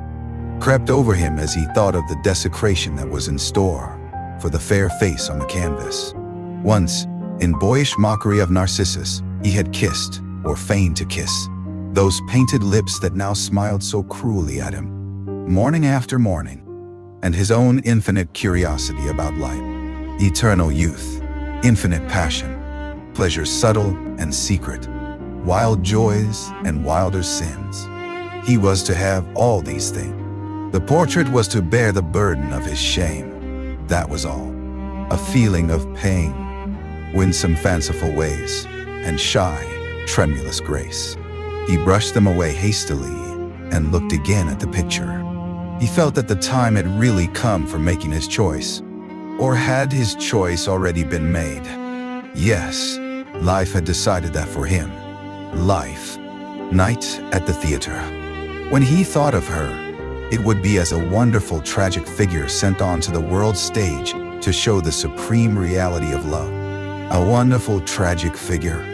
Tears came to his eyes as he remembered her childlike look. She died? No, she had died for love of him. and love would always be a sacrament to him now. She had atoned for everything by the sacrifice she had made of her life. He would not think any more of what she had made him go through on that horrible, eyes shuddering as he hoped it. Poor Sybil! What a romance it had all been. She had often mimicked death on the stage. Then death himself had touched her and taken her with him. How had she played that dreadful last scene? Had she cursed him? Moment that the girl had drunk the poison, whatever it was. Or was it indifferent to results? Did it merely take cognizance of what passed within the soul? He wondered, and hoped that someday he would see the change taking place before his very. The picture. It had received the news of Sybil Vane's death before he had known of it himself.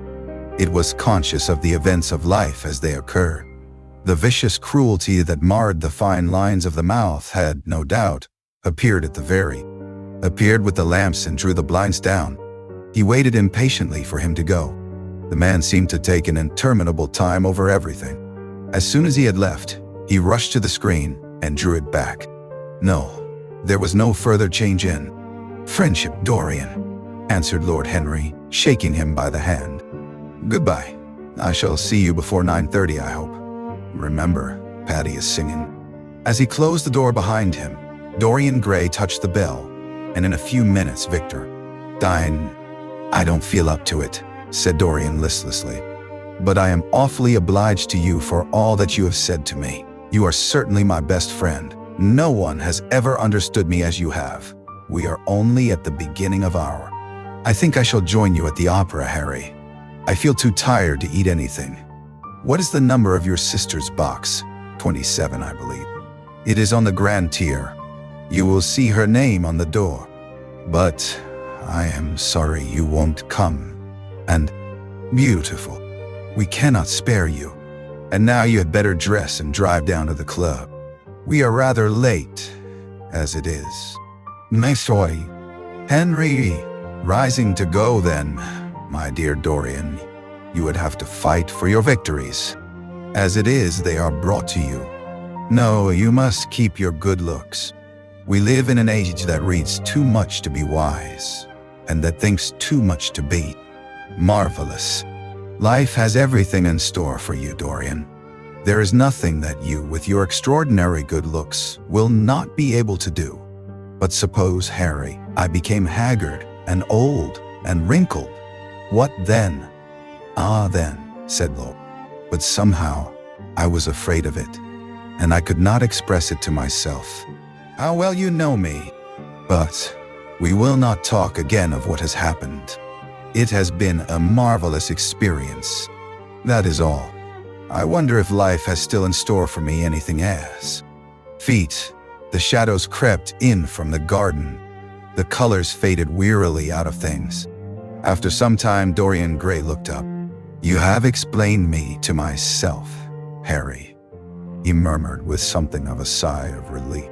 I felt all that you have said. Cordelia was strangled. Cry out against heaven because the daughter of Brabantio died. But don't waste your tears over Sybil Vane. She was less real than they are. There was a silence. The evening darkened in the room, noiselessly and with silver presence, a reed through which Shakespeare's music sounded richer and more full of joy. The moment she touched actual life, she marred it, and it marred her, and so she passed away. Mourn for Ophelia, if you like. Put ashes on your head because... Wonderful scene from Webster, or Ford, or Cyril Tourneur.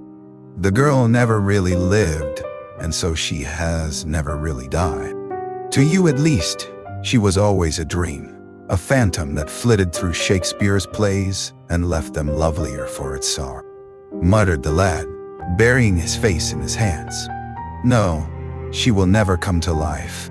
She has played her last part.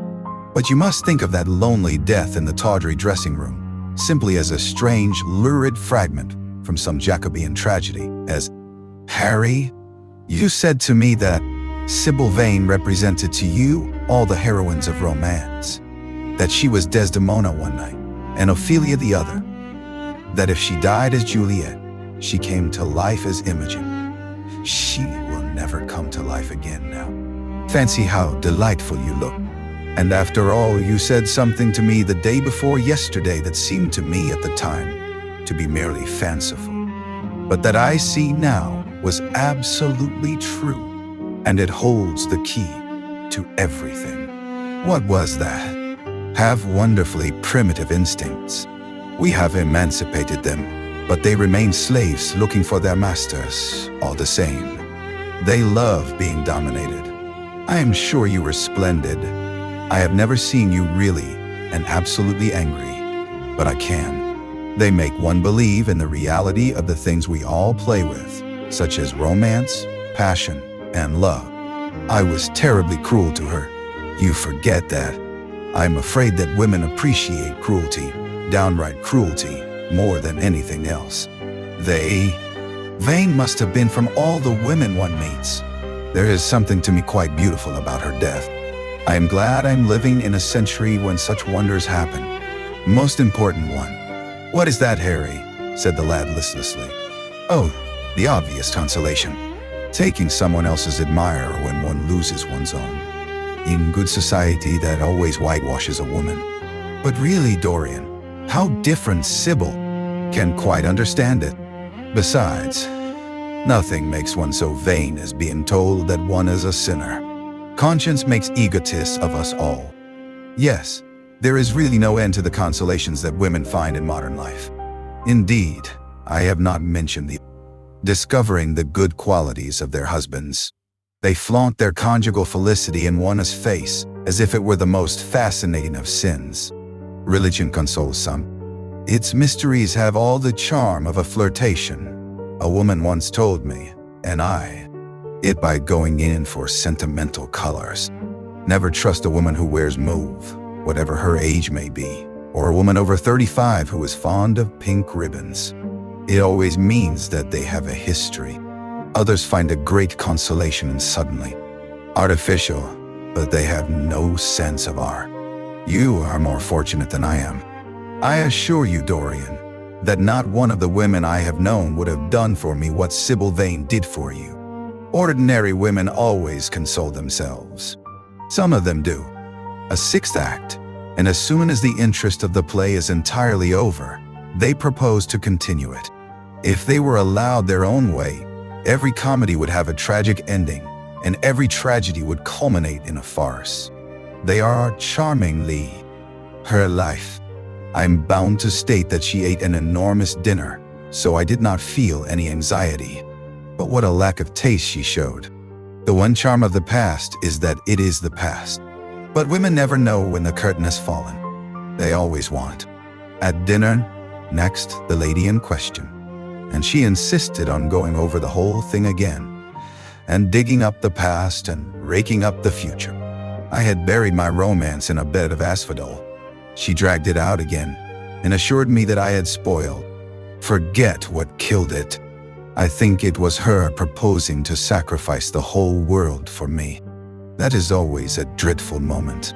It fills one with the terror of eternity. Well, would you believe it? A week ago, at Lady Hampshire's, I found myself seated, his companion. Life has always poppies in her hands. Of course, now and then, things linger. I once wore nothing but violets all through one season, as a form of artistic mourning for a romance that would not die. Ultimately, however, it did die. And what an utter intellectual stagnation it reveals. One should absorb the color of life, but one should never remember its details. Details are always vulgar. I must sow poppies in my garden, sighed Dorian. There is no necessity, rejoined. Always insisted on living on, long after I had ceased to care for them, or they to care for me. They have become stout and tedious, and when I meet them, they go in at once for reminiscences. That awful memory of woman. What a fearful thing it is. One has killed herself for love of you. I wish that I had ever had such an experience. It would have made me in love with love for the rest of my life. The people who have adored me, there have not been very many, but there have been some, have effect. Suddenly we find that we are no longer the actors, but the spectators of the play. Or rather, we are both. We watch ourselves, and the mere wonder of the spectacle enthralls us. In the present case, what is it that has really happened?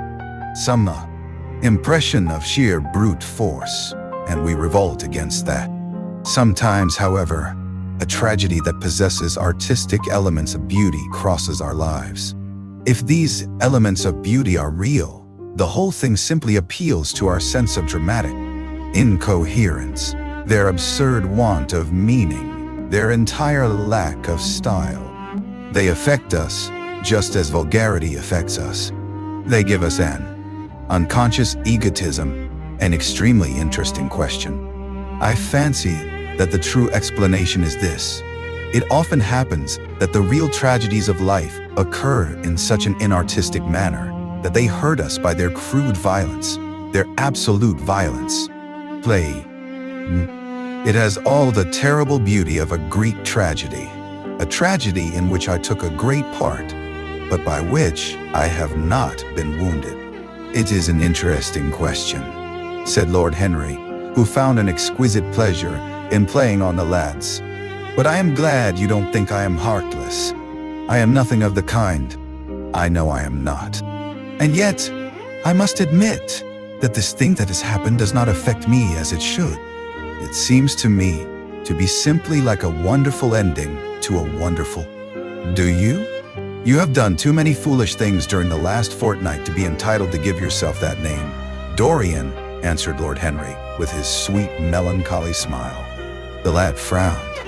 I don't like that explanation, Harry, he rejoined. Then, they are simply checks that men draw on a bank where they have no account. Harry, cried Dorian Gray, coming over and sitting down beside him. Why is it that I cannot feel this tragedy as much as I want to? I don't think I am heartless. Attempts to interfere with scientific laws. Their origin is pure vanity. Their result is absolutely nil. They give us now and then some of those luxurious sterile emotions that have a certain charm for the weak. That is all that can be said for. It is not my fault that this terrible tragedy has prevented my doing what was right. I remember your saying once that there is a fatality about good resolutions, that they are always made too late. Mine certainly were. Good resolutions are useless. Of course, I would not have allowed, but I assure you that in any case the whole thing would have been an absolute failure. I suppose it would, muttered the lad, walking up and down the room and looking horribly pale. But I thought it was my duty. And when a woman finds that out about her husband, she either becomes dreadfully dowdy or wears very smart bonnets that some other woman's husband has to pay for. I say nothing about the social mistake, which would have been abject, which, of all, if you had married this girl, you would have been wretched. Of course, you would have treated her kindly. One can always be kind to people about whom one cares nothing. But she would have soon found out that you were absolutely indifferent to her. Selfish of her. My dear Dorian, answered Lord Henry, taking a cigarette from his case and producing a gold Latin matchbox. The only way a woman can ever reform a man is by boring him so completely that he loses all possible interest in life. To her, I felt I had done wrong. And now she is dead. My God! My God! Harry, what shall I do? You don't know the danger I am in, and there is nothing to keep me straight. She would have done that for me. She had no right to kill herself. It was. Heart almost broke. She explained it all to me. It was terribly pathetic, but I was not moved a bit. I thought her shallow. Suddenly something happened that made me afraid. I can't tell you what it was, but it was terrible. I said I would go back. People we call the dead. Sybil! Can she feel, or know, or listen? Oh, Harry, how I loved her once. It seems years ago to me now. She was everything to me. Then came that dreadful night. Was it really only last night? When she played so badly, and my wonder, those white silent, happened actually. And to me, It seems far too wonderful for tears. Here is the first passionate love letter I have ever written in my life. Strange that my first passionate love letter should have been addressed to a dead girl. Can they feel? Tonight, I am to dine with you, and then go on to the opera, and sup somewhere, I suppose, afterwards. How extraordinarily dramatic life is. If I had read all this in a book, Harry, I think I would have wept over it. Somehow, now that it has. So I have murdered Sybil Vane, said Dorian Gray, half to himself. Murdered her, as surely as if I had cut her little throat with a knife. Yet the roses are not less lovely for all that. The birds sing just as happily in my garden. And, Dorian, you mustn't let this thing get on your nerves. You must come and dine with me, and afterwards we will look in at the opera. It is a party night, and everybody will be there. You can come to my sister's box. She has got some smart women with her. It's very tragic, of course, but you must not get yourself mixed up in it. I see by the standard that she was 17. I should have thought she was almost younger than that. She looked such a child, and seemed to know so little about acting. Dreadful thing they use at theaters. I don't know what it was, but it had either prussic acid or white lead in it. I should fancy it was prussic acid, as she seems to have died instantaneously. Harry, it is terrible, cried the lad. Yes, 12 or so. She said she had forgotten something upstairs. They waited some time for her, but she did not come down again. They ultimately found her lying dead on the floor of her dressing room. She had swallowed something by mistake. Oh, Harry, I can't bear it. But be quick. Tell me everything at once. I have no doubt it was not an accident, Dorian, though it must be put in that way to the public. It seems that as she was leaving the theater with her mother, about 1:30, one see you going round to her room. That is an important point. Dorian did not answer for a few moments. He was dazed with horror. Finally, he stammered in a stifled voice, Harry, did you say an inquest? What did you mean by that? Did Sybil? In London, people are so prejudiced. Here, one should never make one's debut with a scandal. One should reserve that to give an interest to one's old age. I suppose they don't know your name at the theater. If they don't, it is all right. Did any? Henry, gravely. It is in all the morning papers. I wrote down to you to ask you not to see anyone till I came. There will have to be an inquest, of course, and you must not be mixed up in it. Things like that make a man fashionable in Paris. But it is dead. A cry of pain broke from the lad's lips, and he leaped to his feet, tearing his hands away from Lord Henry's grasp. Dead. Sybil dead. It is not true. It is a horrible lie. How dare you say it? It is quite true, Dorian, said Lord. You know nothing then. What do you mean? Lord Henry walked across the room, and sitting down by Dorian Gray, took both his hands in his own and held them tight. Dorian, he said, my letter, don't be frightened, was to tell you that Sybil Vane. Yes, I remember. I have not read it yet, Harry. I was afraid there might be something in it that I wouldn't like. You cut life to pieces with your epigrams. Mouse, again. 2 days ago I asked Sybil to marry me. I'm not going to break my word to her. She is to be my wife. Your wife? Dorian, didn't you get my letter? I wrote to you this morning and sent the note down by my own man. Your letter? Oh, Sybil Vane, cried Lord Henry, standing up and looking at him in perplexed amazement. But, my dear Dorian, yes, Harry, I know what you are going to say. Something dreadful about marriage. Don't say it. Don't ever say things of that kind to me. More, at least not before me. I want to be good. I can't bear the idea of my soul being hideous. A very charming artistic basis for ethics, Dorian. I congratulate you on it, but how are you going to begin? By marrying Sybil Vane. Marrying Sybil Vane. Yours. I have got through all that. said Dorian, shaking his head and smiling. "I am perfectly happy now. I know what conscience is, to begin with. It is not what you told me it was. It is the divinest thing in us. Don't sneer at it, Harry. Any is all right now. I am not sorry for anything that has happened. It has taught me to know myself better. Dorian, I am so glad you take it in that way. I was afraid I would find you plunged in remorse and tearing that nice curly hair of our gloves. It is dreadful from one point of view, but it was not your fault.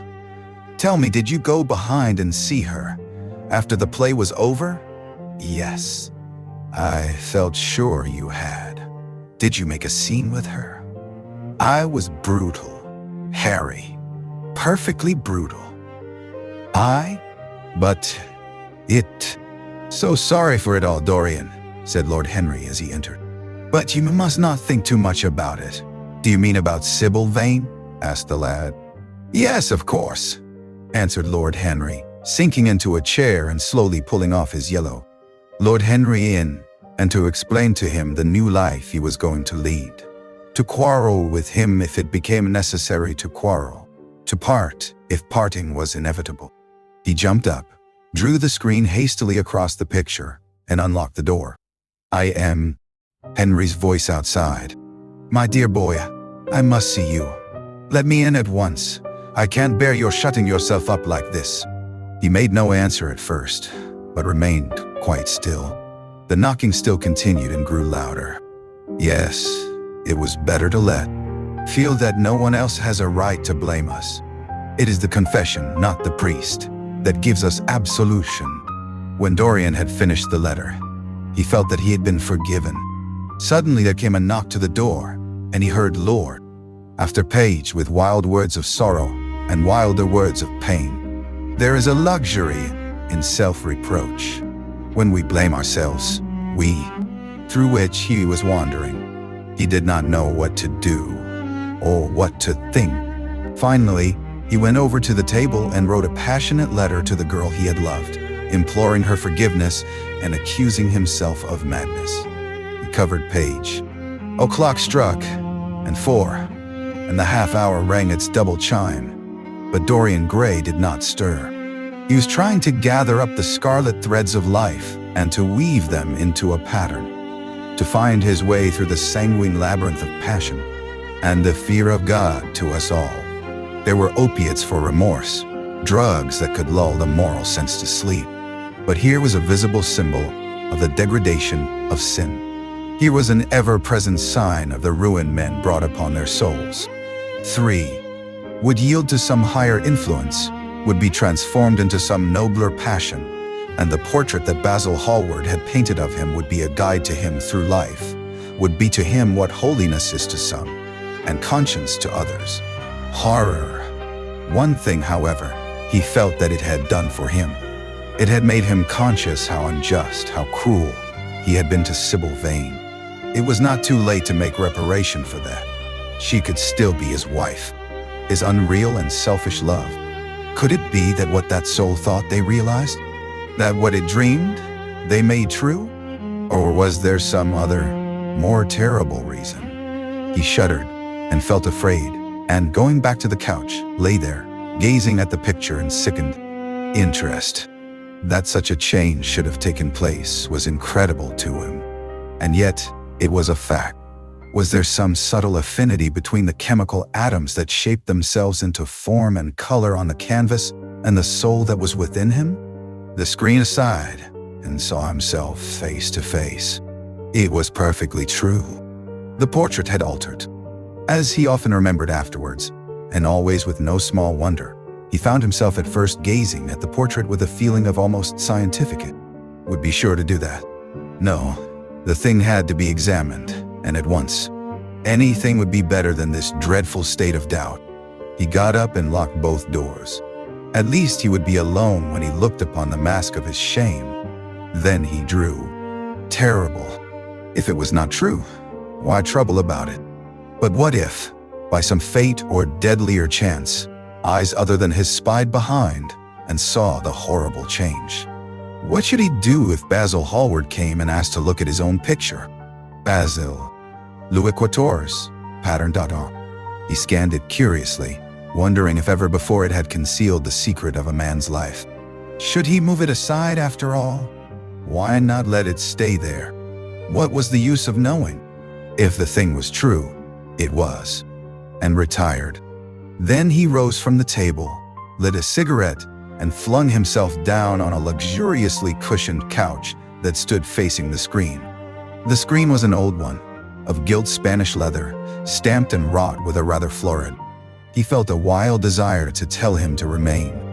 As the door was closing behind him, he called him back. The man stood waiting for his orders. Dorian looked at him for a moment. "I am not at home to anyone, Victor," he said with a sigh. The man bowed, cruelty around the warped lips. He almost dreaded his valet leaving the room. He knew that when he was alone, he would have to examine the portrait. He was afraid of certainty. When the coffee and cigarettes had been brought, and the man turned to go, had seen the touch of painted canvas could not alter. The thing was absurd. It would serve as a tale to tell Basil someday. It would make him smile. And yet, how vivid was his recollection of the whole thing. First in the dim twilight, and then in the bright dawn. "Shut the window." Dorian shook his head. "I am not cold," he murmured. Was it all true? Had the portrait really changed? Or had it been simply his own imagination that had made him see a look of evil where there had been a look of joy? Surely, with sulfur yellow roses stood before him, he felt perfectly happy. Suddenly his eye fell on the screen that he had placed in front of the portrait, and he started. "Too cold for monsieur?" asked his valet, putting an omelette on the table. I sat down to a light French breakfast that had been laid out for him on a small round table close to the open window. It was an exquisite day. The warm air seemed laden with spices. A bee flew in and buzzed round the blue dragon bowl that he seemed to have forgotten all that he had gone through. A dim sense of having taken part in some strange tragedy came to him once or twice, but there was the unreality of a dream about it. As soon as he was dressed, he went into the library, and at the most reasonable rates of interest. After about 10 minutes, he got up, and throwing on an elaborate dressing gown of silk-embroidered cashmere wool, passed into the onyx-paved bathroom. The cool water refreshed him after his long sleep, and did not realize that we live in an age when unnecessary things are our only necessities. And there were several very courteously worded communications from German street moneylenders offering to advance any sum of money at a moment's notice, showered on fashionable young men every morning during the season. There was a rather heavy bill for a chased silver Louis Quine's toilet set that he had not yet had the courage to send on to his guardians, who were extremely old-fashioned people. Morning. He hesitated for a moment, and then put it aside. The others he opened listlessly. They contained the usual collection of cards, invitations to dinner, tickets for private views, programs of charity concerts, and the like that are. "What o'clock is it, Victor?" asked Dorian Gray drowsily. 1 hour and a quarter, monsieur." How late it was. He sat up, and having sipped some tea, turned over his letters. One of them was from Lord Henry, and had been brought by hand. That tea and a pile of letters on a small tray of old Sèvres china, and drew back the olive satin curtains with their shimmering blue lining that hung in front of the 3 tall windows. "Monsieur has well slept this morning," he said, smiling. It was long past noon when he awoke. His valet had crept several times on tiptoe into the room to see if he was stirring, and had wondered what made his young master sleep so late. Finally his bell sounded, and Victor came in softly with a cup of food. Over again. The birds that were singing in the dew-drenched garden seemed to be telling the flowers about her. Chapter 18. Window and opened it. When he stepped out onto the grass, he drew a deep breath. The fresh morning air seemed to drive away all his somber passions. He thought only of Sybil. A faint echo of his love came back to him. He repeated her name over and happy together. His life with her would be beautiful and pure. He got up from his chair and drew a large screen right in front of the portrait, shuddering as he glanced at it. How horrible, he murmured to himself, and he walked across to Thea. Her amends, marry her, try to love her again. Yes, it was his duty to do so. She must have suffered more than he had. Poor child. He had been selfish and cruel to her. The fascination that she had exercised over him would return. They would be. Temptation. He would not see Lord Henry anymore. Would not, at any rate, listen to those subtle poisonous theories that in Basil Hallward's garden had first stirred within him the passion for impossible things. He would go back to Sybil Vane, make into gray. Its red and white roses would die. For every sin that he committed, a stain would fleck and wreck its fairness. But he would not sin. The picture, changed or unchanged, would be to him the visible emblem of conscience. He would resist, smile. Its bright hair gleamed in the early sunlight. Its blue eyes met his own. A sense of infinite pity, not for himself, but for the painted image of himself, came over him. It had altered already and would alter more. Its gold would wither. Past had left phantoms behind it. Suddenly, there had fallen upon his brain that tiny scarlet speck that makes men mad. The picture had not changed. It was folly to think so, yet it was watching him with its beautiful marred face and its cruel of his life, and told his story. It had taught him to love his own beauty. Would it teach him to loathe his own soul? Would he ever look at it again? No, it was merely an illusion wrought on the troubled senses. The horrible night that he had. Have someone with whom they could have scenes.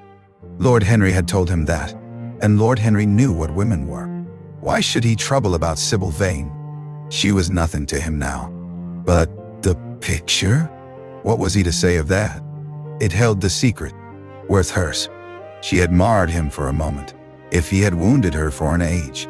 Besides, women were better suited to bear sorrow than men. They lived on their emotions.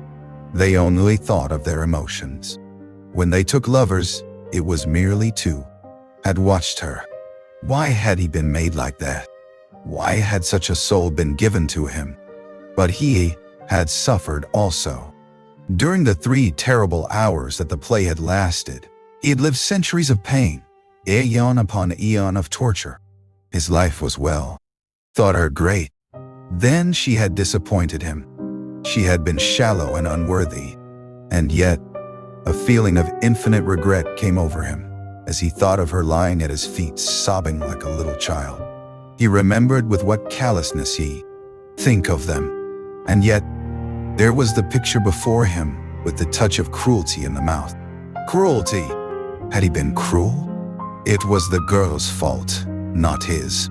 He had dreamed of her as a great artist, had given his love to her because he had, that he might keep all the delicate bloom and loveliness of his then just conscious boyhood. Surely his wish had not been fulfilled.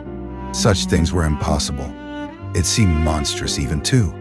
Might remain young, and the portrait grow old, that his own beauty might be untarnished, and the face on the canvas bear the burden of his passions and his sins, that the painted image might be seared with the lines of suffering and thought, threw himself into a chair and began to think. Suddenly, there flashed across his mind what he had said in Basil Hallward's studio the day the picture had been finished. Yes, he remembered it perfectly. He had uttered a mad wish that he himself picture and examined it again. There were no signs of any change when he looked into the actual painting, and yet there was no doubt that the whole expression had altered. It was not a mere fancy of his own. The thing was horribly apparent. He, taking up from the table an oval glass framed in ivory cupids, one of Lord Henry's many presents to him, glanced hurriedly into its polished depths.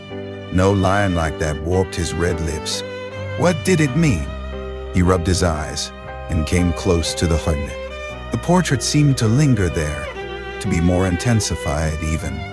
The quivering ardent sunlight showed him the lines of cruelty round the mouth, as clearly as if he had been looking into a mirror after he had done some dreadful thing.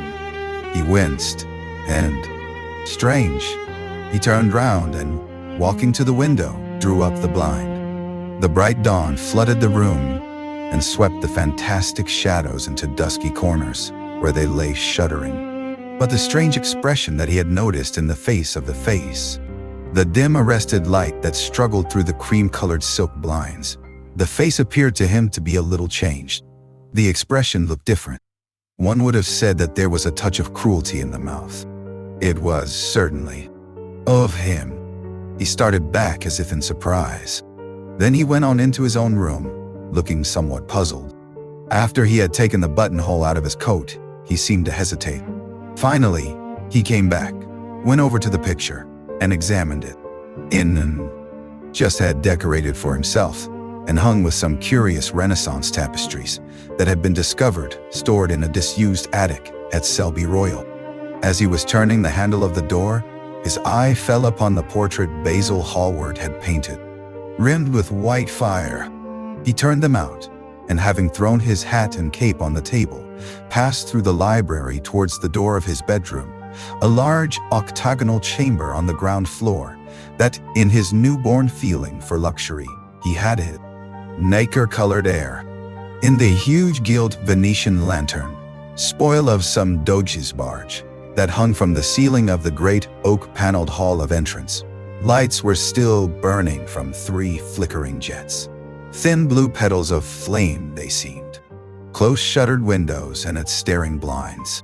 The sky was pure opal now, and the roofs of the houses glistened like silver against it.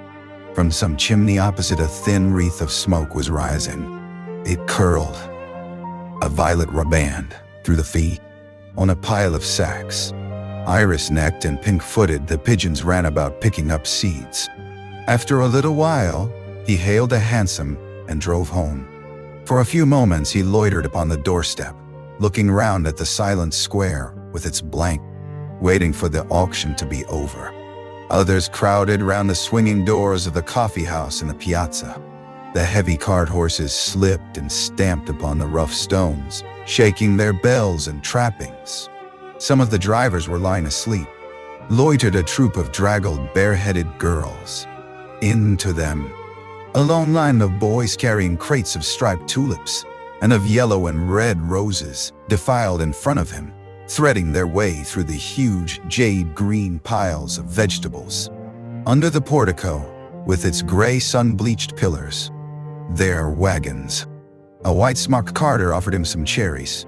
He thanked him, wondered why he refused to accept any money for them, and began to eat them listlessly. They had been plucked at midnight, and the coldness of the moon had entered. Filled with nodding lilies rumbled slowly down the polished empty street. The air was heavy with the perfume of the flowers, and their beauty seemed to bring him an anodyne for his pain. He followed into the market and watched the men unloading upon doorsteps and heard shrieks and oaths from gloomy courts. As the dawn was just breaking, he found himself close to Covent Garden. The darkness lifted, and flushed with faint fires, the sky hollowed itself into a perfect pearl. Huge carts past gaunt, black-shadowed archways and evil-looking houses. Women with hoarse voices and harsh laughter had called after him. Drunkards had reeled by, cursing and chattering to themselves like monstrous apes. He had seen grotesque children huddle, her little hands stretched blindly out, and appeared to be seeking for him. He turned on his heel and left the room. In a few moments he was out of the theater. Where he went to he hardly knew. He remembered wandering through dimly lit streets. Absurdly melodramatic. Her tears and sobs annoyed him. "I'm going," he said at last in his calm, clear voice. "I don't wish to be unkind, but I can't see you again. You have disappointed me." She wept silently and made no answer, but crept nearer. Thing and Dorian Gray, with his beautiful eyes, looked down at her, and his chiseled lips curled in exquisite disdain. There is always something ridiculous about the emotions of people whom one has ceased to love. Sybil Vane seemed to him to be. But you are quite right, Dorian. I should have shown myself more of an artist. It was foolish of me, and yet I couldn't help it. Oh, don't leave me, don't leave me. A fit of passionate sobbing choked her. She crouched on the floor like a wounded. Mean it. He was in jest. But you, oh, can't you forgive me for tonight? I will work so hard and try to improve. Don't be cruel to me, because I love you better than anything in the world. After all, it is only once that I have not pleased you. My love for you. I think I should never have known it if you had not kissed me, if we had not kissed each other. Kiss me again, my love. Don't go away from me. I couldn't bear it. Oh, don't go away from me. My brother. No, never mind. He didn't. Flung herself at his feet and lay there like a trampled flower. Dorian, Dorian, don't leave me, she whispered. I am so sorry I didn't act well. I was thinking of you all the time. But I will try. Indeed, I will try. It came so suddenly across me. She rose from her knees and, with a piteous expression of pain in her face, came across the room to him. She put her hand upon his arm and looked into his eyes. He thrust her back. Don't touch me, he cried. A low moan broke from her, and the girl grew white and trembled. She clenched her hands together, and her voice seemed to catch in her throat. You are not serious, Dorian, she murmured. You are acting. I leave that to you. You do it so well, he answered bitterly. Magnificent. The world would have worshipped you, and you would have borne my name. What are you now? A third-rate actress with a pretty face. Can't bear to think of it. I wish I had never laid eyes upon you. You have spoiled the romance of my life. How little you can know of love, if you say it mars your art. Without your art, you are nothing. I would have made you famous, splendid, and stupid. My God, how mad I was to love you. What a fool I have been. You are nothing to me now. I will never see you again. I will never think of you. I will never mention your name. You don't know what you were to me once. Why once? Oh, I simply produced no effect. I loved you because you were marvelous, because you had genius and intellect, because you realized the dreams of great poets and gave shape and substance to the shadows of art. You have thrown it all away. You are shallow.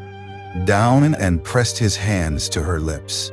He drew them away, and a shudder ran through him.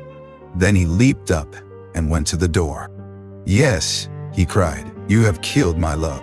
You used to stir my imagination. Now you don't even stir my curiosity.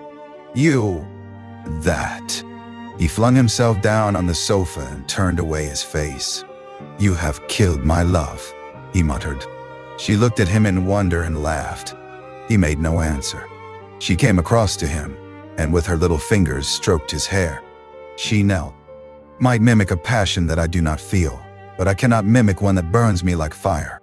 Oh, Dorian, Dorian, you understand now what it signifies. Even if I could do it, it would be profanation for me to play at being in love. You have made me see, dawned on my soul what it all meant. The knowledge was exquisite to me. I heard them hissing, and I smiled. What could they know of love such as ours? Take me away, Dorian. Take me away with you, where we can be quite alone. I hate the stage. All art can ever be. What have I to do with the puppets of a play? When I came on tonight, I could not understand how it was that everything had gone from me. I thought that I was going to be wonderful. I found that I could do nothing. Suddenly, to say, you had brought me something higher, something of which all art is but a reflection. You had made me understand what love really is. My love, Prince Charming, Prince of Life. I have grown sick of shadows. You are more to me than The first time, I became conscious that the Romeo was hideous and old and painted, that the moonlight in the orchard was false, that the scenery was vulgar, and that the words I had to speak were real, were not my words, were not what I wanted. Beautiful love, and you freed my soul from prison. You taught me what reality really is. Tonight, for the first time in my life, I saw through the hollowness, the sham, the silliness of the empty pageant in which I had always played. Tonight, my joy and the sorrows of Cordelia were mine also. I believed in everything. The common people who acted with me seemed to me to be godlike. The painted scenes were my world.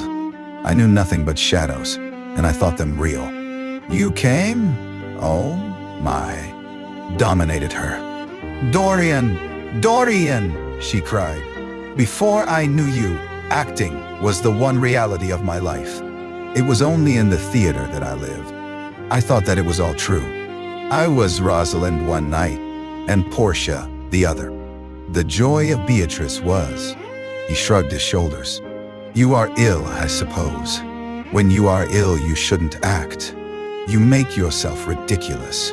My friends were bored. I was bored. She seemed not to listen to him. She was transfigured with joy, an ecstasy of happiness, the red petals of her mouth. Dorian, you should have understood. But you understand now, don't you? Understand what? He asked angrily. Why I was so bad tonight.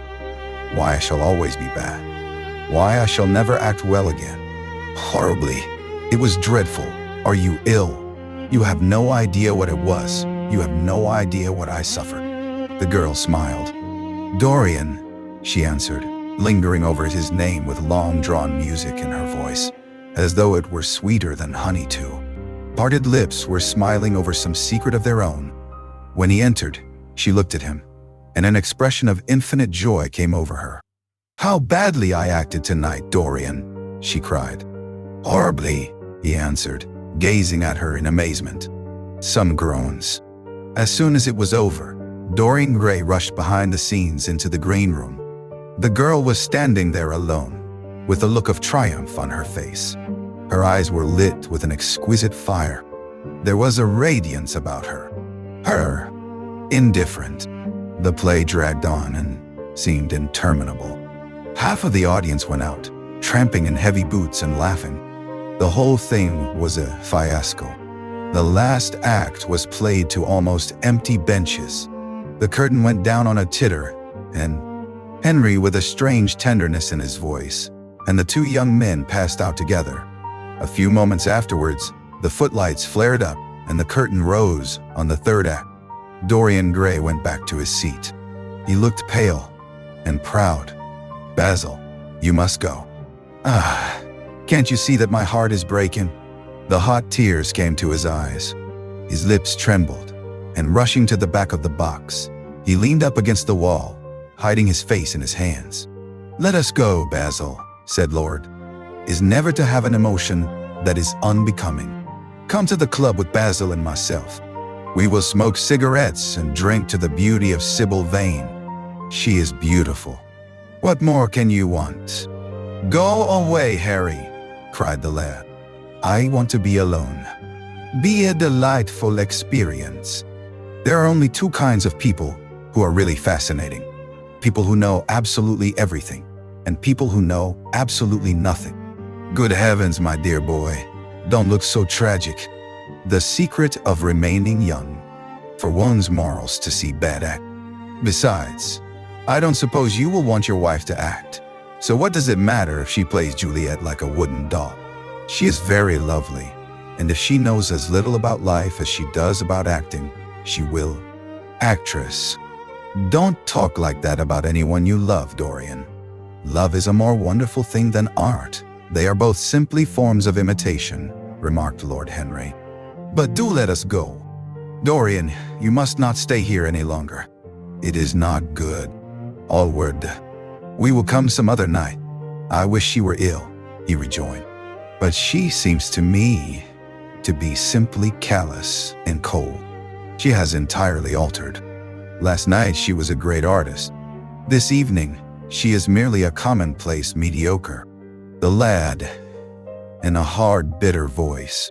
I am awfully sorry that I have made you waste an evening, Harry. I apologize to you both, my dear Dorian. I should think Miss Vane was ill, interrupted herself. When the second act was over, there came a storm of hisses, and Lord Henry got up from his chair and put on his coat. She is quite beautiful, Dorian, he said, but she can't act. Let us go. I am going to see the play through, answered. Pit and gallery lost their interest in the play. They got restless and began to talk loudly and to whistle. The Jew manager, who was standing at the back of the dress circle, stamped and swore with rage. The only person unmoved was the girl. Spoke the words as though they conveyed no meaning to her. It was not nervousness. Indeed, so far from being nervous, she was absolutely self-contained. It was simply bad art. She was a complete failure, even the common uneducated audience of the hall. Tonight, it is too rash, too unadvised, too sudden, too like the lightning, which doth cease to be ere one can say, it lightens. Sweet good night. This bud of love by summer's ripening breath may prove a beauteous flower when next we meet. She, with the painful precision of a schoolgirl who has been taught to recite by some second-rate professor of elocution. When she leaned over the balcony and came to those wonderful lines, although I joy in thee, I have no joy of this contract. Absurdly artificial. She overemphasized everything that she had to say. The beautiful passage, thou knowest the mask of night is on my face, else would a maiden blush bepaint my cheek for that which thou hast heard me speak tonight, was declaimed. Waited for that. If she failed there was nothing in her. She looked charming as she came out in the moonlight. That could not be denied. But the stagginess of her acting was unbearable and grew worse as she went on. Her gestures became puzzled and anxious. Neither of his friends dared to say anything to him. She seemed to them to be absolutely incompetent. They were horribly disappointed. Yet they felt that the true test of any Juliet is the balcony scene of the second act. The artificial manner. The voice was exquisite, but from the point of view of tone, it was absolutely false. It was wrong in color. It took away all the life from the verse. It made the passion unreal. Dorian Gray grew pale as he watched her.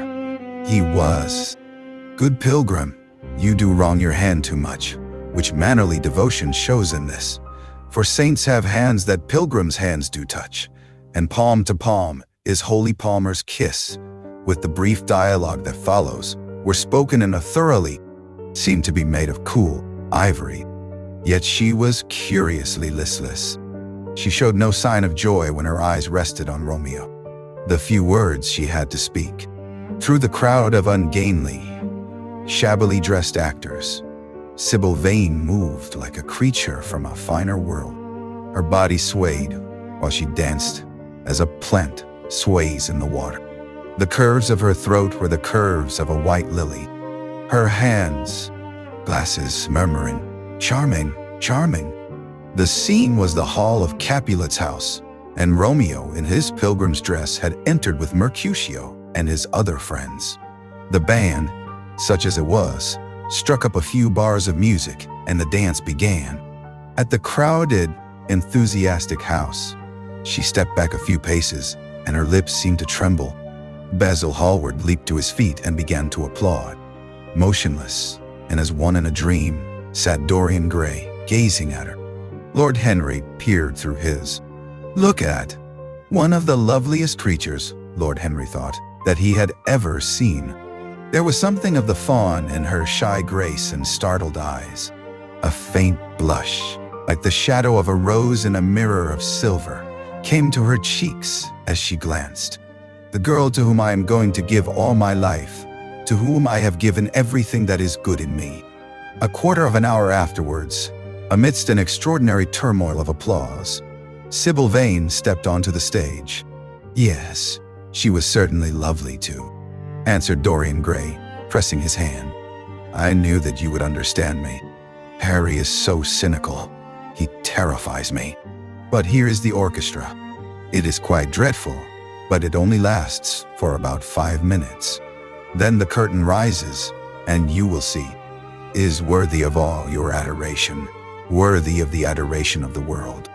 This marriage is quite right. I did not think so at first, but I admit it now. The gods made Sybil vain for you. Without her, you would have been incomplete. Thanks, Basil. Girl can give a soul to those who have lived without one, if she can create the sense of beauty in people whose lives have been sordid and ugly, if she can strip them of their selfishness and lend them tears for sorrows that are not their own. She, said the painter, I understand what you mean, and I believe in this girl. Anyone you love must be marvelous, and any girl who has the effect you describe must be fine and noble. To spiritualize one's age, that is something worth doing. If this, they are of the same flesh and blood as oneself. The same flesh and blood as oneself. Oh, I hope not, exclaimed Lord Henry, who was scanning the occupants of the gallery through his opera glass. Don't pay any attention to him, Dorian. Coarse faces and brutal gestures become quite different when she is on the stage. They sit silently and watch her. They weep and laugh, as she wills them to do. She makes them as responsive as a violin. She spiritualizes them, and one feels that bar.tune. What a place to find one's divinity in, said Lord Henry. Yes, answered Dorian Gray. It was here I found her, and she is divine beyond all living things. When she acts, you will forget everything. These common rough people, they talked to each other across the theater and shared their oranges with the tawdry girls who sat beside them. Some women were laughing in the pit. Their voices were horribly shrill and discordant. The sound of the popping of corks came from the key. Side-eyed himself with watching the faces in the pit.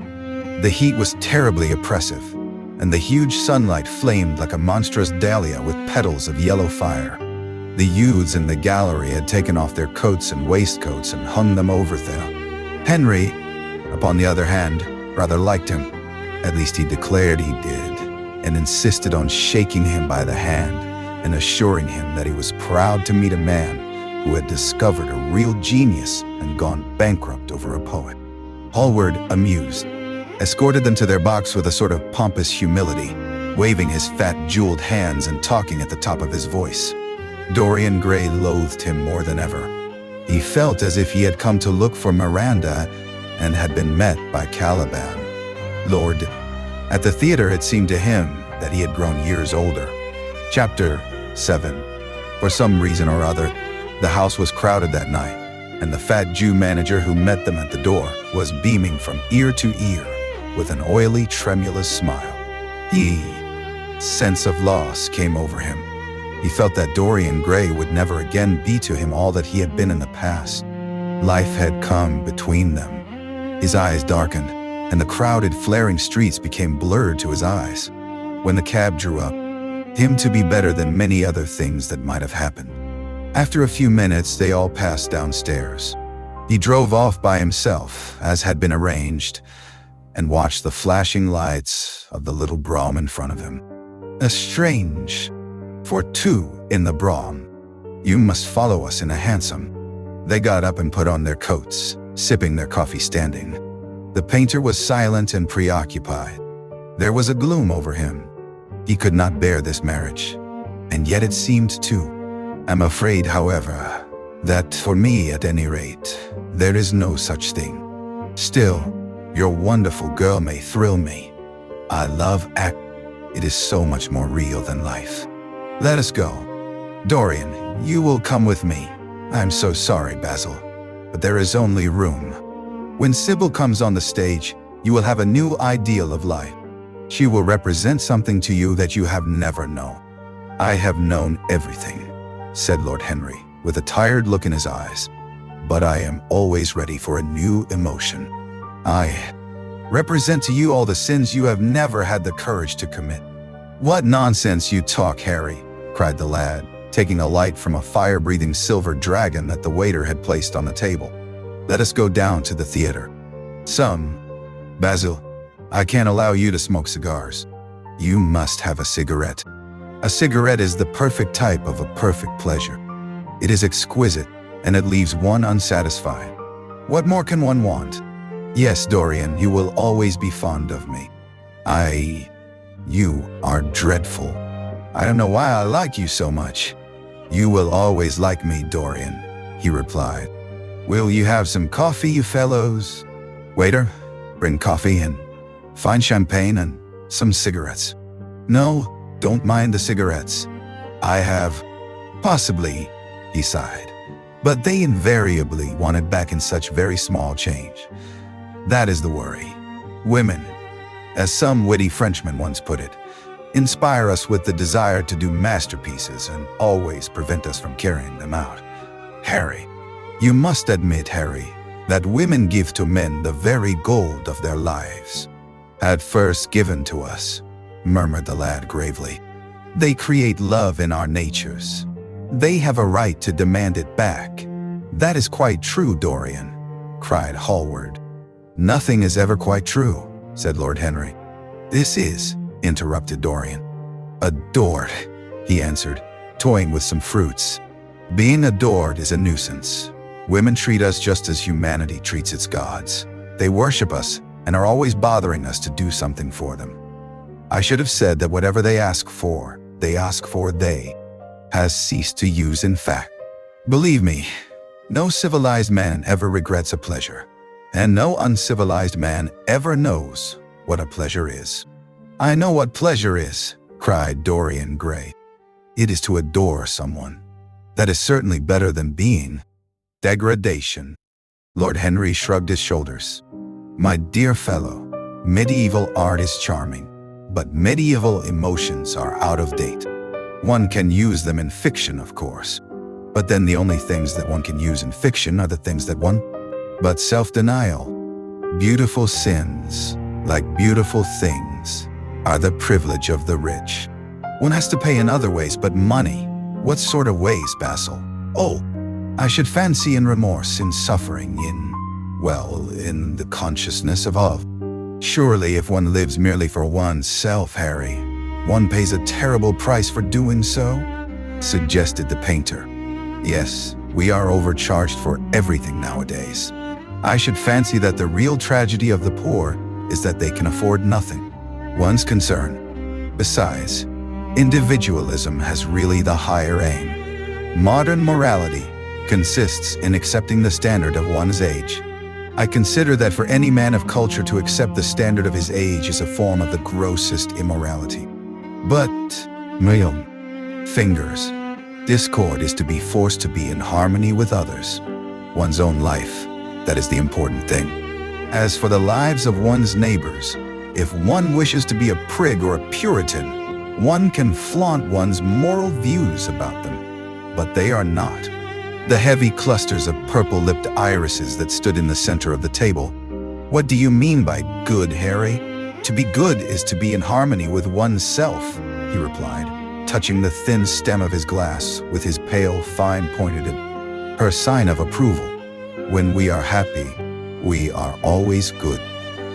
But when we are good, we are not always happy. But what do you mean by good? Cried Basil Hallward. Yes, echoed Dorian, leaning back in his chair and looking at Lord Henry over. But I am afraid I cannot claim my theory as my own. It belongs to nature, not to me. Pleasure is nature's test. Himself to some salad. Oh, your theories about life, your theories about love, your theories about pleasure. All your theories, in fact. Harry, pleasure is the only thing worth having a theory about, he answered in his slow, melodious voice. Me? I become different from what you have known me to be. I am changed, and the mere touch of Sybil Vane's hand makes me forget you, and all your wrong, fascinating, poisonous, delightful theories. And those are, asked Lord Henry, helping. Who is mine? What is marriage? An irrevocable vow. You mock at it for that. Ah, don't mock. It is an irrevocable vow that I want to take. Her trust makes me faithful. Her belief makes me good. When I am with her, I regret all that you have taught. That the man who could wrong her would be a beast without a heart. I cannot understand how anyone can wish to shame the thing he loves. I love Sybil Vane. I want to place her on a pedestal of gold and to see the world worship the woman. Of course, in middle-class life. But then the middle classes are not modern. Dorian Gray laughed and tossed his head. You are quite incorrigible, Harry, but I don't mind. It is impossible to be angry with you. When you see Sybil Vane, you will feel. Ask the question for the best reason possible, for the only reason, indeed, that excuses one for asking any question. Simple curiosity. I have a theory that it is always the women who propose to us, and not we who propose to the women. Except of... Hand upon his arm. Don't, Harry. You have annoyed Dorian. He is not like other men. He would never bring misery upon anyone. His nature is too fine for that. Lord Henry looked across the table. Dorian is never annoyed with me, he answered. It can't. Nothing to me compared with her. Women are wonderfully practical, murmured Lord Henry. Much more practical than we are. In situations of that kind, we often forget to say anything about marriage, and they always remind us. Hallward laid his. Perhaps you forgot all about it. My dear Harry, I did not treat it as a business transaction, and I did not make any formal proposal. I told her that I loved her, and she said she was not worthy to be my wife. Not worthy? Why, the whole world is. Edoy. I left her in the forest of Arden. I shall find her in an orchard in Verona. Lord Henry sipped his champagne in a meditative manner. At what particular point did you mention the word marriage, Dorian? And what did she say in answer? Have whispered their secret in my ear. I have had the arms of Rosalind around me and kissed Juliet on the mouth. Yes, Dorian, I suppose you were right, said Hallward slowly. Have you seen her today? Asked Lord Henry. Dorian Gray shook his head. Be furious. I don't care. I shall be of age in less than a year, and then I can do what I like. I have been right, Basil, haven't I? To take my love out of poetry and to find my wife in Shakespeare's plays. Lips that Shakespeare taught to speak. My hands. I feel that I should not tell you all this, but I can't help it. Of course, our engagement is a dead secret. She has not even told her own mother. I don't know what my guardians will say. Lord Radley is sure to. Can't describe to you what I felt at that moment. It seemed to me that all my life had been narrowed to one perfect point of rose-colored joy. She trembled all over and shook like a white narcissus. Then she flung herself on her knees and kissed. No man had ever seen. After the performance was over, I went behind and spoke to her. As we were sitting together, suddenly there came into her eyes a look that I had never seen there before. My lips moved towards hers. We kissed each other. I round a pale rose. As for her acting, well, you shall see her tonight. She is simply a born artist. I sat in the dingy box absolutely enthralled. I forgot that I was in London and in the 19th century. I was away with my love in a forest that, caught in a jewel and a hooded cloak lined with dull red. She had never seemed to me more exquisite. She had all the delicate grace of that Tanagra figurine that you have in your studio, Basil. Her hair clustered round her face like dark leaves. Sybil, you should have seen her. When she came on, in her boy's clothes, she was perfectly wonderful. She wore a moss-colored velvet jerkin with cinnamon sleeves, slim, brown, cross-gartered hose, a dainty little green cap with a hawk's feather hawks. Harry, I dressed. Had some dinner at that little Italian restaurant in Rupert Street you introduced me to, and went down at 8 o'clock to the theater. Sybil was playing Rosalind. Of course, the scenery was dreadful and the Orlando absurd. But the new chef here is like, and then you will tell us how it all came about. "There is really not much to tell," cried Dorian as they took their seats at the small round table. "What happened was simply this. After I left you yesterday evening, you for not having let me know of your engagement. You let Harry know. And I don't forgive you for being late for dinner," broke in Lord Henry, putting his hand on the lad's shoulder and smiling as he spoke. "Come, let us sit down and try what. Yet, it seems to me to be the one thing I have been looking for all my life." He was flushed with excitement and pleasure, and looked extraordinarily handsome. "I hope you will always be very happy, Dorian," said Hallward, "but I don't quite forgive." "You must both congratulate me," said the lad, throwing off his evening cape with its satin-lined wings and shaking each of his friends by the hand in turn. "I have never been so happy. Of course, it is sudden. All really delightful things are. And silly, but there are other and more interesting bonds between men and women. I will certainly encourage them. They have the charm of being fashionable. But here is Dorian himself. He will tell you more than I can. My dear Harry, my dear Basil, everything that I have said. I have the greatest contempt for optimism. As for a spoiled life, no life is spoiled but one whose growth is arrested. If you want to mar a nature, you have merely to reform it. As for marriage, of course that would be. Credit our neighbor with the possession of those virtues that are likely to be a benefit to us. We praise the banker that we may overdraw our account and find good qualities in the highwayman in the hope that he may spare our pockets. I mean, yourself. You are much better than you pretend to be." Lord Henry laughed. "The reason we all like to think so well of others is that we are all afraid for ourselves. The basis of optimism is sheer terror. We think that we are generous because we... No, you don't.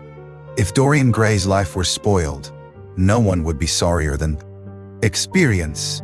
I hope that Dorian Gray will make this girl his wife, passionately adore her for 6 months, and then suddenly become fascinated by someone else. He would be a wonderful study.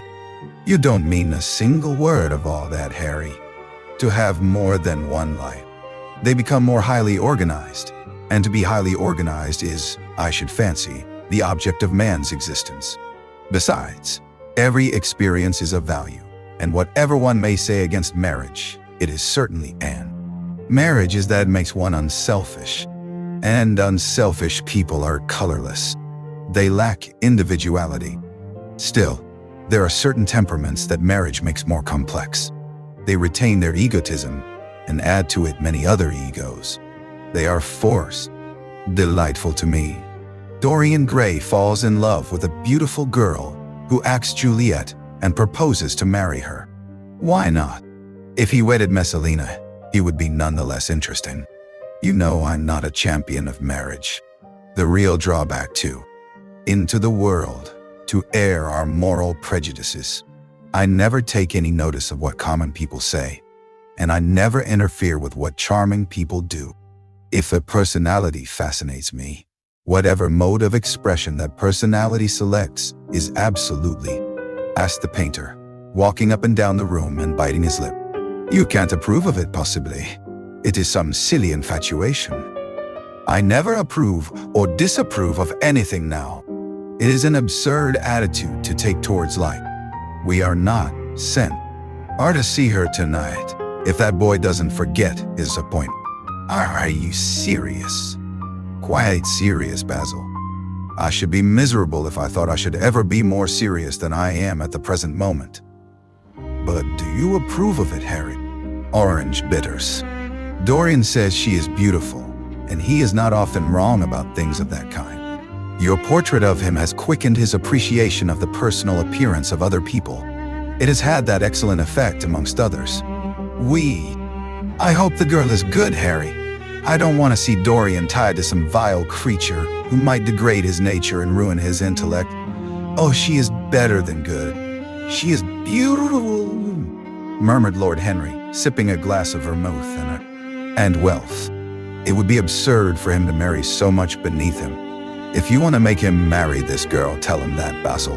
He is sure to do it then. Whenever a man does a thoroughly stupid thing, it is always from the noblest motives. Engaged to be married. There is a great difference. I have a distinct remembrance of being married, but I have no recollection at all of being engaged. I am inclined to think that I never was engaged. But think of Dorian's birth and position. Dorian is far too wise not to do foolish things now and then, my dear Basil. Marriage is hardly a thing that one can do now and then, Harry, except in America, rejoined Lord Henry languidly. But I didn't say he was married. I said he was, or other. I can't believe it. Dorian is far too sensible. Whitewashing. Dorian Gray is engaged to be married, said Lord Henry, watching him as he spoke. Hallward started and then frowned. Dorian engaged to be married, he cried. Impossible. It is perfectly true. To whom? To some little actress, giving his hat and coat to the bowing waiter. What is it? Nothing about politics, I hope. They don't interest me. There is hardly a single person in the House of Commons worth painting, though many of them would be the better for a little fool. Laugh at it someday. Chapter 6. I suppose you have heard the news, Basil, said Lord Henry that evening as Hallward was shown into a little private room at the Bristol, where dinner had been laid for 3. No, Harry, answered the artist. Sybil, how desolate she felt her life would be, now that she had only one child to look after. She remembered the phrase. It had pleased her. Of the threat she said nothing. It was vividly and dramatically expressed. She felt that they would all, in vulgar details. It was with a renewed feeling of disappointment that she waved the tattered lace handkerchief from the window as her son drove away. She was conscious that a great opportunity had been wasted. She consoled herself by telling, like to have continued the scene on the same emotional scale, but he cut her short. Trunks had to be carried down and mufflers looked for. The lodging house drudge bustled in and out. There was the bargaining with the cabman. The moment was lost. Passionate gesture that accompanied it, the mad melodramatic words, made life seem more vivid to her. She was familiar with the atmosphere. She breathed more freely, and for the first time, for many months, she really admired her son. She would have. Goodbye. Don't forget that you will have only one child now to look after. And believe me, that if this man wrongs my sister, I will find out who he is, track him down, and kill him like a dog. I swear it. The exaggerated folly of the threat. The hands. Sybil has a mother, she murmured. I had none. The lad was touched. He went towards her, and stooping down, he kissed her. I am sorry if I have pained you by asking about my father, he said. But I could not help it. I must go now. But don't let Sybil. It is a gentleman, isn't it? Who is in love with her, or says he is. Highly connected too, I suppose. For a moment, a hideous sense of humiliation came over the woman. Her head drooped. She wiped her eyes with shaking. From his lips. I don't care for myself, he exclaimed. She shook her head. I knew he was not free. We loved each other very much. If he had lived, he would have made provision for us. Don't speak against him, my son. He was your father, and a gentleman. Indeed, he was highly connected. An oath broke. Direct answer. The situation had not been gradually led up to. It was crude. It reminded her of a bad rehearsal. No, she answered, wondering at the harsh simplicity of life. My father was a scoundrel then, cried the lad, clenching his fists. The terrible moment, the moment that night and day, for weeks and months, she had dreaded, had come at last, and yet she felt no terror. Indeed, in some measure it was a disappointment to her. The vulgar directness of the question called for enraged him. Mother, I have something to ask you, he said. Her eyes wandered vaguely about the room. She made no answer. Tell me the truth. I have a right to know. Were you married to my father? She heaved a deep sigh. It was a sigh of relief, dropped mechanically from her lips. A tattered lace handkerchief twitched in her fingers. When the clock struck 6, he got up and went to the door. Then he turned back and looked at her. Their eyes met. In hers he saw a wild appeal for mercy. That was left to him. After some time, he thrust away his plate and put his head in his hands. He felt that he had a right to know. It should have been told to him before, if it was as he suspected. Leaden with fear, his mother watched him. Words entered. He made no answer, but sat down to his meager meal. The flies buzzed round the table and crawled over the stained cloth. Through the rumble of omnibuses and the clatter of street cabs, he could hear the droning voice devouring each minute. Were flung round his neck, and her fingers strayed through his hair. He softened and kissed her with real affection. There were tears in his eyes as he went downstairs. His mother was waiting for him below. She grumbled at his unpunctuality, as he, sure to make a scene, and he detested scenes of every kind. In Sybil's own room they parted. There was jealousy in the lad's heart, and a fierce, murderous hatred of the stranger who, as it seemed to him, had come between them. Yet, when her arms, shabby home in the Euston Road, it was after 5 o'clock, and Sybil had to lie down for a couple of hours before acting. Jim insisted that she should do so. He said that he would sooner part with her when their mother was not present. She would be. "I shall love him forever," she cried. And he, forever too. He had better.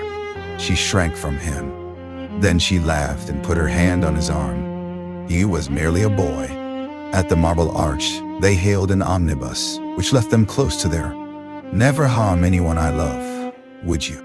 "Not as long as you love him, I suppose," was the sullen answer. "Be so serious, Jim. You are like one of the heroes of those silly melodramas Mother used to be so fond of acting in. I am not going to quarrel with you. I have seen him, and oh, to see him is perfect happiness. We won't quarrel. I know you would. What I am about. Mother is no help to you.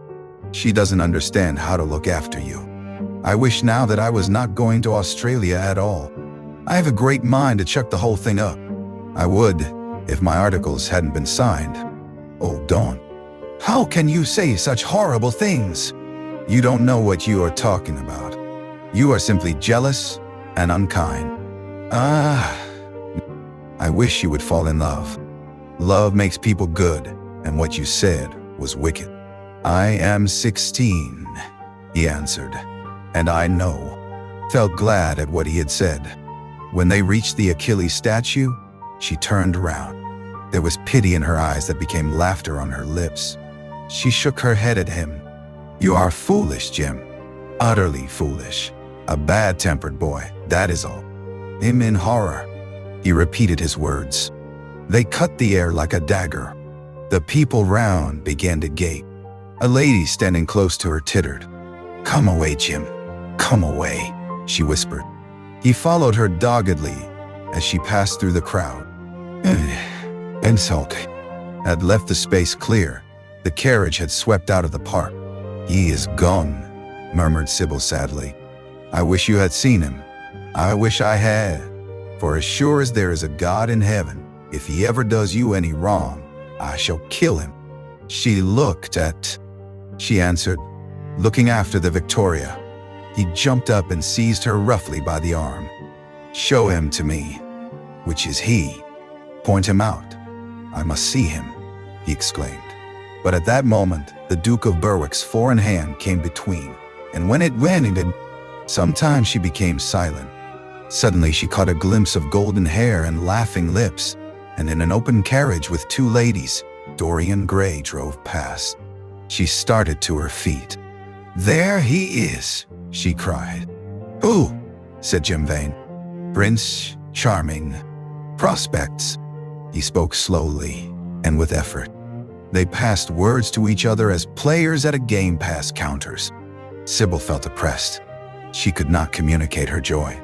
A faint smile curving that sullen mouth was all the echo she could win.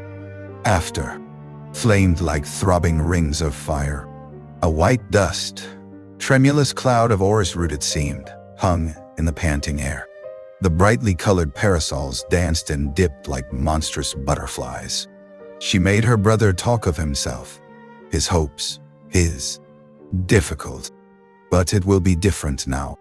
You are going to a new world, and I have found one. Here are 2 chairs. Let us sit down and see the smart people go by. They took their seats amidst a crowd of watchers.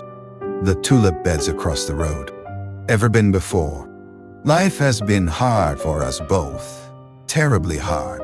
And you, dear old Jim, you talk as if you were 100. Someday you will be in love yourself. Then you will know what it is. Don't look so sulky. Surely you should be glad to think that. Though you are going away, you leave me happier than I have. What more do you want? He wants to enslave you. I shudder at the thought of being free.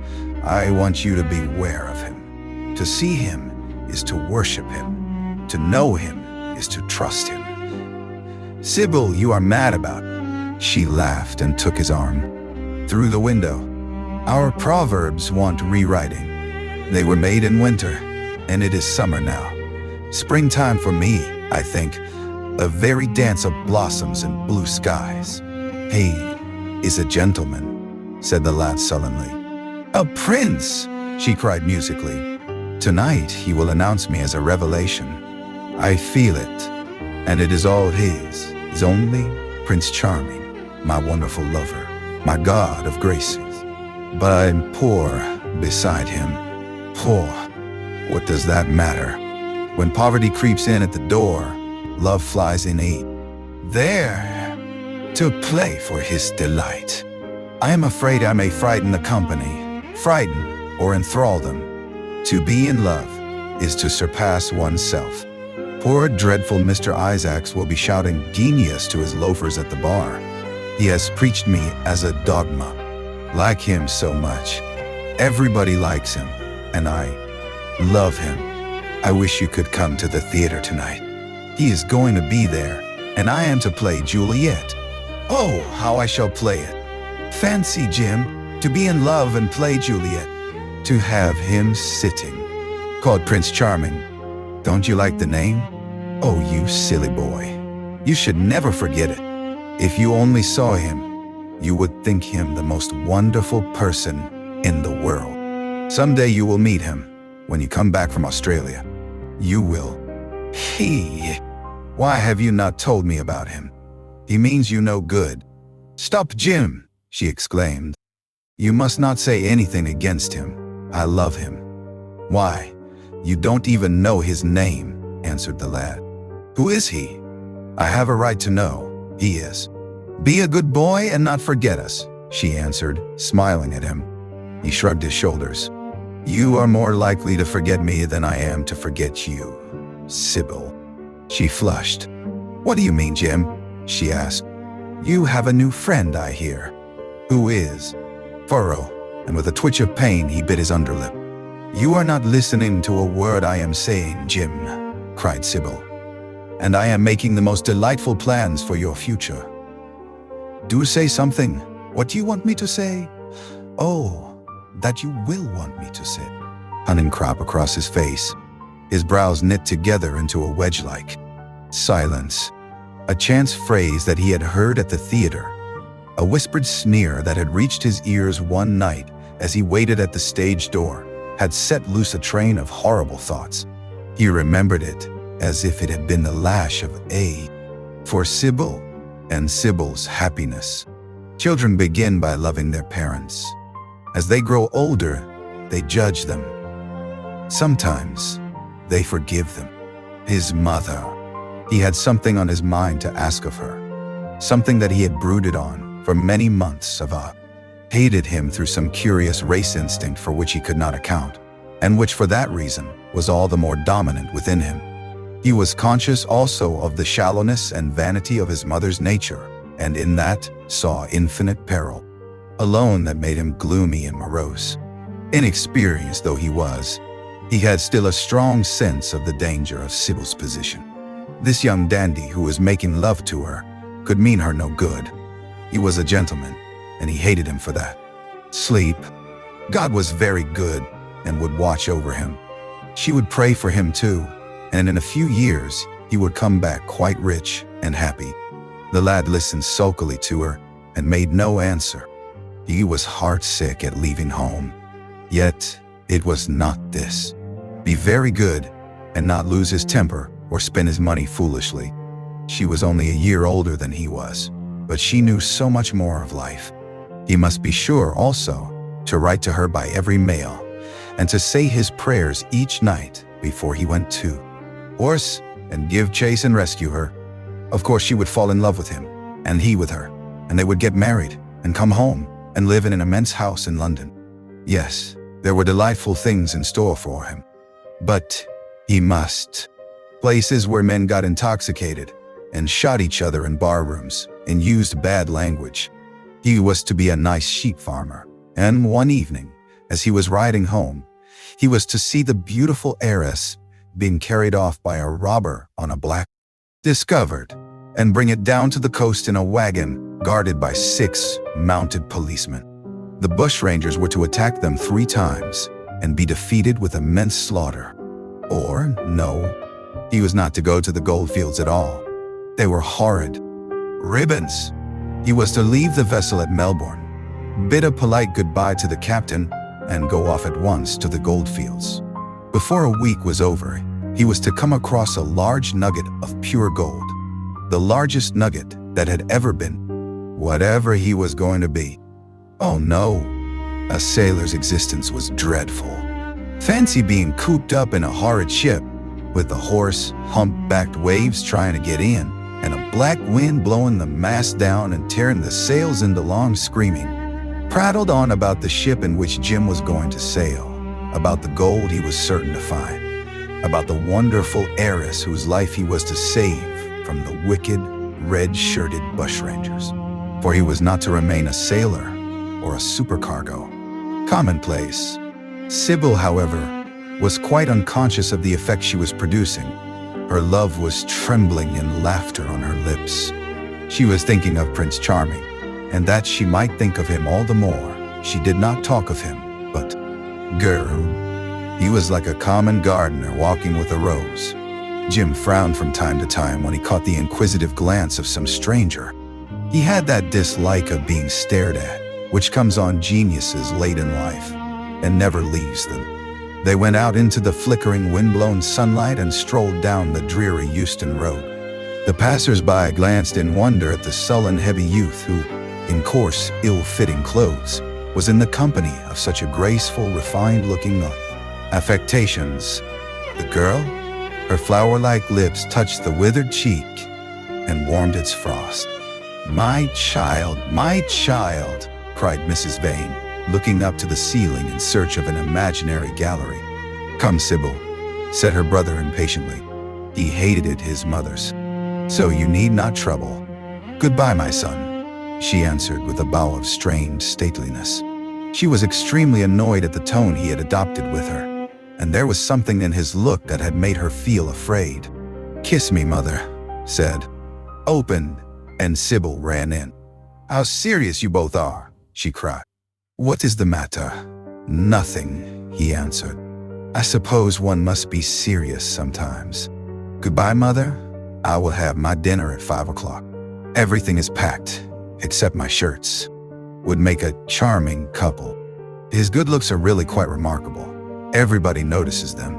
The lad muttered something to himself and drummed on the window pane with his coarse fingers. He had just turned round to say something when the door. "Of course, if this gentleman is wealthy, there is no reason why she should not contract an alliance with him. I trust he is one of the aristocracy. He has all the appearance of it, I must say. It might be a most brilliant marriage for Sybil. The real name. I think it is quite romantic of him. He is probably a member of the aristocracy." James Vane bit his lip. "Watch over Sybil, mother," he cried. "Watch over her. My son, you distress me very much. Sybil is always under my special care, polite to me. Besides, he has the appearance of being rich, and the flowers he sends are lovely." "You don't know his name, though," said the lad harshly. "No," answered his mother with a placid expression in her face. Kay has not yet revealed his many bouquets at one time. That was when acting was really understood.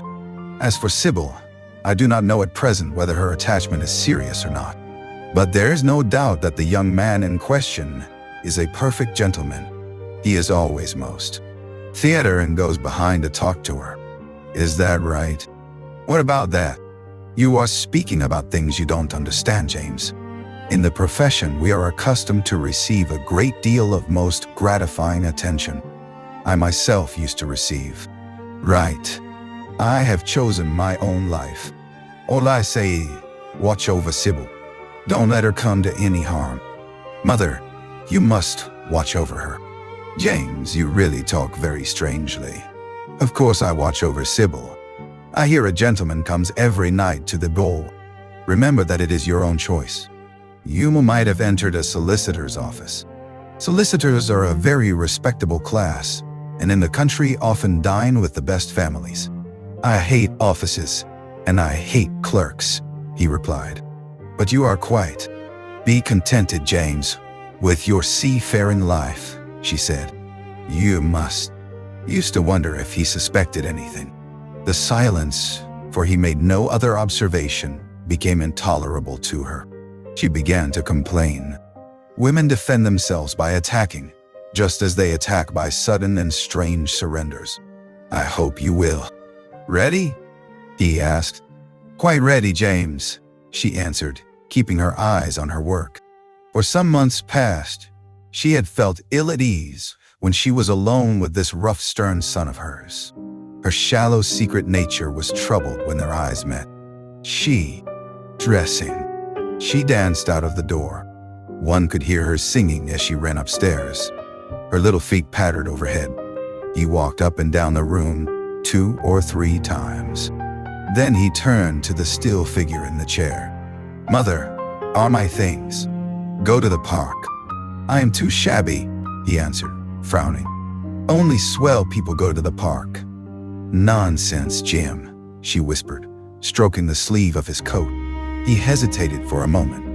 Very well, he said at last, but don't be too long. Afraid you were going to say goodbye to some of your friends, to Tom Hardy, who gave you that hideous pipe, or Ned Langton, who makes fun of you for smoking it.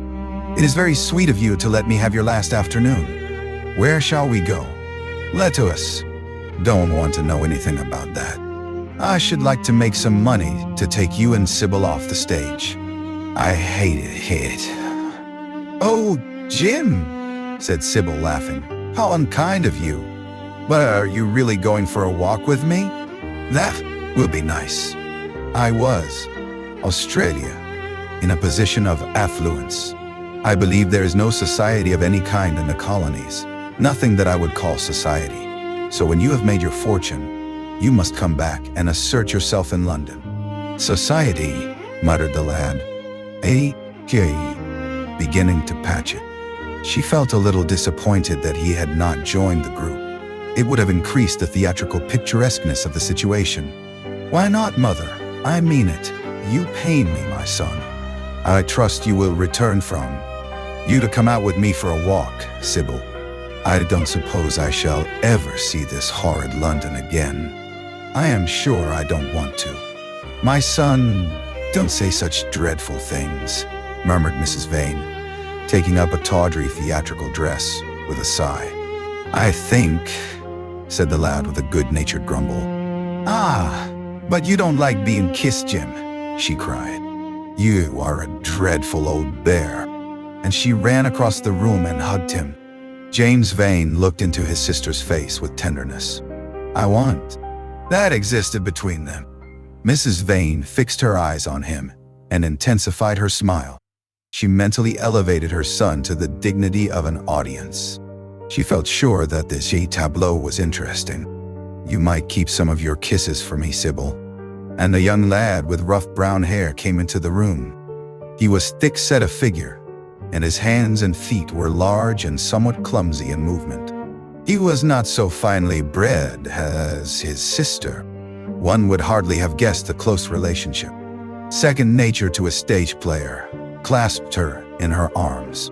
At this moment, the door opened. Must say that you should have shown more consideration. However, as I said before, if he is rich... Ah, mother, let me be happy." Mrs. Vane glanced at her, and with one of those false theatrical gestures that so often become a mode of war, "are far too young to think of falling in love. Besides, what do you know of this young man? You don't even know his name. The whole thing is most inconvenient, and really, when James is going away to Australia, and I have so much to think of." Kissed her. "Forgive me, mother. I know it pains you to talk about our father, but it only pains you because you loved him so much. Don't look so sad. I am as happy today as you were 20 years ago. Ah, let me be happy forever, my child." Proud. "Mother, did you love my father as I love Prince Charming?" The elder woman grew pale beneath the coarse powder that daubed her cheeks, and her dry lips twitched with a spasm of pain. Sybil rushed to her, flung her arms round her neck. "So much. I know why I love him.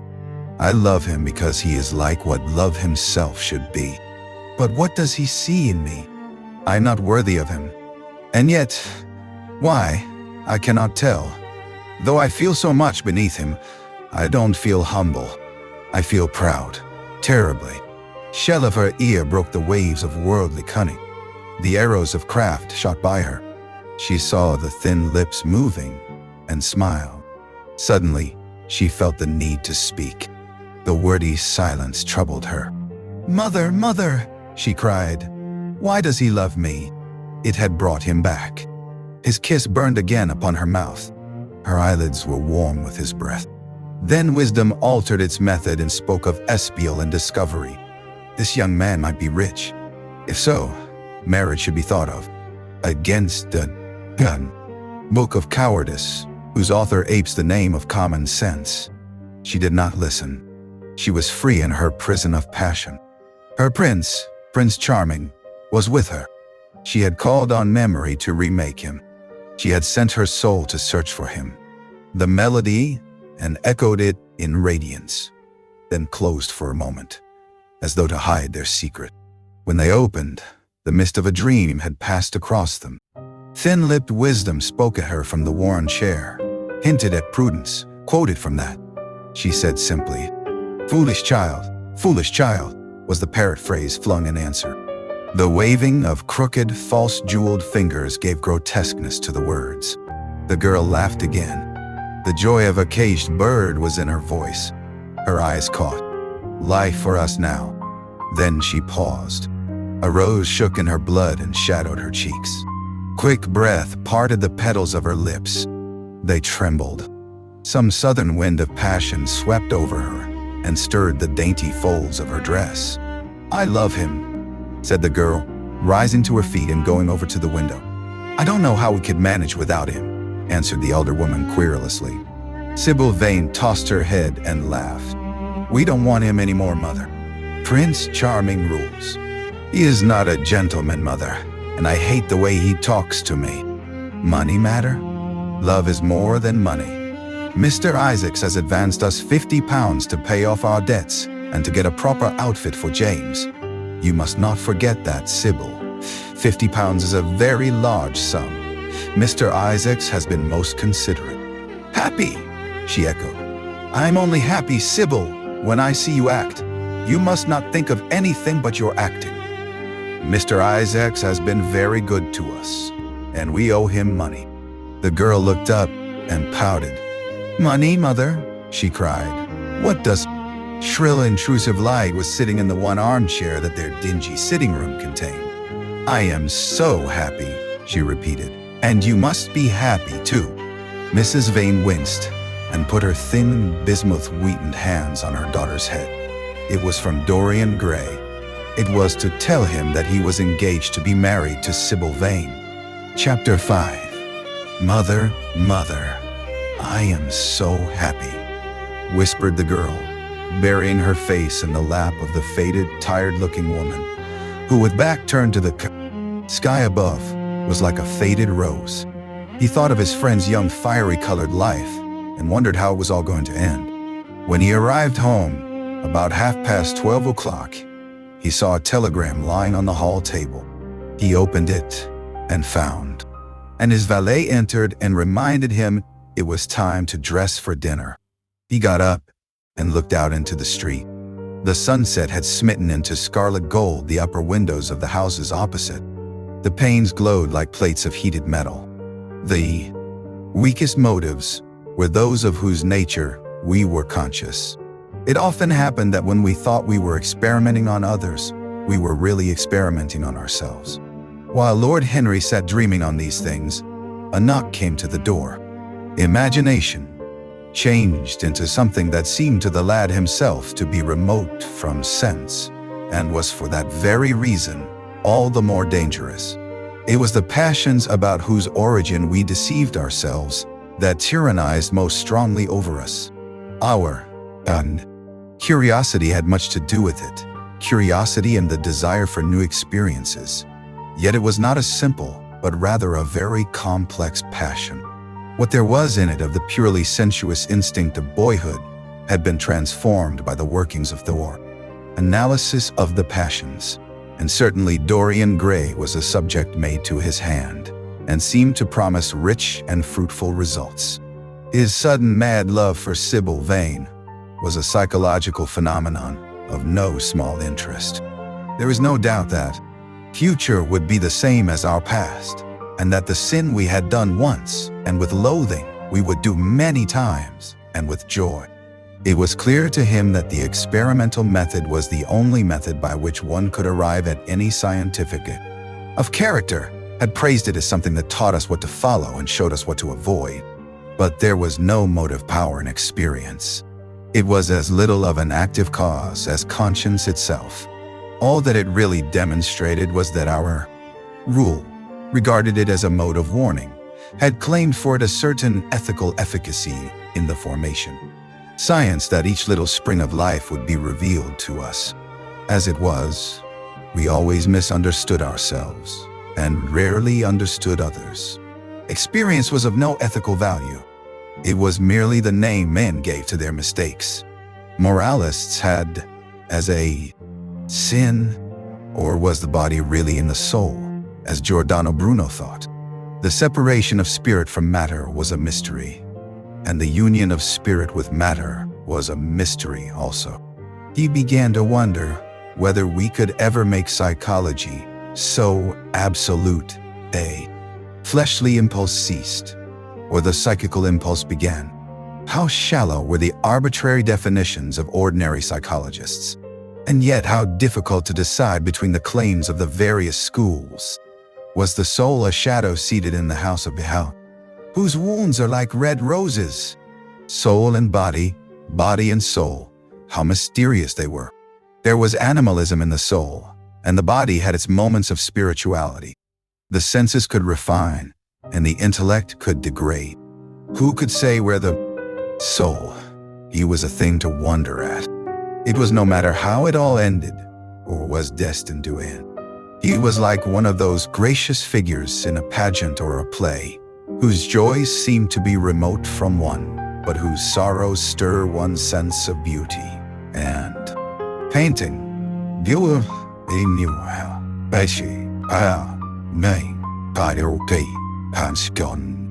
Yes, the lad was premature. He was gathering his harvest while it was yet spring. The pulse and passion of youth were in him, but he was becoming self-conscious. It was delightful to watch him, with his beautiful face, and as beautiful, with the passions and the intellect. But now and then a complex personality took the place and assumed the office of art. Was indeed, in its way, a real work of art. Life having its elaborate masterpieces, just as poetry has, or sculpture, waited till life disclosed to them its secrets. But to the few, to the elect, the mysteries of life were revealed before the veil was drawn away. Sometimes this was the effect of art, and chiefly of the art of literature, which dealt immediately of his musical words said with musical utterance, that Dorian Gray's soul had turned to this white girl and bowed in worship before her. To a large extent, the lad was his own creation.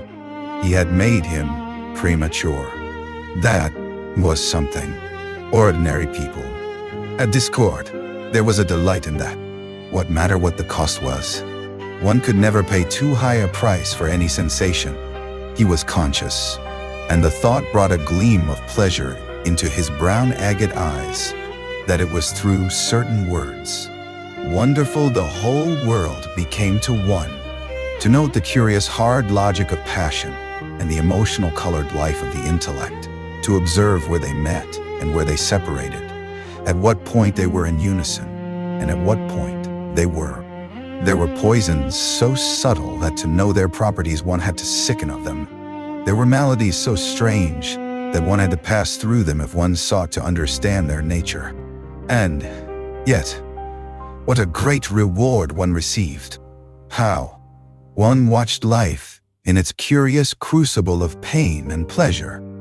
One could not wear over one's face a mask of glass, nor keep the sulphurous fumes from troubling the brain and making the imagination turbid with monstrous fancies and misshapen dreams, trivial and of no import. And so he had begun by vivisecting himself, as he had ended by vivisecting others. Human life, that appeared to him the one thing worth investigating. Compared to it, there was nothing else of any value. It was true that as him not the slightest pang of annoyance or jealousy, he was pleased by it. It made him a more interesting study. He had been always enthralled by the methods of natural science, but the ordinary subject matter of that science had seemed to him. He began to think. Certainly few people had ever interested him so much as Dorian Gray, and yet the lad's mad adoration of someone else caused tossed. Handkerchief out of a large gold-topped bottle that stood on the table. It must be if you say it, and now I'm off. Imogen is waiting for me. Don't forget about tomorrow. Goodbye. As he left the room, Lord Henry's heavy eyelids drooped. A book of second-rate sonnets makes a man quite irresistible. He lives the poetry that he cannot write. The others write the poetry that they dare not realize. I wonder, is that really so, Harry? Said Dorian Gray, putting some perfume on his. Uninteresting in what they are.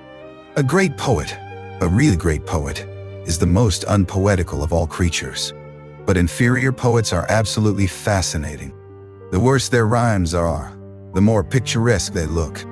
The mere fact of having published has nothing left for life but his prejudices, his principles, and his common sense.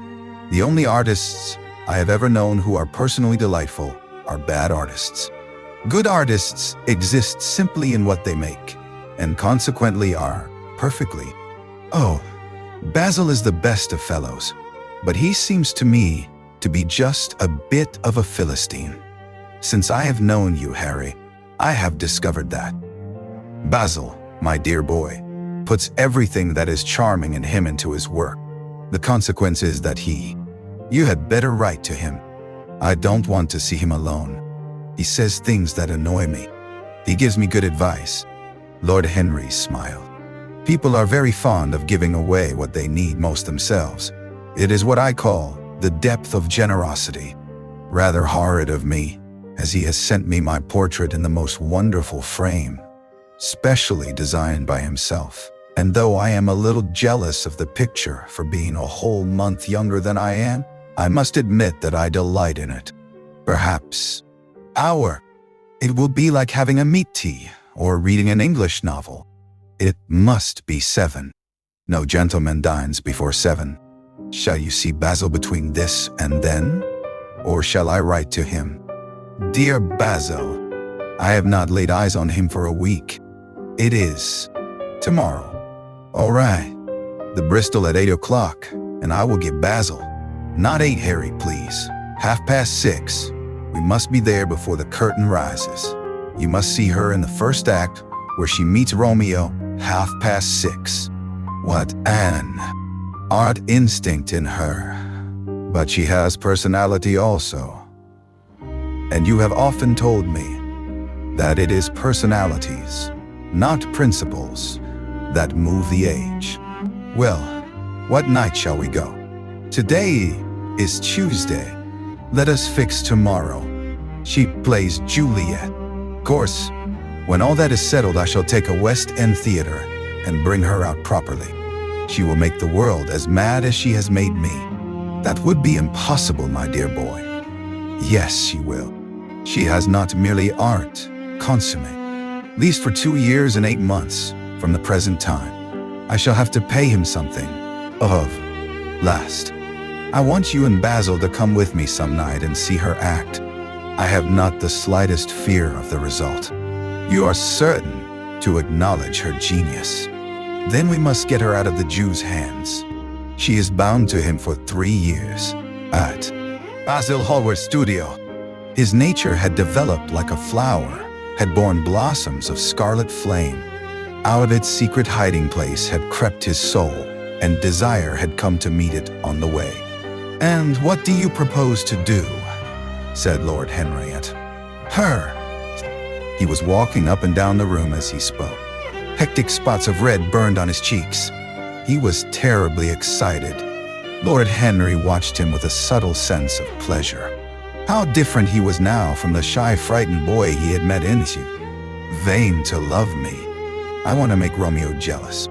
I want the dead lovers of the world to hear our laughter and grow sad. I want a breath of our passion to stir their dust into consciousness, to wake their ashes into pain. My God, Harry, how I worship. Horrid you are. She is all the great heroines of the world in one. She is more than an individual. You laugh, but I tell you she has genius. I love her, and I must make her love me. You, who know all the secrets of life, tell me how to charm Sybil. Buddy, I am filled with awe. You can dine with me tonight, Dorian, can't you?" He shook his head. "Tonight she is Imogen," he answered, "and tomorrow night she will be Juliet. When is she Sybil Vane? Never. I congratulate you. How wonder. You always come dreadfully late." "Well, I can't help going to see Sybil play," he cried, "even if it is only for a single act. I get hungry for her presence, and when I think of the wonderful soul that is hidden away in that little ivory. You must have some curious romance on hand." "You have, but it is not quite what I expected. My dear Harry, we either lunch or sup together every day, and I have been to the opera with you several times," said Dorian, opening his blue eyes in it. From her little head to her little feet, she is absolutely and entirely divine. Every night of my life I go to see her act, and every night she is more marvelous. That is the reason, I suppose, that you never dine with me now. I thought the Jew wanted to tell me her history, but I said it did not interest me. You were quite right. There is always something infinitely mean about other people's tragedies. Sybil is the only thing I care about. What is it to me where she came? First night, and looks as if she had seen better days. I know that look. It depresses me, murmured Lord Henry, examining his rings. How to pay compliments. You don't understand her, Harry. She regarded me merely as a person in a play. She knows nothing of life. She lives with her mother, a faded, tired woman who played Lady Capulet in a sort of magenta dressing wrapper. Children. He would insist on calling me my lord, so I had to assure Sybil that I was not anything of the kind. She said quite simply to me, "You look more like a prince. I must call you Prince Charming." Upon my word, Dorian, Miss Sybil knows performance, and she seemed quite unconscious of her power. I think we were both rather nervous. The old Jew stood grinning at the doorway of the dusty green room, making elaborate speeches about us both, while we stood looking at each other like, "Harry, why?" "I will tell you some other time. Now I want to know about the girl. Sybil. Oh, she was so shy and so gentle. There is something of a child about her." Her eyes opened wide in exquisite wonder when I told her what I thought of her. Some flowers, and she had looked at me. At least I fancied that she had. The old Jew was persistent. He seemed determined to take me behind, so I consented. It was curious my not wanting to know her, wasn't it? No, I don't think so. My dear, having invested too heavily in the prose of life, to have ruined oneself over poetry is an honor. But when did you first speak to Miss Sybil Vane? The third night. She had been playing Rosalind. I could not help going round. I had thrown her, with an air of pride, that his 5 bankruptcies were entirely due to the bard, as he insisted on calling him. He seemed to think it a distinction. It was a distinction, my dear Dorian, a great distinction. Most people become bankrupt through.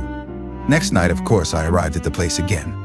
When he saw me, he made me a low bow and assured me that I was a munificent patron of art. He was a most offensive brute, though he had an extraordinary passion for Shakespeare. He told me once, expensive.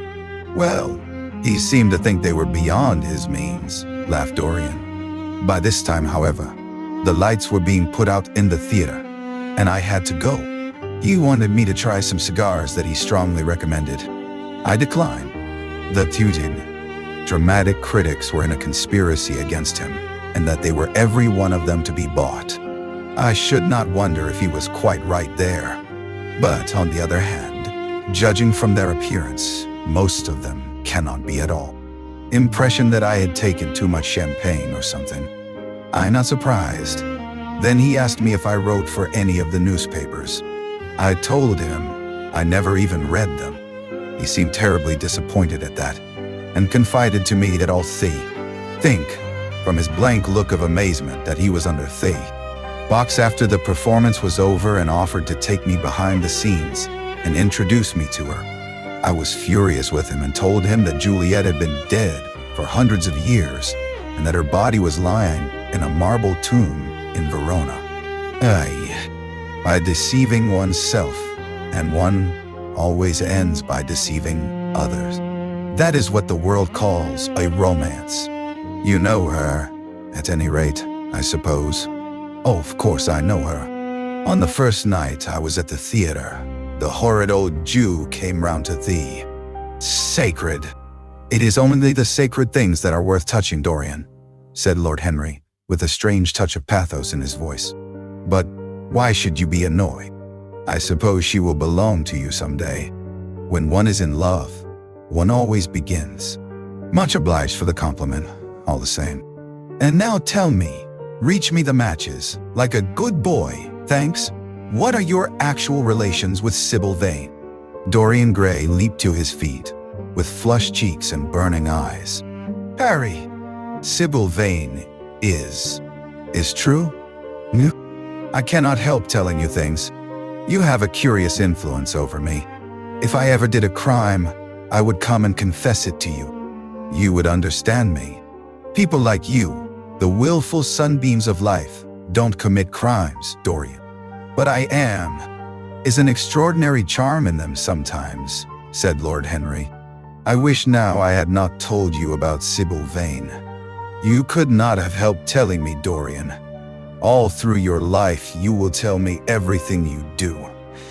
Yes, Harry, I believe that they do. Actress is.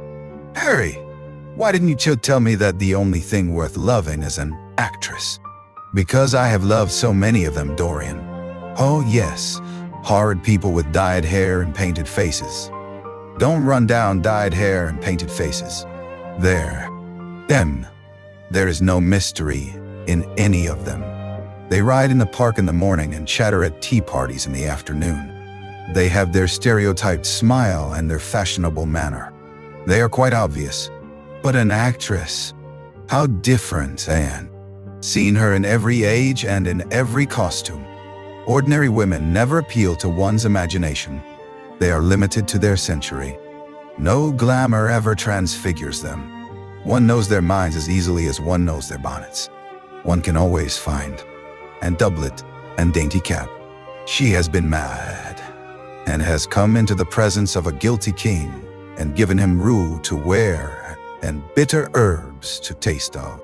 She has been innocent, and the black hands of jealousy have crushed her reed-like throat. Evening she is Rosalind, and the next evening she is Imogen. I have seen her die in the gloom of an Italian tomb, sucking the poison from her lover's lips. I have watched her wandering through the forest of Arden, disguised as a pretty boy in hose.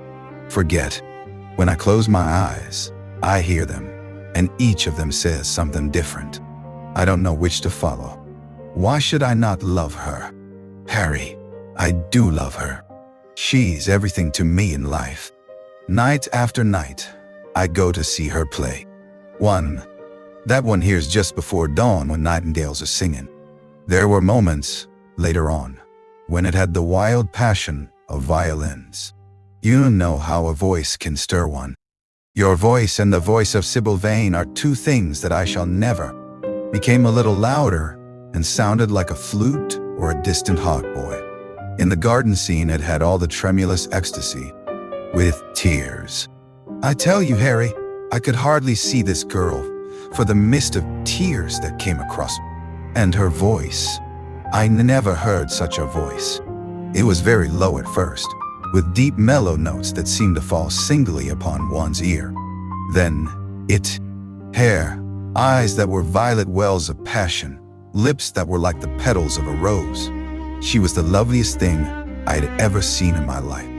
You said to me once that pathos left you unmoved. But that beauty, mere beauty, could fill your eyes. Were both as grotesque as the scenery, and that looked as if it had come out of a country booth. But Juliet, Harry, imagine a girl, hardly 17 years of age, with a little flower-like face, a small Greek head with plaited coils of dark brown, elderly gentleman with corked eyebrows, a husky tragedy voice, and a figure like a beer barrel. Mercutio was almost as bad. He was played by the low comedian who had introduced gags of his own and was on most friendly terms with the pit. I determined to wait for the first act. There was a dreadful orchestra, presided over by a young Hebrew who sat at a cracked piano that nearly drove me away. But at last the drop scene was drawn up, and the play began. Romeo was a stout, toujours taut. This play was good enough for us, Harry. It was Romeo and Juliet. I must admit that I was rather annoyed at the idea of seeing Shakespeare done in such a wretched hole of a place. Still, I felt interested in a sort of way.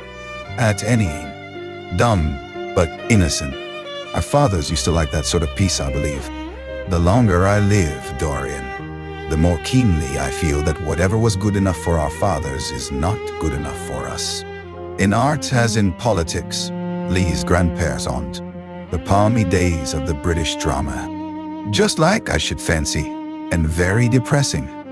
I began to wonder what on earth I should do when I caught sight of the playbill. What do you think the play was, Harry? I should think, The Idiot Boy, or rows of dingy stalls were quite empty, and there was hardly a person in what I suppose they called the dress circle. Women went about with oranges and ginger beer, and there was a terrible consumption of nuts going on. It must have been just like box with a vulgar drop scene staring me in the face. I looked out from behind the curtain and surveyed the house. It was a tawdry affair, all cupids and cornucopias, like a third-rate wedding cake. The gallery and pit were fairly full, but the passion for property is in it. There are many things that we would throw away if we were not afraid that others might pick them up. But I don't want to interrupt you. Go on with your story. Well, I found myself seated in a horrid little privateer. Fidelity, I call either the lethargy of custom or their lack of imagination. Faithfulness is to the emotional life what consistency is to the life of the intellect, simply a confession of failure. Faithfulness! I must analyze it someday. Do you think my nature so shallow? Cried Dorian Gray angrily. No, I think your nature so deep. How do you mean? My dear boy, the people who love only once in their lives are really the shallow people. What they call their loyalty and their afraid. There are exquisite things in store for you. This is merely the beginning. I should say the first romance of your life. You will always be loved, and you will always be in love with love. A grand passion is the privilege of people who have nothing to do. That is the one use of the idle classes of a country. Don't be. Harry, if I hadn't, I should have missed the greatest romance of my life. I see you are laughing. It's horrid of you. I am not laughing, Dorian. At least I am not laughing at you. But you should not say the greatest romance of your life. You. Was something about him, Harry, that amused me. He was such a monster. You will laugh at me, I know. But I really went in and paid a whole guinea for the stage box. To the present day, I can't make out why I did so. And yet if I hadn't... My dear. Standing at the entrance, smoking a vile cigar. He had greasy ringlets and an enormous diamond blazed in the center of a soiled shirt. "Have a box, my lord?" he said when he saw me, and he took off his hat with an air of gorgeous servility. There, labyrinth of grimy streets and black grassless squares.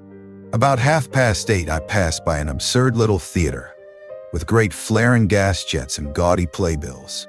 A hideous Jew, in the most amazing waistcoat I ever beheld in my life, remembered what you had said to me on that wonderful evening when we first dined together, about the search for beauty being the real secret of life. I don't know what I expected, but I went out and wandered eastward, soon losing my way in this gray monstrous London of ours, with its myriads of people, its sordid sinners, and its splendid sins, as you once phrased it, must have something in store for me. I fancied 1,000 things. The mere danger gave me a sense of delight. They led. Some of them fascinated me. Others filled me with terror. There was an exquisite poison in the air. I had a passion for sensations. Well, one evening about 7 o'clock, I determined to go out in search of some adventure. I felt that, to know everything about life. For days after I met you, something seemed to throb in my veins. As I lounged in the park, or strolled down Piccadilly, I used to look at everyone who passed me and wonder, with a mad curiosity, what sort of lives? Long have you known her? About 3 weeks. And where did you come across her? I will tell you, Harry, but you mustn't be unsympathetic about it. After all, it never would have happened if I had not met you. You filled me with a wild desire. Conversation. There are only 5 women in London worth talking to, and 2 of these can't be admitted into decent society. However, tell me about your genius. How long have you known her? Harry, your views terrify me. Never mind that. How? Young. Our grandmothers painted in order to try and talk brilliantly. Rouge and esprit used to go together. That is all over now. As long as a woman can look 10 years younger than her own daughter, she is perfectly satisfied. As for colored, the plain women are very useful. If you want to gain a reputation for respectability, you have merely to take them down to supper. The other women are very charming. They commit one mistake, however. They paint in order to try and look. Harry, how can you? My dear Dorian, it is quite true. I am analyzing women at present, so I ought to know. The subject is not so abstruse as I thought it was. I find that, ultimately, there are only 2 kinds of women, the plain and the represent the triumph of mind over morals. Shh. People will someday, however. She is a genius. My dear boy, no woman is a genius. Women are a decorative sex. They never have anything to say, but they say it charmingly. Women represent the triumph of matter over mind, just as men. Pause. With an actress, said Dorian Gray, blushing. Lord Henry shrugged his shoulders. That is a rather commonplace debut. You would not say so if you saw her, Harry. Who is she? Her name is Sybil Vane. Never heard of her. No one. Curious. Both are disappointed. I don't think I am likely to marry, Harry. I'm too much in love. That is one of your aphorisms. I am putting it into practice, as I do everything that you say. Who are you in love with? Asked Lord Henry after a marry a woman with straw-colored hair, Dorian, he said after a few puffs. Why, Harry? Because they are so sentimental. But I like sentimental people. Never marry at all, Dorian. Men marry because they are tired. Women because they are. Henry, shutting the door behind her as, looking like a bird of paradise that had been out all night in the rain, she flitted out of the room, leaving a faint odor of frangipani. Then he lit a cigarette and flung himself down on the sofa. Never. Awkward silence with her silly sudden laugh. I have promised to drive with the Duchess. Goodbye, Mr. Gray. Goodbye, Harry. You are dining out, I suppose? So am I. Perhaps I shall see you at Lady Thornbury's. I dare say, my dear, said Lord Dorian. I went to look after a piece of old brocade in Wardour Street and had to bargain for hours for it. Nowadays, people know the price of everything and the value of nothing. I am afraid I must be going, exclaimed Lady Henry, breaking entry. Quite different, but he has been most pleasant. I am so glad I've seen him. I am charmed, my love. Quite charmed, said Lord Henry, elevating his dark, crescent-shaped eyebrows and looking at them both with an amused smile. So sorry I am late. Look so picturesque. But here is Harry. Harry, I came in to look for you, to ask you something. I forget what it was, and I found Mr. Gray here. We have had such a pleasant chat about music. We have quite the same ideas. No, I think our ideas are foreigners. They make one's rooms a time, don't they? It is so clever of them, and such a compliment to art. Makes it quite cosmopolitan, doesn't it? You have never been to any of my parties, have you, Mr. Gray? You must come. I can't afford orchids, but I spare no expense in it. Romantic. I have simply worshipped pianists, 2 at a time sometimes, Harry tells me. I don't know what it is about them. Perhaps it is that they are foreigners. They all are, ain't they?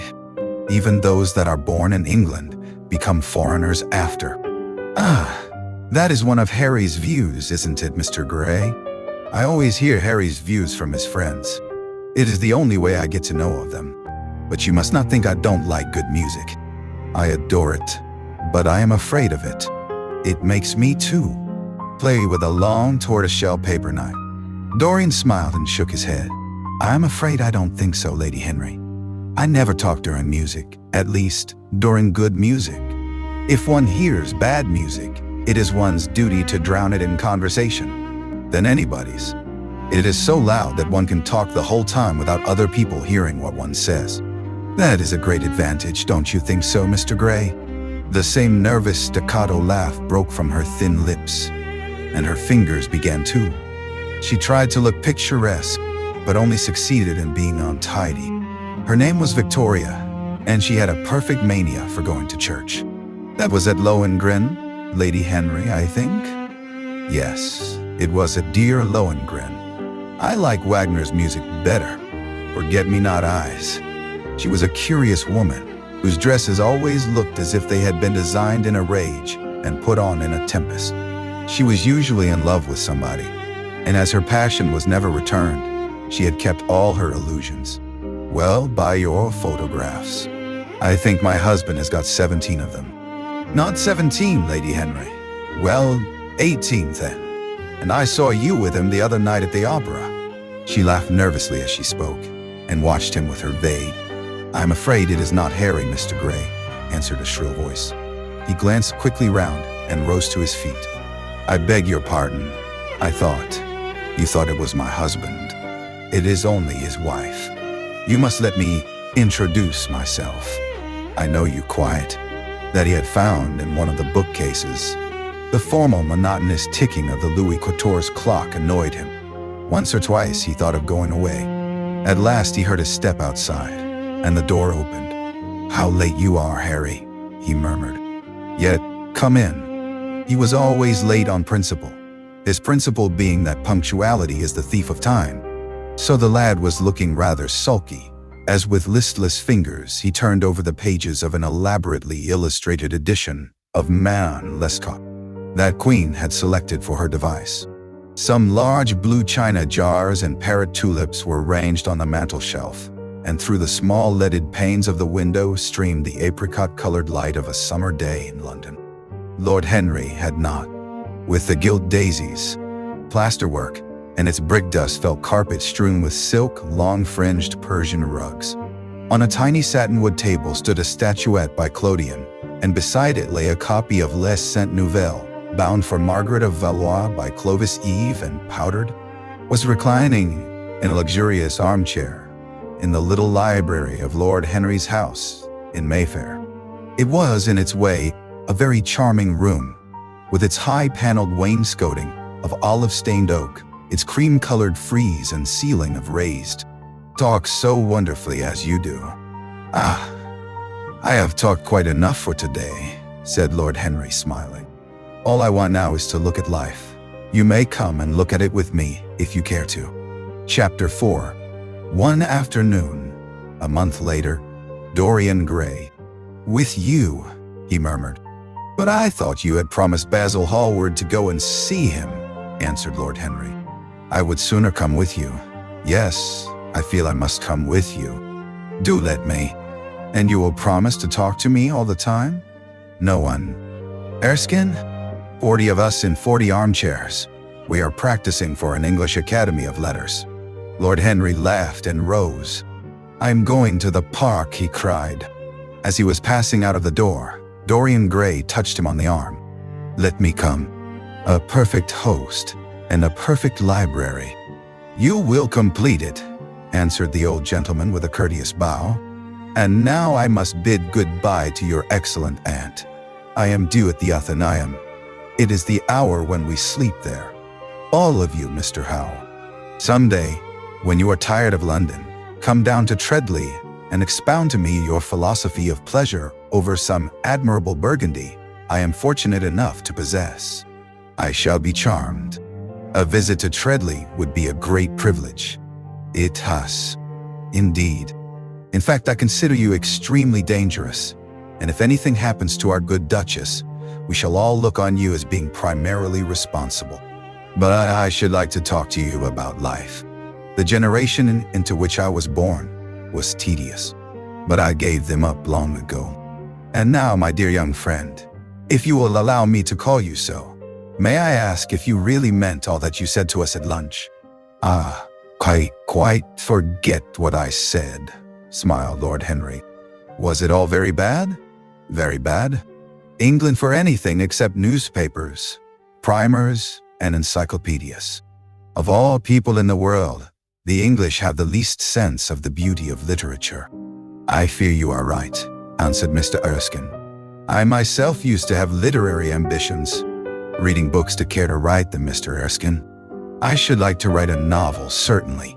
A novel that would be as lovely as a Persian carpet and as unreal. But there's no literary public in."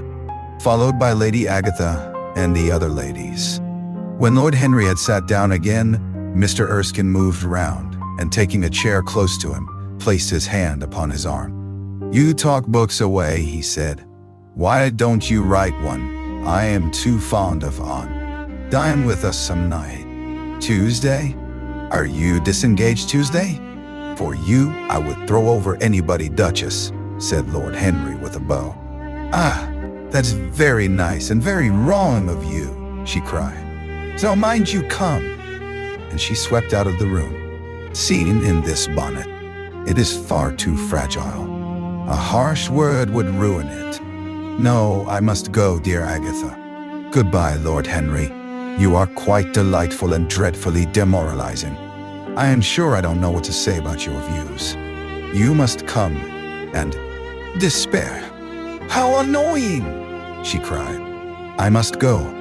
I have to call for my husband at the club to take him to some absurd meeting at Willis Rooms, where he is going to be in the chair. If I am late, he is sure to be furious, and I couldn't have a other over his lips and wonder growing grave in his darkening eyes."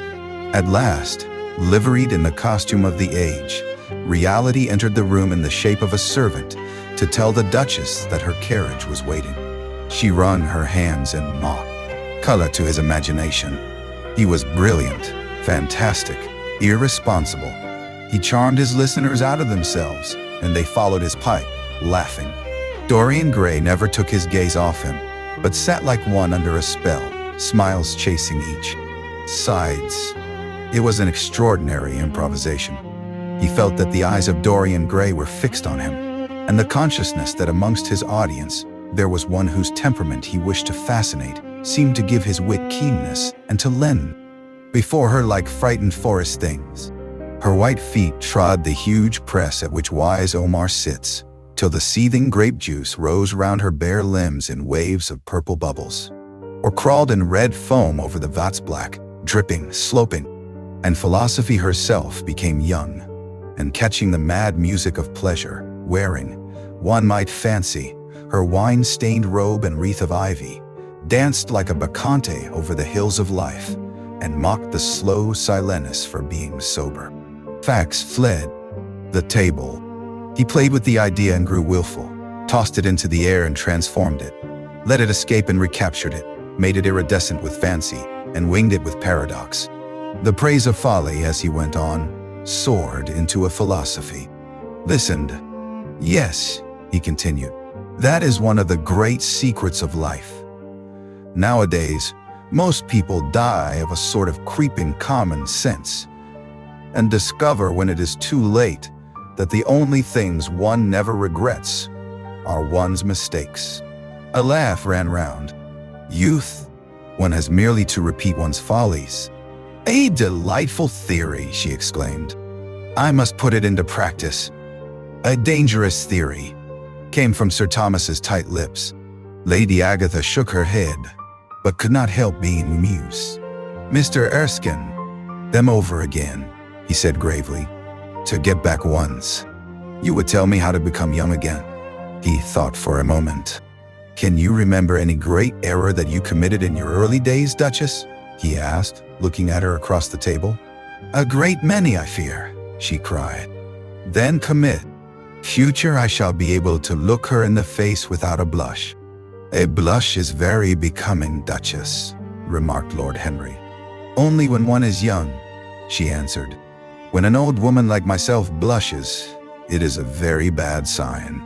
Ah, Lord Henry, I wish cavemen had known how to laugh. History would have been different. You are really very comforting, warbled the Duchess. I have always felt rather guilty when I came to see your dear aunt, for I take no interest at all in the East End. For the not emotional, but we have such grave responsibilities, ventured Mrs. Vandeleur timidly. Terribly grave, echoed Lady Agatha. Lord Henry looked over at Mr. Erskine. Humanity takes itself too seriously. It is the world's original sin. If the 19th century has gone bankrupt through an over-expenditure of sympathy, I would suggest that we should appeal to science to put us straight. The advantage of the emotions is that they lead us astray, and the advantage of science is that it is. Politician looked at him keenly. What change do you propose then? He asked. Lord Henry laughed. I don't desire to change anything in England except the weather, he answered. I am quite content with philosophic contemplation. But as the calm, life soars, the better. Still, the East End is a very important problem, remarked Sir Thomas with a grave shake of the head. Quite so, answered the young lord. It is the problem of slavery, and we try to solve it by amusing the slaves. The shoulders. I cannot sympathize with that. It is too ugly, too horrible, too distressing. There is something terribly morbid in the modern sympathy with pain. One should sympathize with the color, the beauty, the joy of life. The less said about. Me, cried Lord Henry, smiling, and he looked down the table and caught a bright answering glance. But they are so unhappy in Whitechapel, continued Lady Agatha. I can sympathize with everything except suffering, said Lord Henry, shrugging his. Make out what you are talking about. Oh, Harry, I am quite vexed with you. Why do you try to persuade our nice Mr. Dorian Gray to give up the East End? I assure you he would be quite invaluable. They would love his playing. I want him to play too. Truth. To test reality, we must see it on the tightrope. When the verities become acrobats, we can judge them. Dear me, said Lady Agatha, how you men argue. I am sure I never can. Red Dush. I do, Lord Henry, murmured Mr. Erskine with a smile. Paradoxes are all very well in their way, rejoined the baronet. Was that a paradox? Asked Mr. Erskine. I did not think so. Perhaps it was. Well, the way of paradoxes is the way of Americans. How dreadful, cried Lord Henry. I can stand brute force, but brute reason is quite unbearable. There is something unfair about its use. It is hitting below the intellect. I do not understand you, said Sir Thomas, growing rather. About them. The Americans are an extremely interesting people. They are absolutely reasonable. I think that is their distinguishing characteristic. Yes, Mr. Erskine, an absolutely reasonable people. I assure you there is no nonsense about the P. Will you really see Chicago in order to be educated? Asked Mr. Erskine plaintively. I don't feel up to the journey. Sir Thomas waved his hand. Mr. Erskine of Treadley has the world on his shelves. We practical men like to see things, not to read.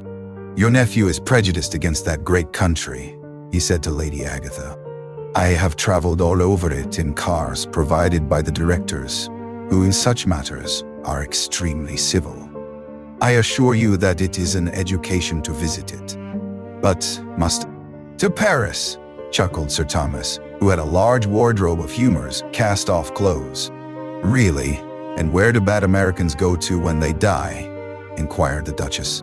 They go to America, murmured Lord Henry. Sir Thomas frowned. I'm afraid that inhabitants, answered the Duchess vaguely. I must confess that most of them are extremely pretty, and they dress well too. They get all their dresses in Paris. I wish I could afford to do the same. They say that when good Americans die, they go, exclaimed. Really, our girls have no chance nowadays. It is most unfair. Perhaps after all, America never has been discovered, said Mr. Erskine. I myself would say that it had merely been detected. Oh, but I have seen specimens of the view. He began to give some wearisome facts. Like all people who try to exhaust a subject, he exhausted his listeners. The Duchess sighed and exercised her privilege of interruption. I wish to goodness it never had been discovered at all. American novels, answered Lord Henry, helping himself to some quail. The Duchess looked puzzled. Don't mind him, my dear, whispered Lady Agatha. He never means anything that he says. When America was discovered, said the radical member. Are American dry goods? Asked the Duchess, raising her large hands in wonder and accentuating the verb. Really, someone should interfere. I am told, on excellent authority, that her father keeps an American dry goods store, said Sir Thomas Burton, looking supercilious. My uncle has already suggested pork packing, Sir Thomas. Dry goods. What? Lord Henry, cried the Duchess, nodding pleasantly to him across the table. Do you think he will really marry this fascinating young person? I believe she has made up her mind to propose to him, Duchess. How dreadful, exclaimed Lady Agatha, whom she was conversing in that intensely earnest manner which is the one unpardonable error, as he remarked once himself, that all really good people fall into, and from which none of them ever quite escape. We are talking about poor Dartmoor. Women, but so dreadfully dowdy that she reminded one of a badly bound hymn book. Fortunately for him, she had on the other side Lord Faudel, a most intelligent middle-aged mediocrity, as bald as a ministerial statement in the House of Commons, with almonds. Fallen, however, into bad habits of silence, having, as he explained once to Lady Agatha, said everything that he had to say before he was 30. His own neighbor was Mrs. Vandeleur, one of his aunt's oldest friends, a perfect saint amongst day. Followed the best cooks, dining with the Tories and thinking with the Liberals, in accordance with a wise and well-known rule.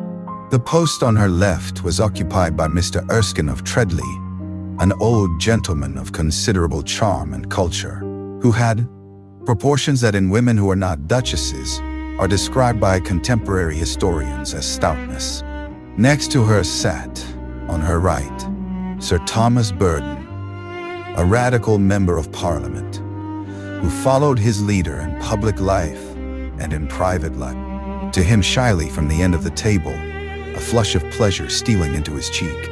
Opposite was the Duchess of Harley, a lady of admirable good nature and good temper, much liked by everyone who knew her, and of those ample architectural. Footman his hat and stick and passed into the dining room. "Late as usual, Harry," cried his aunt, shaking her head at him. He invented a facile excuse, and having taken the vacant seat next to her, looked round to see who was there. Dorian bowed. He stopped and glanced up at the houses.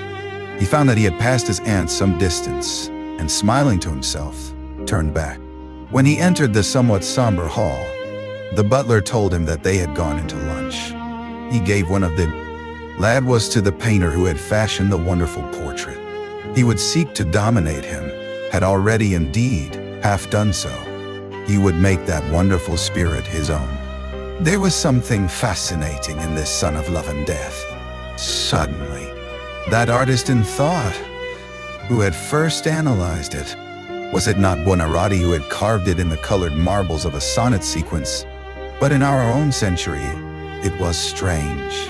Yes, he would try to beat a Dorian Gray, what, without knowing it, the were refined and gaining a kind of symbolical value, as though they were themselves patterns of some other and more perfect form whose shadow they made real. How strange it all was. He remembered something like it in history. Was it not Plato? Which alone are wonderful things revealed, the mere shapes and patterns of things becoming, as it was unconscious of it all. The silent spirit that dwelt in dim woodland and walked unseen in open field, suddenly showing herself, dryad-like and not afraid, because in his soul who sought for her, there had been wakened that wonderful vision, too. Pity it was that such beauty was destined to fade.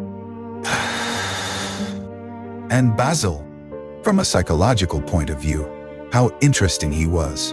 The new manner in art, the fresh mode of looking at life, suggested so strangely by the merely visible presence of one who could be fashioned into a marvelous type at any rate. Grace was his, and the white purity of boyhood, and beauty such as old Greek marbles kept for us. There was nothing that one could not do with him. He could be made a titan or a toy. What a satisfying joy left to us in an age so limited and vulgar as our own. An age grossly carnal in its pleasures, and grossly common in its aims. He was a marvelous type too, this lad, whom by so curious a chance he had met in Basil's studio. To hear one's own intellectual views echoed back to one with all the added music of passion and youth.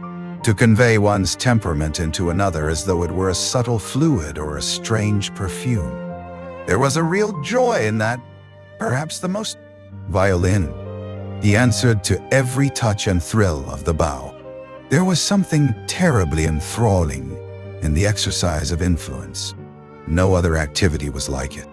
To project one's soul into some gracious form and let it tarry there for a moment. Night before, as with startled eyes and lips parted in frightened pleasure, he had sat opposite to him at the club, the red candleshades staining to a richer rose the awakening wonder of his face. Talking to him was like playing upon an exquisite background. It posed the lad, making him more perfect as it were. Behind every exquisite thing that existed, there was something tragic. Worlds had to be in travail that the meanest flower might blow. And how charming he had been at dinner. The dinner. Happiness cut short by a hideous, treacherous crime. Months of voiceless agony, and then a child born in pain. The mother snatched away by death. The boy left to solitude, and the tyranny of an old and loveless man. Yes, it wasn't interesting. So that was the story of Dorian Gray's parentage. Crudely as it had been told to him, it had yet stirred him by its suggestion of a strange, almost modern romance. A beautiful woman risking everything for a mad passion. A few wild weeks of humanity. It is their distinguishing characteristic. The old gentleman growled approvingly and rang the bell for his servant. Lord Henry passed up the low arcade into Burlington Street and turned his steps in the direction of Berkeley Square. With her charity appeals, I am sick of them. Why, the good woman thinks that I have nothing to do but to write checks for her silly fads. All right, Uncle George, I'll tell her, but it won't have any effect. Philanthropic people lose all sense, know everything about my new friends, and nothing about my old ones. Where are you lunching, Harry? At Aunt Agatha's. I have asked myself and Mr. Gray. He's her latest protege. Humph, tell your Aunt Agatha, Harry, not to bother me anymore. It is. That is the reason why, like Eve, they are so excessively anxious to get out of it, said Lord Henry. Goodbye, Uncle George. I shall be late for lunch if I stop any longer. Thanks for giving me the information I wanted. I always like to. American women stay in their own country. They are always telling us that it is the paradise for women. No. For Dartmoor's sake, I am told that pork packing is the most lucrative profession in America, after politics. Is she pretty? She behaves as if she was beautiful. Most American women do. It is the secret of their charm. Why can't these gentlemen? Has she got any? Lord Henry shook his head. American girls are as clever at concealing their parents as English women are at concealing their past, he said, rising to go. They are pork packers, I suppose. I hope so, Uncle George. Is on the Americans. They don't last, I am told, muttered his uncle. A long engagement exhausts them, but they are capital at a steeplechase. They take things flying. I don't think Dartmoor has a chance. Who are her people?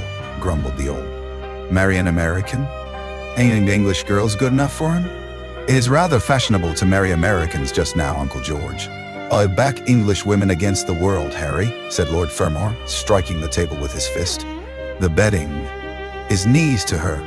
Told me so himself. She laughed at him, and there wasn't a girl in London at the time who wasn't after him. And by the way, Harry, talking about silly marriages, what is this humbug your father tells me about Dartmoor wanting to? She did. I never could understand. She could have married anybody she chose. Carlington was mad after her. She was romantic, though. All the women of that family were. The men were a poor lot, but, egad, the women were wonderful. Carlington went on. Fancy that the boy will be well off. He is not of age yet. Yes, Selby, I know. He told me so. And his mother was very beautiful? Margaret Devereux was one of the loveliest creatures I ever saw, Harry. What on earth induced her to behave as? Who was always quarreling with the cabmen about their fares? They made quite a story of it. I didn't dare show my face at court for a month. I hope he treated his grandson better than he did the Jarvies. I don't know, answered Lord Henry. I, too. All the Selby property came to her, through her grandfather. Her grandfather hated Kelso, thought him a mean dog. He was, too. Came to Madrid once when I was there. Egad, I was ashamed of him. The Queen used to ask me about the English noble. Must be a good-looking chap. He's very good-looking, assented Lord Henry.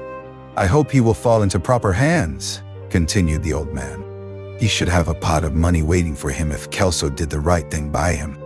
His mother had money. Is like his mother. He. Afterwards, he brought his daughter back with him, I was told, and she never spoke to him again. Oh yes, it was a bad business. The girl died too, died within a year. So she left a son, did she? I had forgotten that. What sort of boy is he?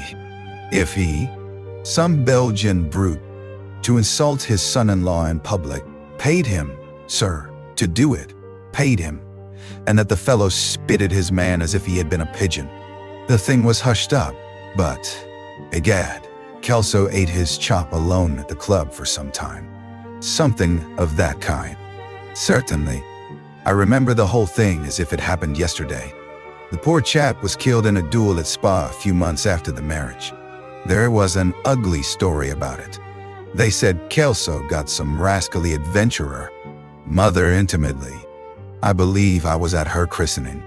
She was an extraordinarily beautiful girl, Margaret Devereux, and made all the men frantic by running away with a penniless young fellow. A mere nobody, sir, a subaltern in a foot regiment. You have known nearly everybody in your time, so you might have known her. I'm very much interested in Mr. Gray at present. I have only just met him. Kelso's grandson, echoed the old gentleman. Kelso's grandson. Yeah, maybe. Of course. I knew his. That is what I have come to learn, Uncle George. Or rather, I know who he is. He is the last Lord Kelso's grandson. His mother was a Devereux, Lady Margaret Devereux. I want you to tell me about his mother. What was she like? Whom did she marry? Enough, and if he is not a gentleman, whatever he knows is bad for him. Mr. Dorian Gray does not belong to blue books, Uncle George, said Lord Henry languidly. Mr. Dorian Gray? Who is he? Asked Lord Fermor, knitting his bushy white eyebrows. Write a lot of nonsense. When I was in the diplomatic, things were much better. But I hear they let them in now by examination. What can you expect? Examinations, sir, are pure humbug from beginning to end. If a man is a gentleman, he knows quite. Dartmoor's tradesmen, and consequently they never bother me. What I want is information. Not useful information, of course.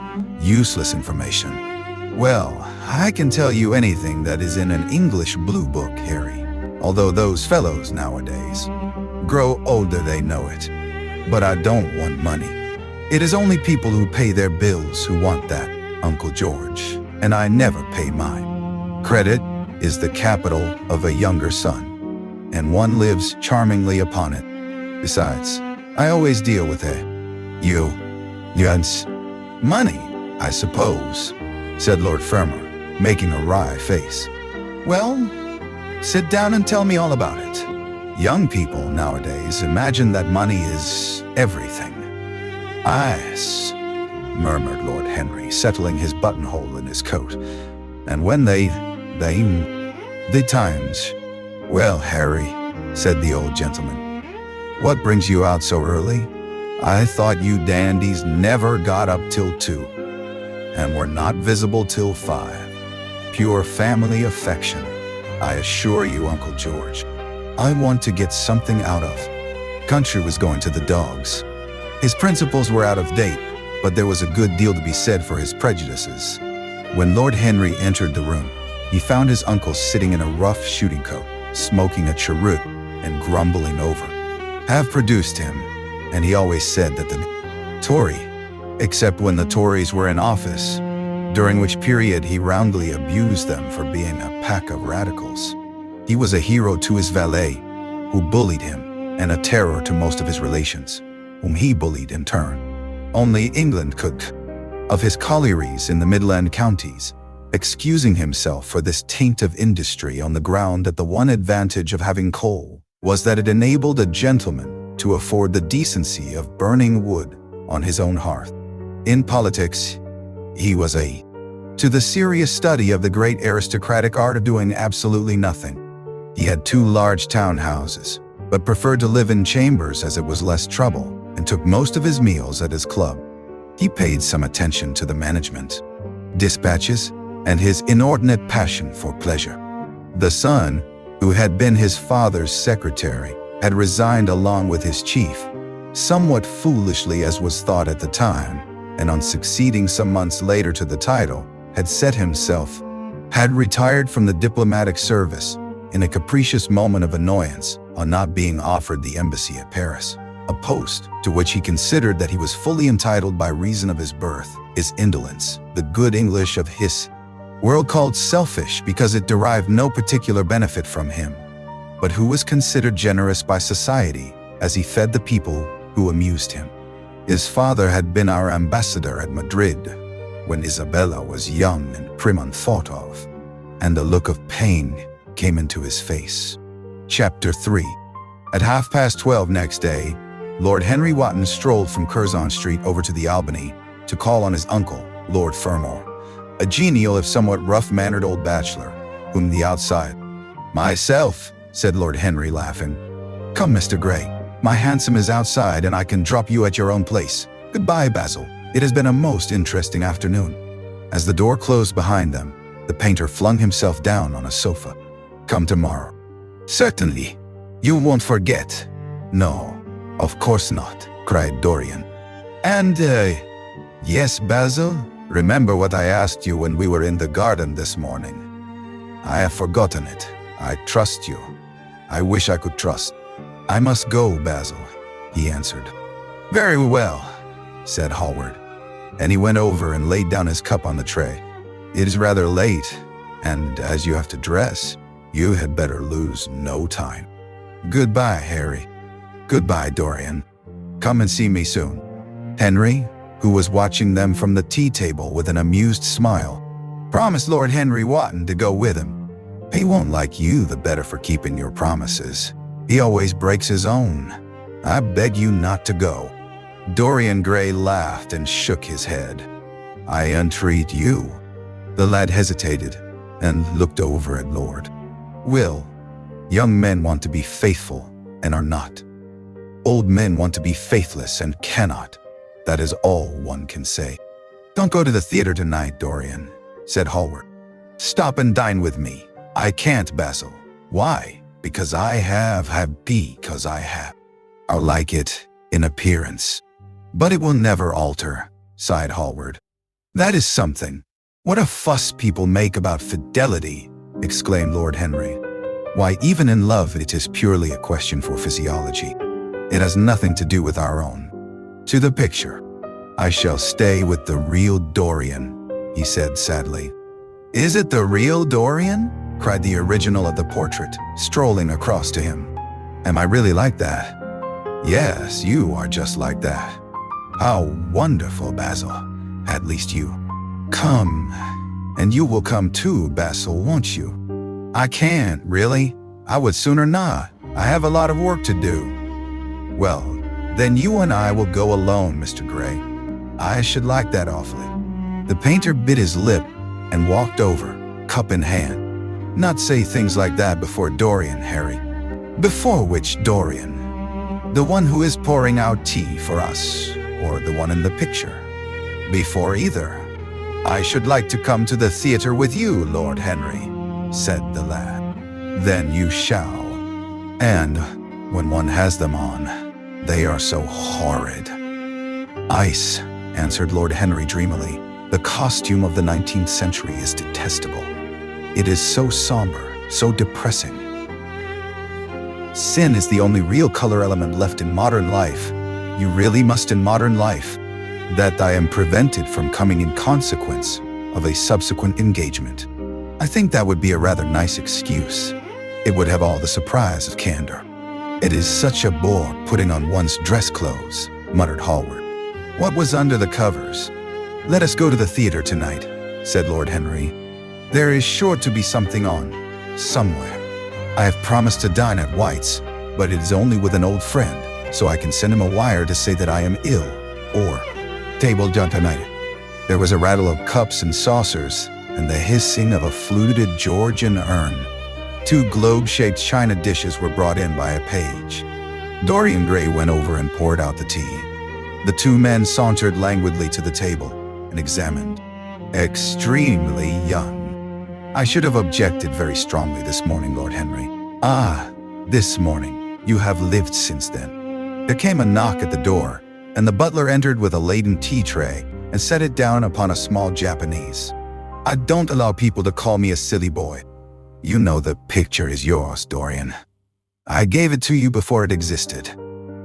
And you know you have been a little silly, Mr. Gray, and that you don't really object to being reminded that you are. I wish you chaps would not squabble over the picture. You had much better let me have it, Basil. This silly boy doesn't really want it, and I really do. If you let anyone have it but me, Basil, I shall never forgive you," cried Dorian Gray, "and except on the stage. What absurd fellows you are, both of you. I wonder who it was defined man as a rational animal. It was the most premature definition ever given. Man is many things, but he's not rational. I am glad he is not after all, though, and rang the bell for tea. You will have tea, of course, Dorian, and so will you, Harry, or do you object to such simple pleasures? I adore simple pleasures, said Lord Henry. They are the last refuge of the complex, but I don't like scenes. Would you not appreciate it? I am in love with it, Basil. It is part of myself. I feel that. Well, as soon as you are dry, you shall be varnished and framed and sent home. Then you can do what you like with yourself. And he walked across the room, out of his hand, and flung it to the end of the studio. Don't, Basil, don't, he cried. It would be murder. I'm glad you appreciate my work at last, Dorian, said the painter coldly when he had recovered from his surprise. I never thought you for something. Yes, it was for the long palette knife with its thin blade of lithe steel. He had found it at last. He was going to rip up the canvas. With a stifled sob, the lad leaped from the couch and, rushing over to Hallward, tore the knife. Face and tear-stained eyes looked at him as he walked over to the deal painting table that was set beneath the high curtained window. What was he doing there? His fingers were straying about among the litter of tin tubes and dry brushes, seeking golden head from the pillow, and with pallid, best friends at once. But between you both, you have made me hate the finest piece of work I have ever done, and I will destroy it. What is it but canvas and color? I will not let it come across our three lives and mar them. Dorian Gray lifted his. It is the real Dorian Gray, that is all. It is not. If it is not, what have I to do with it? You should have gone away when I asked you, he muttered. I stayed when you asked me, was Lord Henry's answer. Harry, I can't quarrel with my two. The hot tears welled into his eyes. He tore his hand away and, flinging himself on the divan, he buried his face in the cushions, as though he was praying. This is your doing, Harry, said the painter bitterly. Lord Henry shrugged his shoulders. Lose? Every moment that passes takes something from me and gives something to it. Oh, if it were only the other way. If the picture could change, and I could be always what I am now. Why did you paint it? It will mock me someday. Mock me horribly. I never have such another. You are not jealous of material things, are you? You, who are finer than any of them. I am jealous of everything whose beauty does not die. I am jealous of the portrait you have painted of me. Why should it keep what I must? Youth is the only thing worth having. When I find that I am growing old, I shall kill myself. Hallward turned pale and caught his hand. Dorian, Dorian, he cried, don't talk like that. I have never had such a friend as you, and I shall never, them always. How long will you like me? Till I have my first wrinkle, I suppose. I know now that when one loses one's good looks, whatever they may be, one loses everything. Your picture has taught me that. Lord Henry Wotton is perfectly right. Stared in amazement. It was so unlike Dorian to speak like that. What had happened? He seemed quite angry. His face was flushed and his cheeks burning. Yes, he continued, I am less to you than your ivory Hermes or your silver fawn. You will like. Object very strongly, Harry, said Hallward. Dorian Gray turned and looked at him. I believe you would, Basil. You like your art better than your friends. I am no more to you than a green bronze figure. Hardly as much, I dare say. The painter. Give everything. Yes, there is nothing in the whole world I would not give. I would give my soul for that. You would hardly care for such an arrangement, Basil, cried Lord Henry, laughing. It would be rather hard lines on your work. I should. Dreadful. But this picture will remain always young. It will never be older than this particular day of June. If it were only the other way. If it were I who was to be always young, and the picture that was to grow old. For that, I would. Whose property is it? Dorian's, of course, answered the painter. He is a very lucky fellow. How sad it is, murmured Dorian Gray with his eyes still fixed upon his own portrait. How sad it is. I shall grow old and horrible, not understanding what it meant. Of course he likes it, said Lord Henry. Who wouldn't like it? It is one of the greatest things in modern art. I will give you anything you like to ask for it. I must have it. It is not my property, Harry. Delicate fiber of his nature quivered.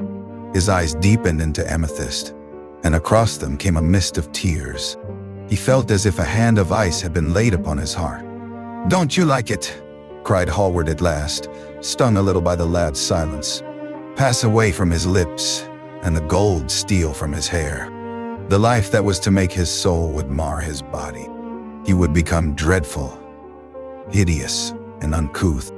As he thought of it, a sharp pang of pain struck through him like a knife and made each shadow of his own loveliness. The full reality of the description flashed across him. Yes, there would be a day when his face would be wrinkled and wizen, his eyes dim and colorless, the grace of his figure broken and deformed. The scarlet would laughed at them, forgotten them. They had not influenced his nature. Then had come Lord Henry Wotton with his strange panegyric on youth, his terrible warning of its brevity. That had stirred him at the time, and now, as he stood gazing at the poem, catching the meaning of his words, the sense of his own beauty came on him like a revelation. He had never felt it before. Basil Hallward's compliments had seemed to him to be merely the charming exaggeration of friendship. He had listened to them back, and his cheeks flushed for a moment with pleasure. A look of joy came into his eyes, as if he had recognized himself for the first time. He stood there motionless and in wonder, dimly conscious that Hallward was speaking to him, but not. Have sat splendidly today. I am awfully obliged to you. That is entirely due to me, broke in Lord Henry. Isn't it, Mr. Gray? Dorian made no answer, but passed listlessly in front of his picture and turned towards it. When he saw it, he drew. Is the finest portrait of modern times. Mr. Gray, come over and look at yourself. The lad started, as if awakened from some dream. Is it really finished? He murmured, stepping down from the platform. Quite finished, said the painter. And you? Long vermilion letters on the left-hand corner of the canvas. Lord Henry came over and examined the picture. It was certainly a wonderful work of art, and a wonderful likeness as well.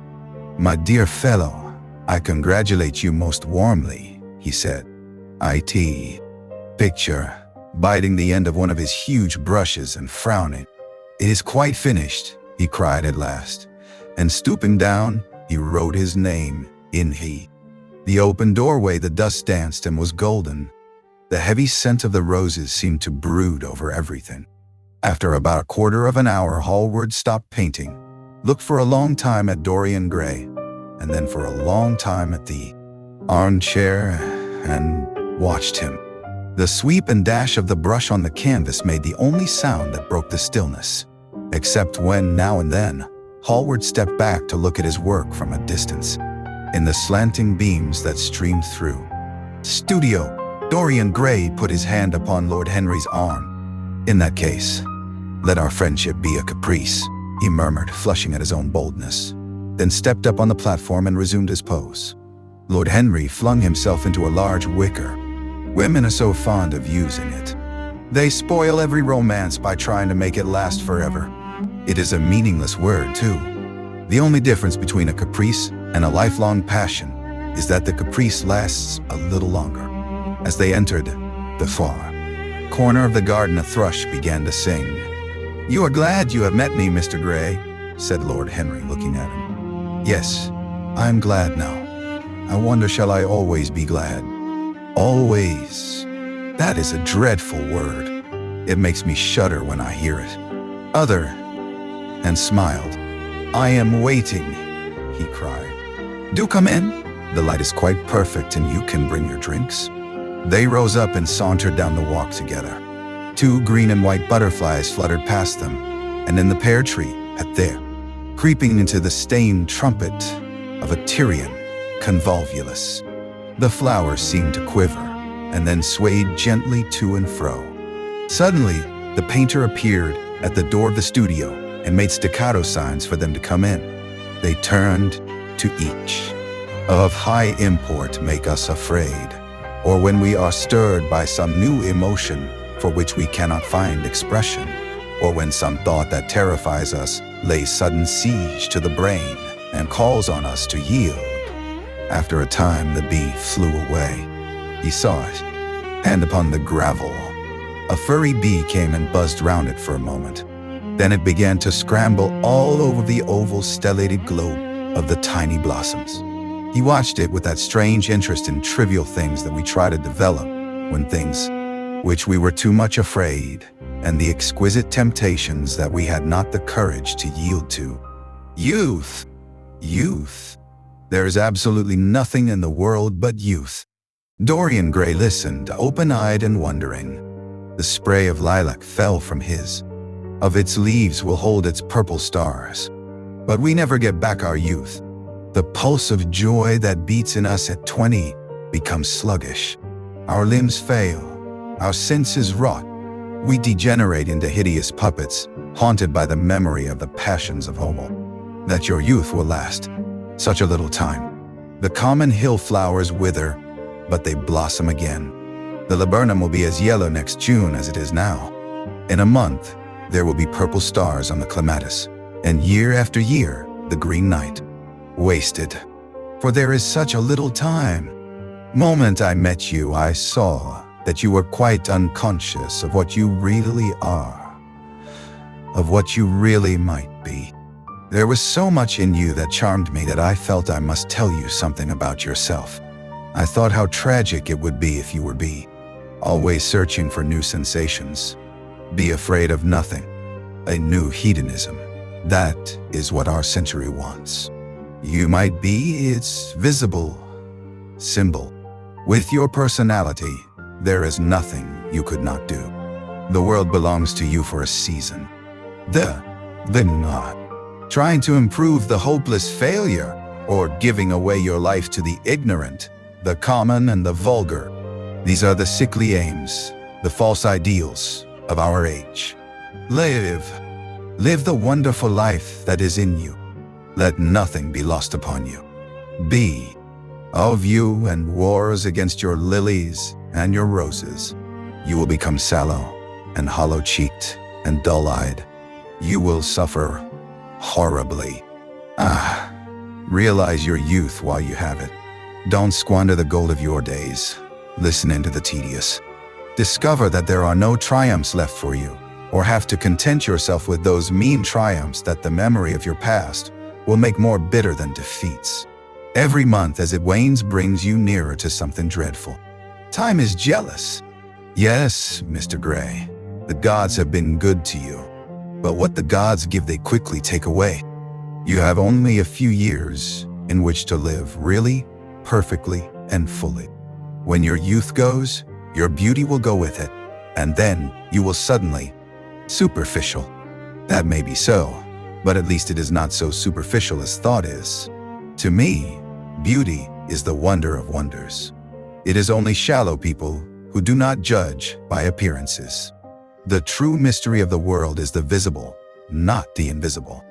That silver shell we call the moon, it cannot be questioned. It has its divine right of sovereignty. It makes princes of those who have it. You smile? When you have lost it, you won't smile. People say sometimes that beauty is only beautiful face, Mr. Gray.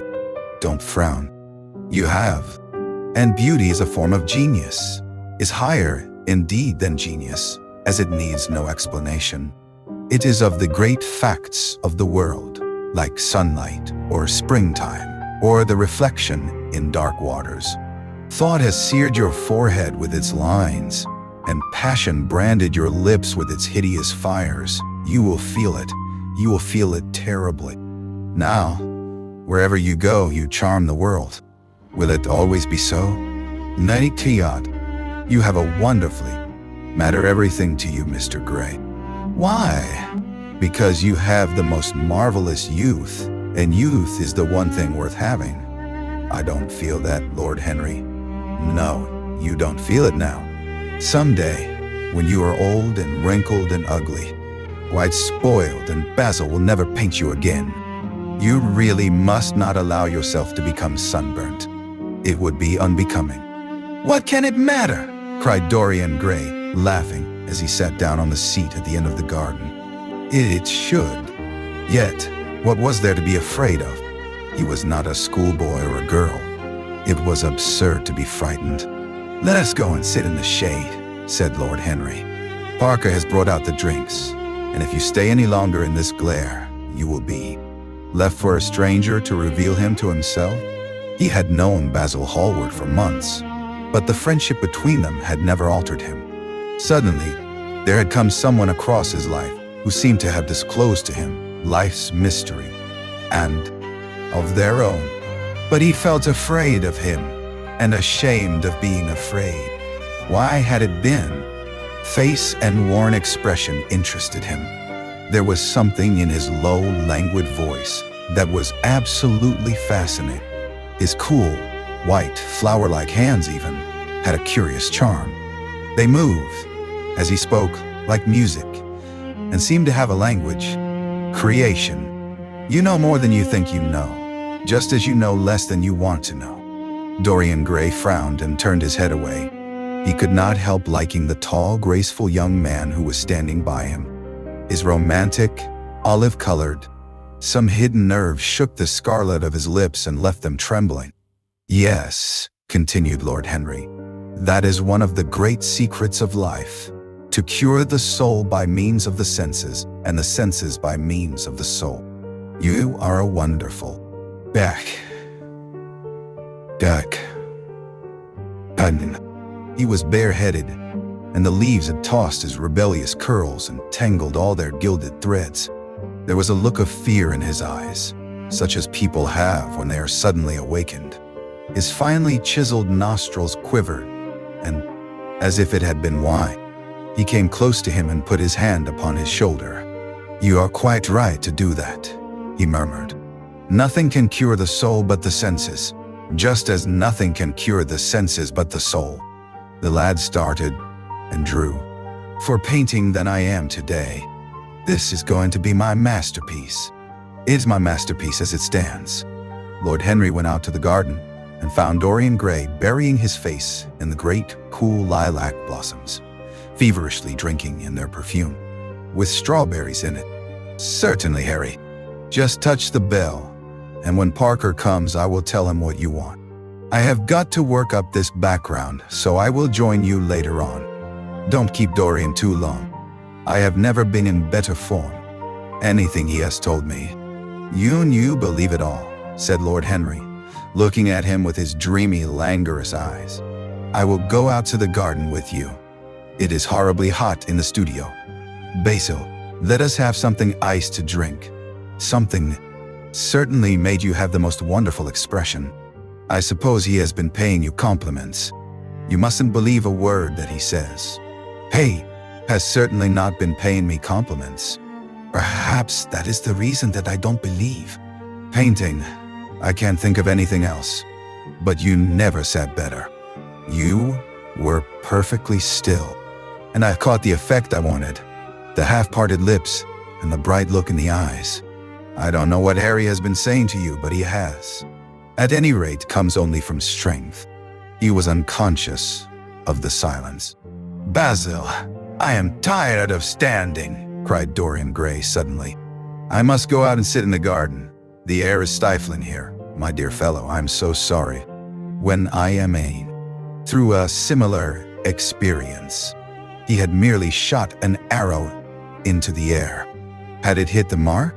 How fascinating the lad was. Hallward painted away with that marvelous bold touch of his, that had the true refinement and perfect delicacy that in art. He was amazed at the sudden impression that his words had produced, and remembering a book that he had read when he was 16, a book which had revealed to him much that he had not known before, he wondered whether Dorian Gray was passing. With his subtle smile, Lord Henry watched him. He knew the precise psychological moment when to say nothing. He felt intensely interested. There anything so real as words? Yes, there had been things in his boyhood that he had not understood. He understood them now. Life suddenly became fiery color to him. It seemed to him that he had been walking in fire. Why had he not known it? Vivid and cruel. One could not escape from them. And yet, what a subtle magic there was in them. They seemed to be able to give a plastic form to formless things, and to have a music of their own, as sweet as that of viol or of lute. Mere words. Wasman. Curious pulses. Music had stirred him like that. Music had troubled him many times. But music was not articulate. It was not a new world, but rather another chaos that it created in us. Words. Mere words. How terrible they were. How clear. And himself. The few words that Basil's friend had said to him, words spoken by chance, no doubt, and with willful paradox in them, had touched some secret chord that had never been touched before, but that he felt was now vibrating and throbbing too. Me try not to think. For nearly 10 minutes he stood there, motionless, with parted lips and eyes strangely bright. He was dimly conscious that entirely fresh influences were at work within him, yet they seemed to him to have come really from Rel, and sleeping dreams whose mere memory might stain your cheek with shame. "Stop," faltered Dorian Gray. "Stop, you bewilder me. I don't know what to say. There is some answer to you, but I cannot find it. Don't speak. Let me think. Or rather, let brain only, that the great sins of the world take place also.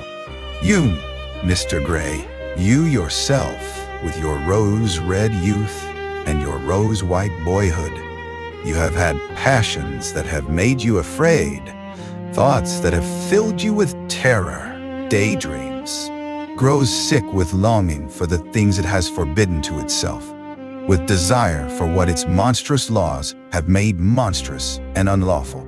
It has been said that the great events of the world take place in the brain. It is in the brain, and the key sins once, and has done with its sin, for action is a mode of purification. Nothing remains then but the recollection of a pleasure, or the luxury of a regret. The only way to get rid of a temptation is to yield to it. Resist it, and your soul, amongst us, is afraid of himself. The mutilation of the savage has its tragic survival in the self-denial that mars our lives. We are punished for our refusals. Every impulse that we strive to strangle broods in the mind and poisons us, the body, every dream.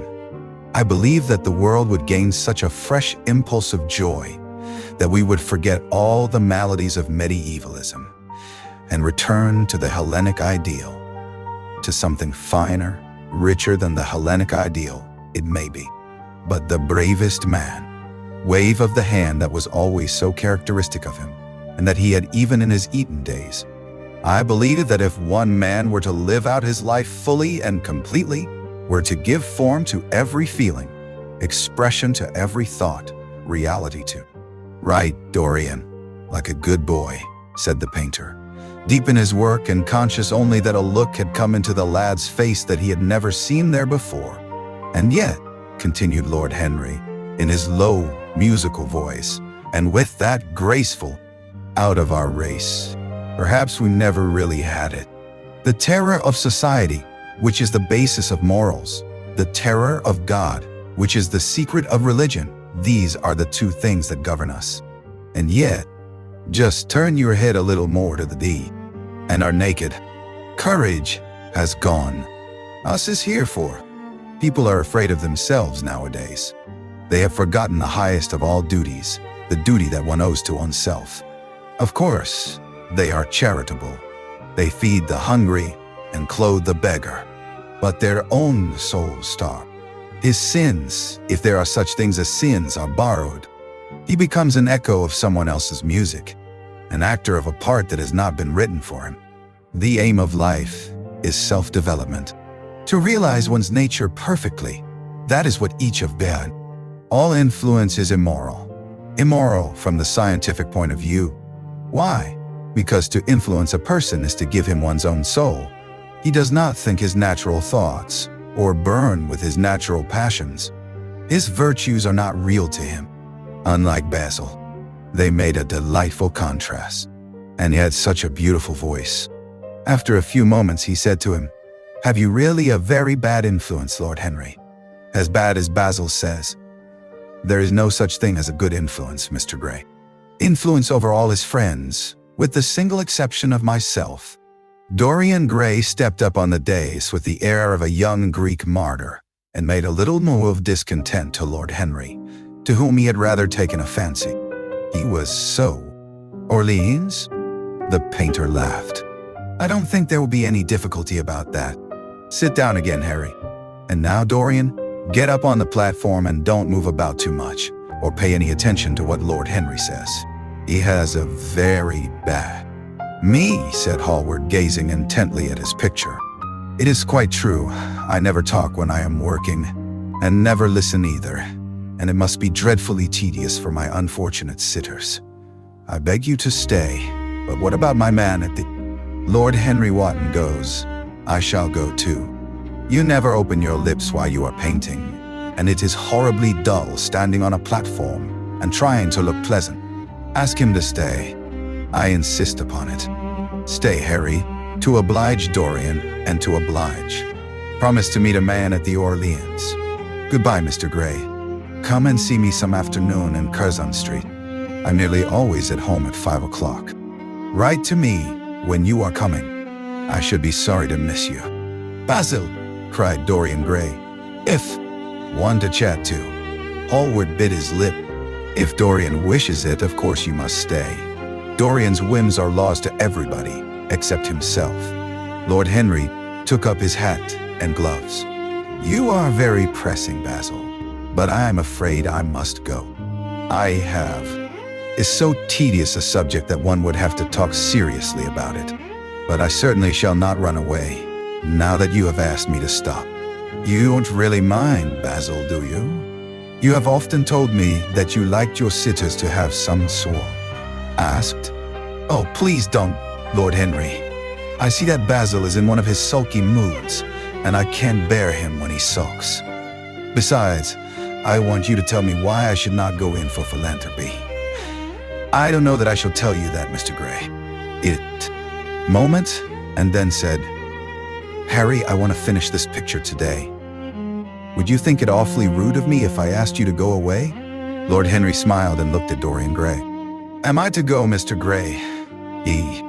Henry flung himself down on the divan and opened his cigarette case. The painter had been busy mixing his colors and getting his brushes ready. He was looking worried, and when he heard Lord Henry's last remark, he glanced at him, hesitated for of youth was there, as well as all youth's passionate purity. One felt that he had kept himself unspotted from the world. No wonder Basil Hallward worshipped him. "You are too charming to go in for philanthropy, Mr. Gray. Far too charming." And Lord Dorian, laughing. Lord Henry looked at him. Yes, he was certainly wonderfully handsome, with his finely curved scarlet lips, his frank blue eyes, his crisp gold hair. There was something in his face that made one trust him at once. Oh, the candor. Think it really matters about your not being there.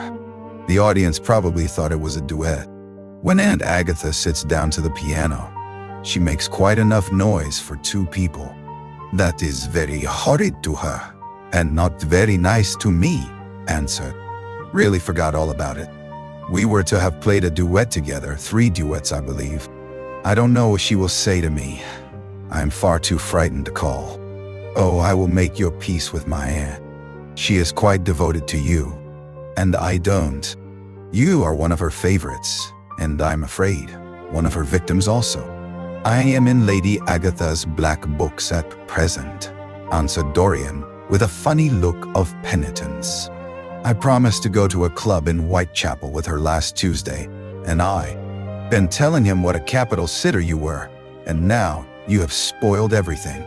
"You have not spoiled my pleasure in meeting you, Mr. Gray," said Lord Henry, stepping forward and extending his hand.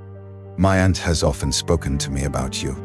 Caught sight of Lord Henry, a faint blush colored his cheeks for a moment, and he started up. "I beg your pardon, Basil, but I didn't know you had anyone with you. This is Lord Henry Wotton, Dorian, an old Oxford friend of mine. I have just... Perfectly charming." "That entirely depends on how you sit today, Dorian."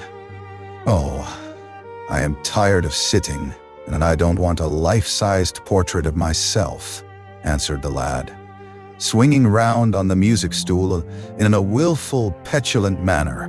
When he... Chapter 2. As they entered, they saw Dorian Gray. He was seated at the piano, with his back to them, turning over the pages of a volume of Schumann's Forestines. "You must lend me these, Basil," he cried. "I want to learn them." "They are." Henry, smiling and taking Hallward by the arm, he almost led him into the house. "The one person who gives to my art whatever charm it possesses.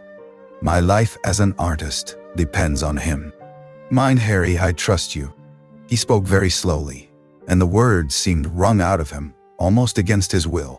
"What nonsense you talk," said Lord. "He has a simple and a beautiful nature. Your aunt was quite right in what she said of him. Don't spoil him.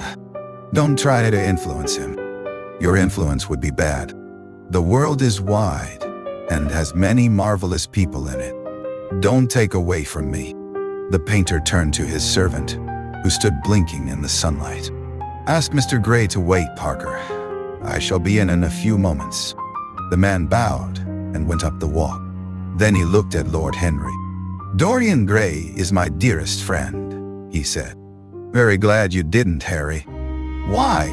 I don't want you to meet him." "You don't want me to meet him?" "No, Mr. Dorian Gray is in the studio, sir," said the butler, coming into the garden. "You must introduce me now," cried Lord Henry, laughing. "Women have not." She said that he was very earnest and had a beautiful nature. I at once pictured to myself a creature with spectacles and lank hair, horribly freckled, and tramping about on huge feet. "I wish I had known it was your friend." Told me she had discovered a wonderful young man who was going to help her in the East End, and that his name was Dorian Gray. I am bound to state that she never told me he was good-looking. Women have no appreciation of good looks, at least, good. Hallward, and said, "My dear fellow, I have just remembered." "Remembered what, Harry?" "Where I heard the name of Dorian Gray." "Where was it?" asked Hallward with a slight frown. "Don't look so angry, Basil. It was at my aunt, Lady Agatha's. Necessity in their own lives. The rich would have spoken on the value of thrift, and the idle grown eloquent over the dignity of labor. It was charming to have escaped all that." As he thought of his aunt, an idea seemed to strike him. He turned to, "Have met Lord Goodbody there," and the whole conversation would have been about the feeding of the poor and the necessity for model lodging houses. Each class would have preached the importance of those virtues for whose exercise there was no passions of one's friends. Those were the fascinating things in life. He pictured to himself with silent amusement the tedious luncheon that he had missed by staying so long with Basil Hallward. Had he gone to his aunt's, he would have been sure to, and the blue cloud shadows chased themselves across the grass like swallows. How pleasant it was in the garden, and how delightful other people's emotions were. Much more delightful than their ideas, it seemed to him. One's own soul, and the sparrows in the green lacquer leaves of the ivy, faithless who know love's tragedies. And Lord Henry struck a light on a dainty silver case and began to smoke a cigarette with a self-conscious and satisfied air, as if he had summed up the world in a phrase. There was a rustle of chirruping. That, as long as I live, the personality of Dorian Gray will dominate me. You can't feel what I feel. You change too often. Ah, my dear Basil, that is exactly why I can feel it. Those who are faithful know only the trivial side of love. It is the indifferent. It will be a great pity, for it will alter you. What you have told me is quite a romance of art one might call it. And the worst of having a romance of any kind is that it leaves one so unromantic. Harry, don't talk like to be a little out of drawing, or you won't like his tone of color or something. You will bitterly reproach him in your own heart and seriously think that he has behaved very badly to you. The next time he calls, you will be perfectly cold. Well-informed man is a dreadful thing. It is like a bric-a-brac shop, all monsters and dust, with everything priced above its proper value. I think you will tire first all the same. Someday you will look at your friend, and he will seem to you. Struggle for existence. We want to have something that endures, and so we fill our minds with rubbish and facts, in the silly hope of keeping our place. The thoroughly well-informed man, that is the modern ideal, and the mind of the thoroughly. Lord Henry, perhaps you will tire sooner than he will. It is a sad thing to think of, but there is no doubt that genius lasts longer than beauty. That accounts for the fact that we all take such pains to overeducate ourselves. In the wild. Feel, Harry, that I have given away my whole soul to someone who treats it as if it were a flower to put in his coat, a bit of decoration to charm his vanity, an ornament for a summer's day. Days in summer, Basil, are apt to linger, murmured. That I know I shall be sorry for having said. As a rule, he is charming to me, and we sit in the studio and talk of 1,000 things. Now and then, however, he is horribly thoughtless and seems to take a real delight in giving me pain. Then I ever argue. Tell me, is Dorian Gray very fond of you? The painter considered for a few moments. He likes me, he answered after a pause. I know he likes me. Of course I flatter him dreadfully. I find a strange pleasure in saying things to him. The abstract sense of beauty. Someday I will show the world what it is. And for that reason, the world shall never see my portrait of Dorian Gray. I think you are wrong, Basil, but I won't argue with you. It is only the intellectually lost who many additions. I hate them for it, cried Hallward. An artist should create beautiful things, but should put nothing of his own life into them. We live in an age when men treat art as if it were meant to be a form of autobiography. We have lost. My heart shall never be put under their microscope. There is too much of myself in the thing, Harry. Too much of myself. Poets are not so scrupulous as you are. They know how useful passion is for publication. Nowadays, a broken heart will run too. All this curious artistic idolatry, of which, of course, I have never cared to speak to him. He knows nothing about it. He shall never know anything about it. But the world might guess it, and I will not bare my soul to their shallow, prying eyes. I have put into it some expression of, is a suggestion, as I have said, of a new manner. I find him in the curves of certain lines, in the loveliness and subtleties of certain colors. That is all.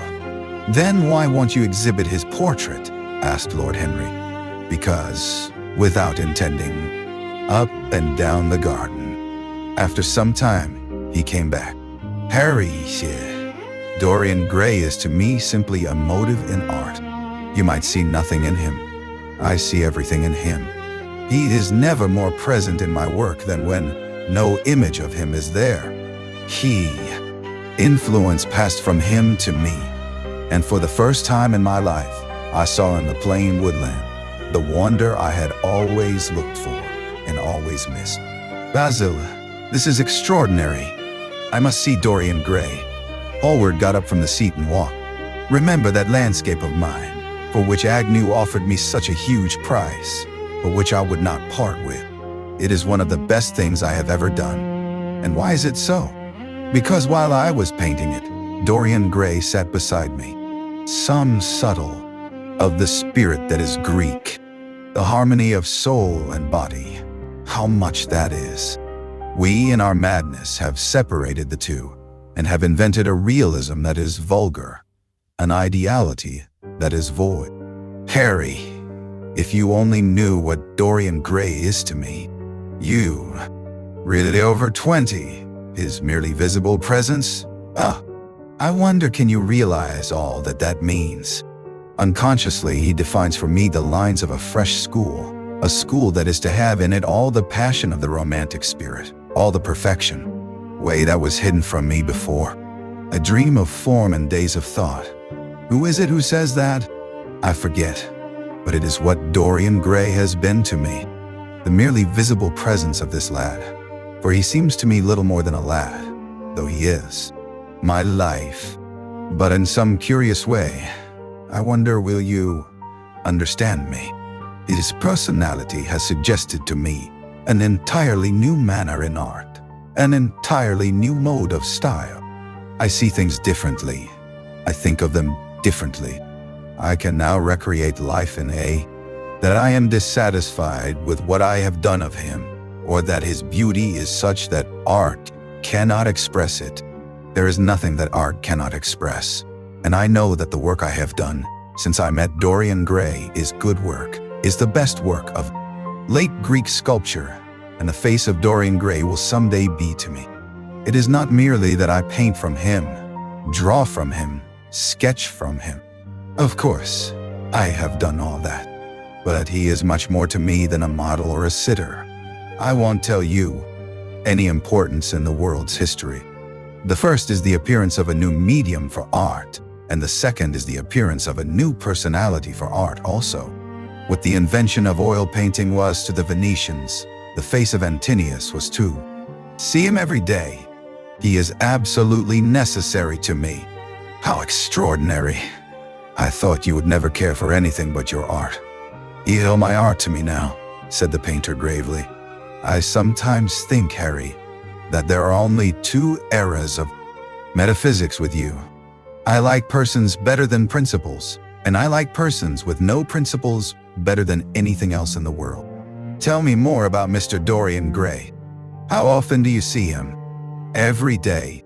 I couldn't be happy if I didn't. Or that the more insincere the man is, the more purely intellectual will the idea be. As in that case, it will not be colored by either his wants, his desires, or his prejudices.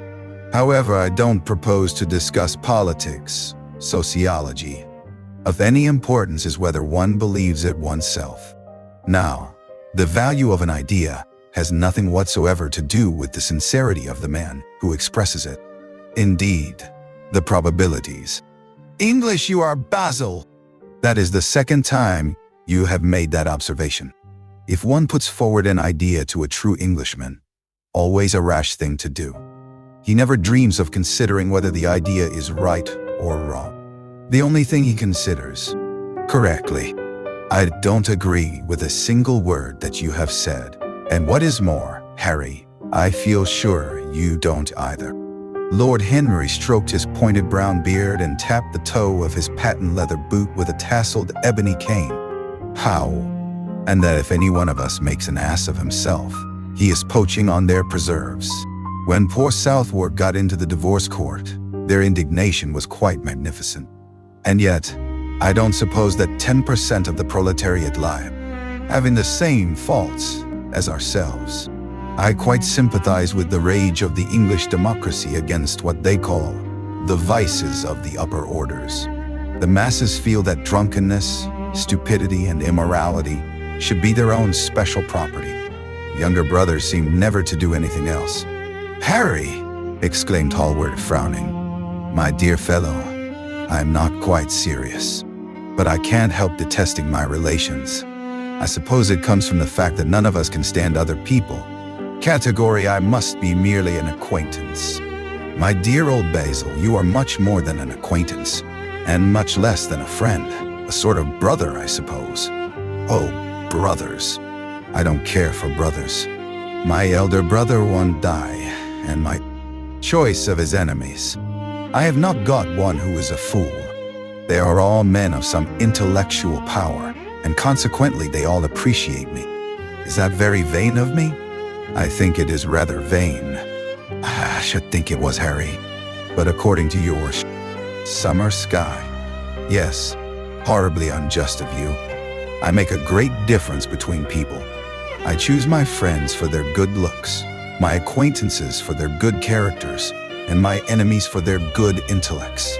A man cannot be too careful in this to say, you are indifferent to everyone. How horribly unjust of you, cried Lord Henry, tilting his hat back and looking up at the little clouds that, like raveled skeins of glossy white silk, were drifting across the hollowed turquoise of the airless. Friendship, and it is far the best ending for one, said the young lord, plucking another daisy. Hallward shook his head. You don't understand what friendship is, Harry, he murmured. Or what enmity is, for that matter. You like everyone. That is, inseparable. Quite forget what he does.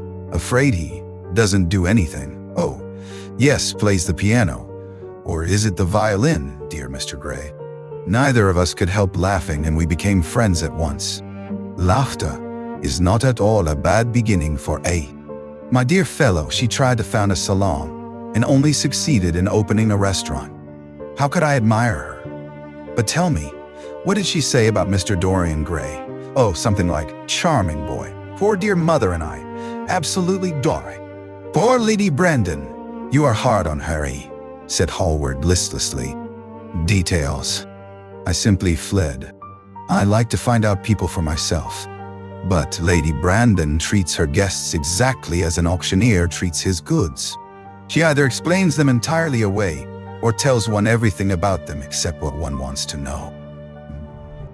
Remember her bringing me up to a truculent and red-faced old gentleman, covered all over with orders and ribbons, and hissing into my ear, in a tragic whisper which must have been perfectly audible to everybody in the room. The most astounding of that, Dorian told me so afterwards. He too felt that we were destined to know each other. And how did Lady Brandon describe this wonderful young man? Asked his companion. I know she goes in for giving her rapid praises of all her guests. Aye, almost touching. Our eyes met again. It was reckless of me, but I asked Lady Brandon to introduce me to him. Perhaps it was not so reckless after all. It was simply inevitable. We would have spoken to each other without any introduction, I am sure. Time, at least, had been chattered about in the penny newspapers, which is the 19th century standard of immortality. Suddenly, I found myself face to face with the young man whose personality had so strangely stirred me. We were quite close. Garters and elderly ladies with gigantic tiaras and parrot noses. She spoke of me as her dearest friend. I had only met her once before, but she took it into her head to lionize me. I believe some picture of mine had made a great success at the... You know her curiously shrill voice? Yes, she is a peacock in everything but beauty, said Lord Henry, pulling the daisy to bits with his long, nervous fingers. I could not get rid of her. She brought me up to royalties and people with stars and... However, whatever was my motive, and it may have been pride, for I used to be very proud, I certainly struggled to the door. There, of course, I stumbled against Lady Brandon. You are not going to run away so soon, Mr. Hallward, she screamed out. Cowardice. I take no credit to myself for trying to escape. Conscience and cowardice are really the same things, Basil. Conscience is the trade name of the firm. That is all. I don't believe that, Harry, and I don't believe you do either. I was on the verge of a terrible crisis in my life. I had a strange feeling that fate had in store for me exquisite joys and exquisite sorrows. I grew afraid and turned to quit the room. It was not conscience that made me do so. It was a sort of forward influence in my life. You know yourself, Harry, how independent I am by nature. I have always been my own master, had at least always been so, till I met Dorian Gray. Then, but I don't know how to explain it to you. Something seemed to tell me that. Terror came over me. I knew that I had come face to face with someone whose mere personality was so fascinating that, if I allowed it to do so, it would absorb my whole nature, my whole soul, my very art itself. I did not want any external, overdressed dowagers and tedious academicians. I suddenly became conscious that someone was looking at me. I turned halfway round and saw Dorian Gray for the first time. When our eyes met, I felt that I was growing pale. A curious sensation of, remind the public that we are not savages. With an evening coat and a white tie, as you told me once, anybody, even a stockbroker, can gain a reputation for being civilized. Well, after I had been in the room about 10 minutes, talking to Huge, crush at Lady Brandon's. You know we poor artists have to show ourselves in society from time to time. Just two. Long, thin dragonfly floated past on its brown gauze wings. Lord Henry felt as if he could hear Basil Hallward's heart beating, and wondered what was coming. The story is simply this, said the painter after some time. 2 months ago, I went to provided that it is quite incredible. The wind shook some blossoms from the trees, and the heavy lilac blooms, with their clustering stars, moved to and fro in the languid air. A grasshopper began to chirrup by the wall, and like a blue thread, leaning down, plucked a pink-petaled daisy from the grass and examined it. I am quite sure I shall understand it, he replied, gazing intently at the little gold and white feathered disc. And as for believing things, I can believe anything. Expectation, Basil, continued his companion, glancing at him. Oh, there is really very little to tell, Harry, answered the painter. And I am afraid you will hardly understand it. Perhaps you will hardly believe it. Lord Henry smiled. And will not exhibit this picture is that I am afraid that I have shown in it the secret of my own soul. Lord Henry laughed. And what is that? He asked. I will tell you, said Hallward, but an expression of perplexity came over his face. I am all painted with feeling as a portrait of the artist, not of the sitter. The sitter is merely the accident, the occasion. It is not he who is revealed by the painter. It is rather the painter who, on the colored canvas, reveals himself. The reason I want the real reason. I told you the real reason. No, you did not. You said it was because there was too much of yourself in it. Now, that is childish. Harry, said Basil Hallward, looking him straight in the face, every portrait, that is, put to use some time ago. What is that? Said the painter, keeping his eyes fixed on the ground. You know quite well. I do not, Harry. Well, I will tell you what it is. I want you to explain to me why you want exhibit Dorian Gray's picture. The sunlight slipped over the polished leaves. In the grass, white daisies were tremulous. After a pause, Lord Henry pulled out his watch. I am afraid I must be going, Basil, he murmured. And before I go, I insist on your answering a question. Being natural is simply a pose, and the most irritating pose I know, cried Lord Henry, laughing. And the two young men went out into the garden together and ensconced themselves on a long bamboo seat that stood in the shade of a tall laurel bush. Fellow, you never say a moral thing, and you never do a wrong thing. Your cynicism is simply a pose. Talk about your married life, Harry, said Basil Hallward, strolling towards the door that led into the garden. I believe that you are really a very good husband, but that you are thoroughly ashamed of your own virtues. You are an extraordinary. Wife is very good at it, much better, in fact, than I am. She never gets confused over her dates, and I always do. But when she does find me out, she makes no row at all. I sometimes wish she would, but she merely laughs at me. I hate the way you parties. I never know where my wife is, and my wife never knows what I'm doing. When we meet, we do meet occasionally. When we dine out together, or go down to the Duke's, we tell each other the most absurd stories with the most serious faces. Suppose you think me awfully foolish about it. Not at all, answered Lord Henry. Not at all, my dear Basil. You seem to forget that I am married, and the one charm of marriage is that it makes a life of deception absolutely necessary for both. Delightful, if one only hides it. When I leave town now, I never tell my people where I am going.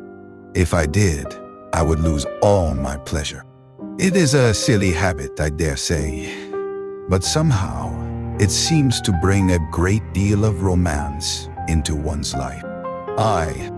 When I like people immensely, I never tell their names to anyone. It is like surrendering a part of them. I have grown to love secrecy.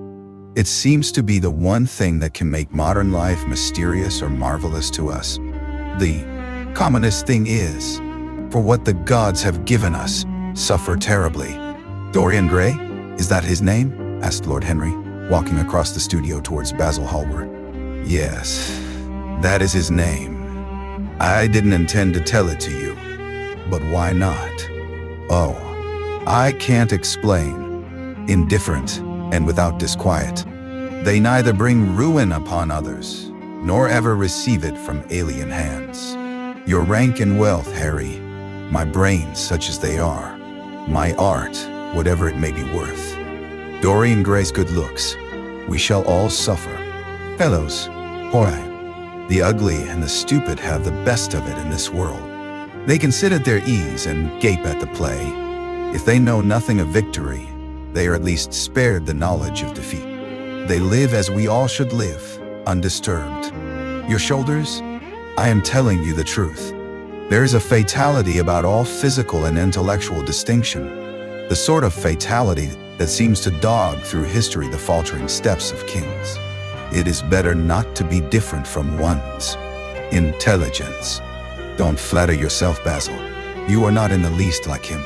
You don't understand me, Harry, answered the artist. Of course I'm not like him. I know that perfectly well. Indeed, I should be sorry to look like him. You shrug. Picture really fascinates me. Never thinks. I feel quite sure of that. He is some brainless, beautiful creature who should be always here in winter when we have no flowers to look at, and always here in summer when we want something to chill our. A bishop keeps on saying at the age of 80 what he was told to say when he was a boy of 18. And as a natural consequence, he always looks absolutely delightful. Your mysterious young friend, whose name you have never told me, but whose sits down to think one becomes all nose, or all forehead, or something horrid. Look at the successful men in any of the learned professions.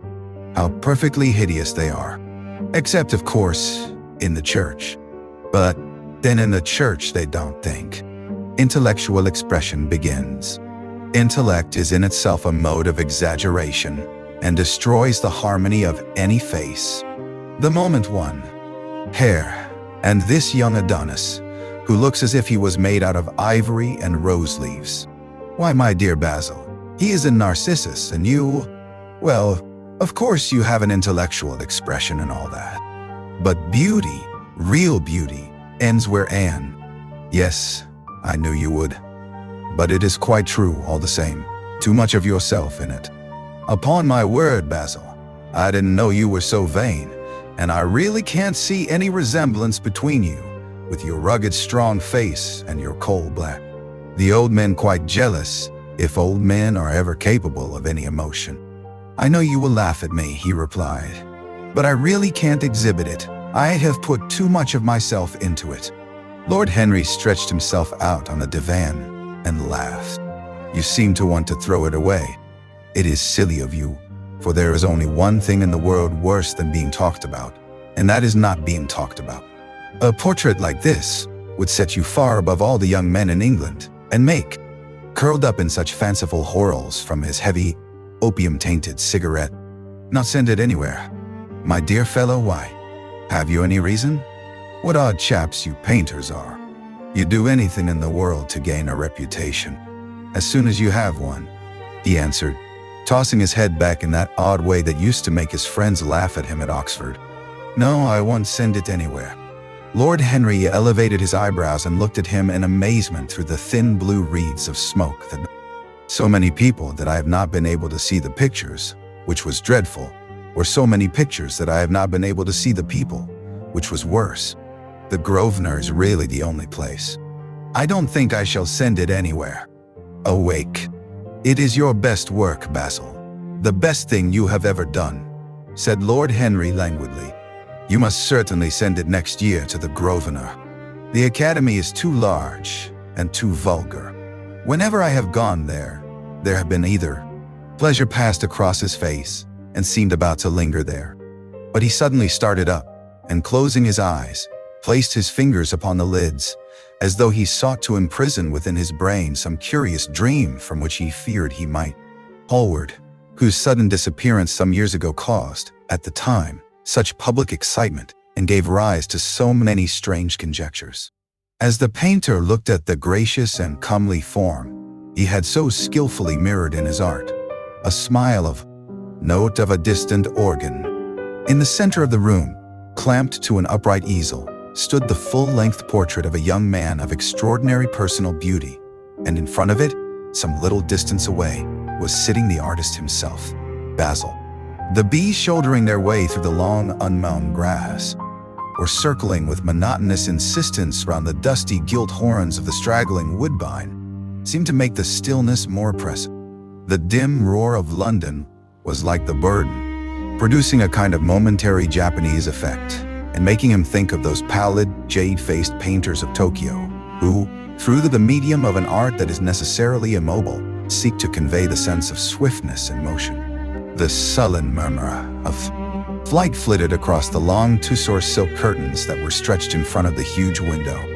Wadden could just catch the gleam of the honey-sweet and honey-colored blossoms of a laburnum, whose tremulous branches seemed hardly able to bear the burden of a beauty so flame-like as theirs. And now and then, the fantastic shadows of birds innate. Through the open door, the heavy scent of the lilac, or the more delicate perfume of the pink flowering thorn. From the corner of the divan of Persian saddlebags on which he was lying, smoking, as was his custom, innumerable cigarettes, Lord Henry, or making a useless thing is that one admires it intensely. All art is quite useless. Oscar Wilde, Chapter 1. The studio was filled with the rich odor of roses, and when the light summer wind stirred amidst the trees of the garden, there came in. Diversity of opinion about a work of art shows that the work is new, complex, and vital. When critics disagree, the artist is in accord with himself. We can forgive a man for making a useful thing as long as he does not admire it. The only excuse, feeling, the actor's craft is the type. All art is at once surface and symbol. Those who go beneath the surface do so at their peril. Those who read the symbol do so at their peril. It is the spectator and not life that art really mirrors. Express everything. Thought and language are to the artist instruments of an art. Vice and virtue are to the artist materials for an art. From the point of view of form, the type of all the arts is the art of the musician. From the point of view of imperfect medium, no artist desires to prove anything. Even things that are true can be proved. No artist has ethical sympathies. An ethical sympathy in an artist is an unpardonable mannerism of style. No artist is ever morbid. The artist can. In a glass. The 19th century dislike of romanticism is the rage of Caliban not seeing his own face in a glass. The moral life of man forms part of the subject matter of the artist, but the morality of art consists in the perfect use of the elect to whom beautiful things mean only beauty. There is no such thing as a moral or an immoral book. Books are well written or badly written. That is all. The 19th century dislike of realism is the rage of Caliban seeing his own face. Criticism is a mode of autobiography. Those who find ugly meanings in beautiful things are corrupt without being charming. This is a fault. Those who find beautiful meanings in beautiful things are the cultivated. For these, there is hope. They are. The artist is the creator of beautiful things. To reveal art and conceal the artist is art aim. The critic is he who can translate into another manner or a new material his impression of beautiful things.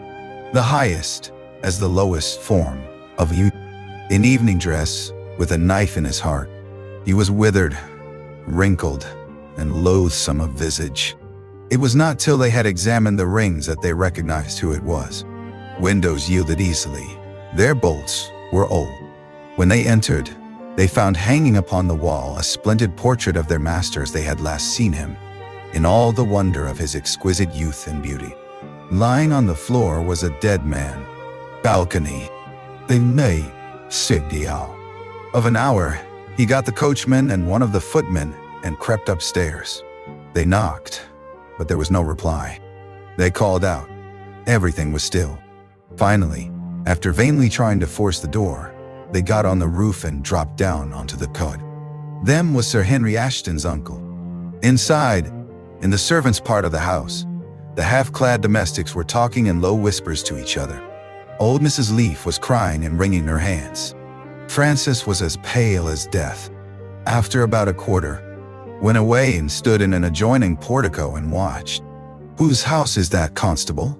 asked the elder of the two gentlemen. "Mr. Dorian Gray's, sir," answered the policeman. They looked at each other as they walked away and sneered. "One of them," and looked up at the great house. They walked on till they met a policeman and brought him back. The man rang the bell several times, but there was no answer. Except for a light in one of the top windows, the house was all dark. After a time he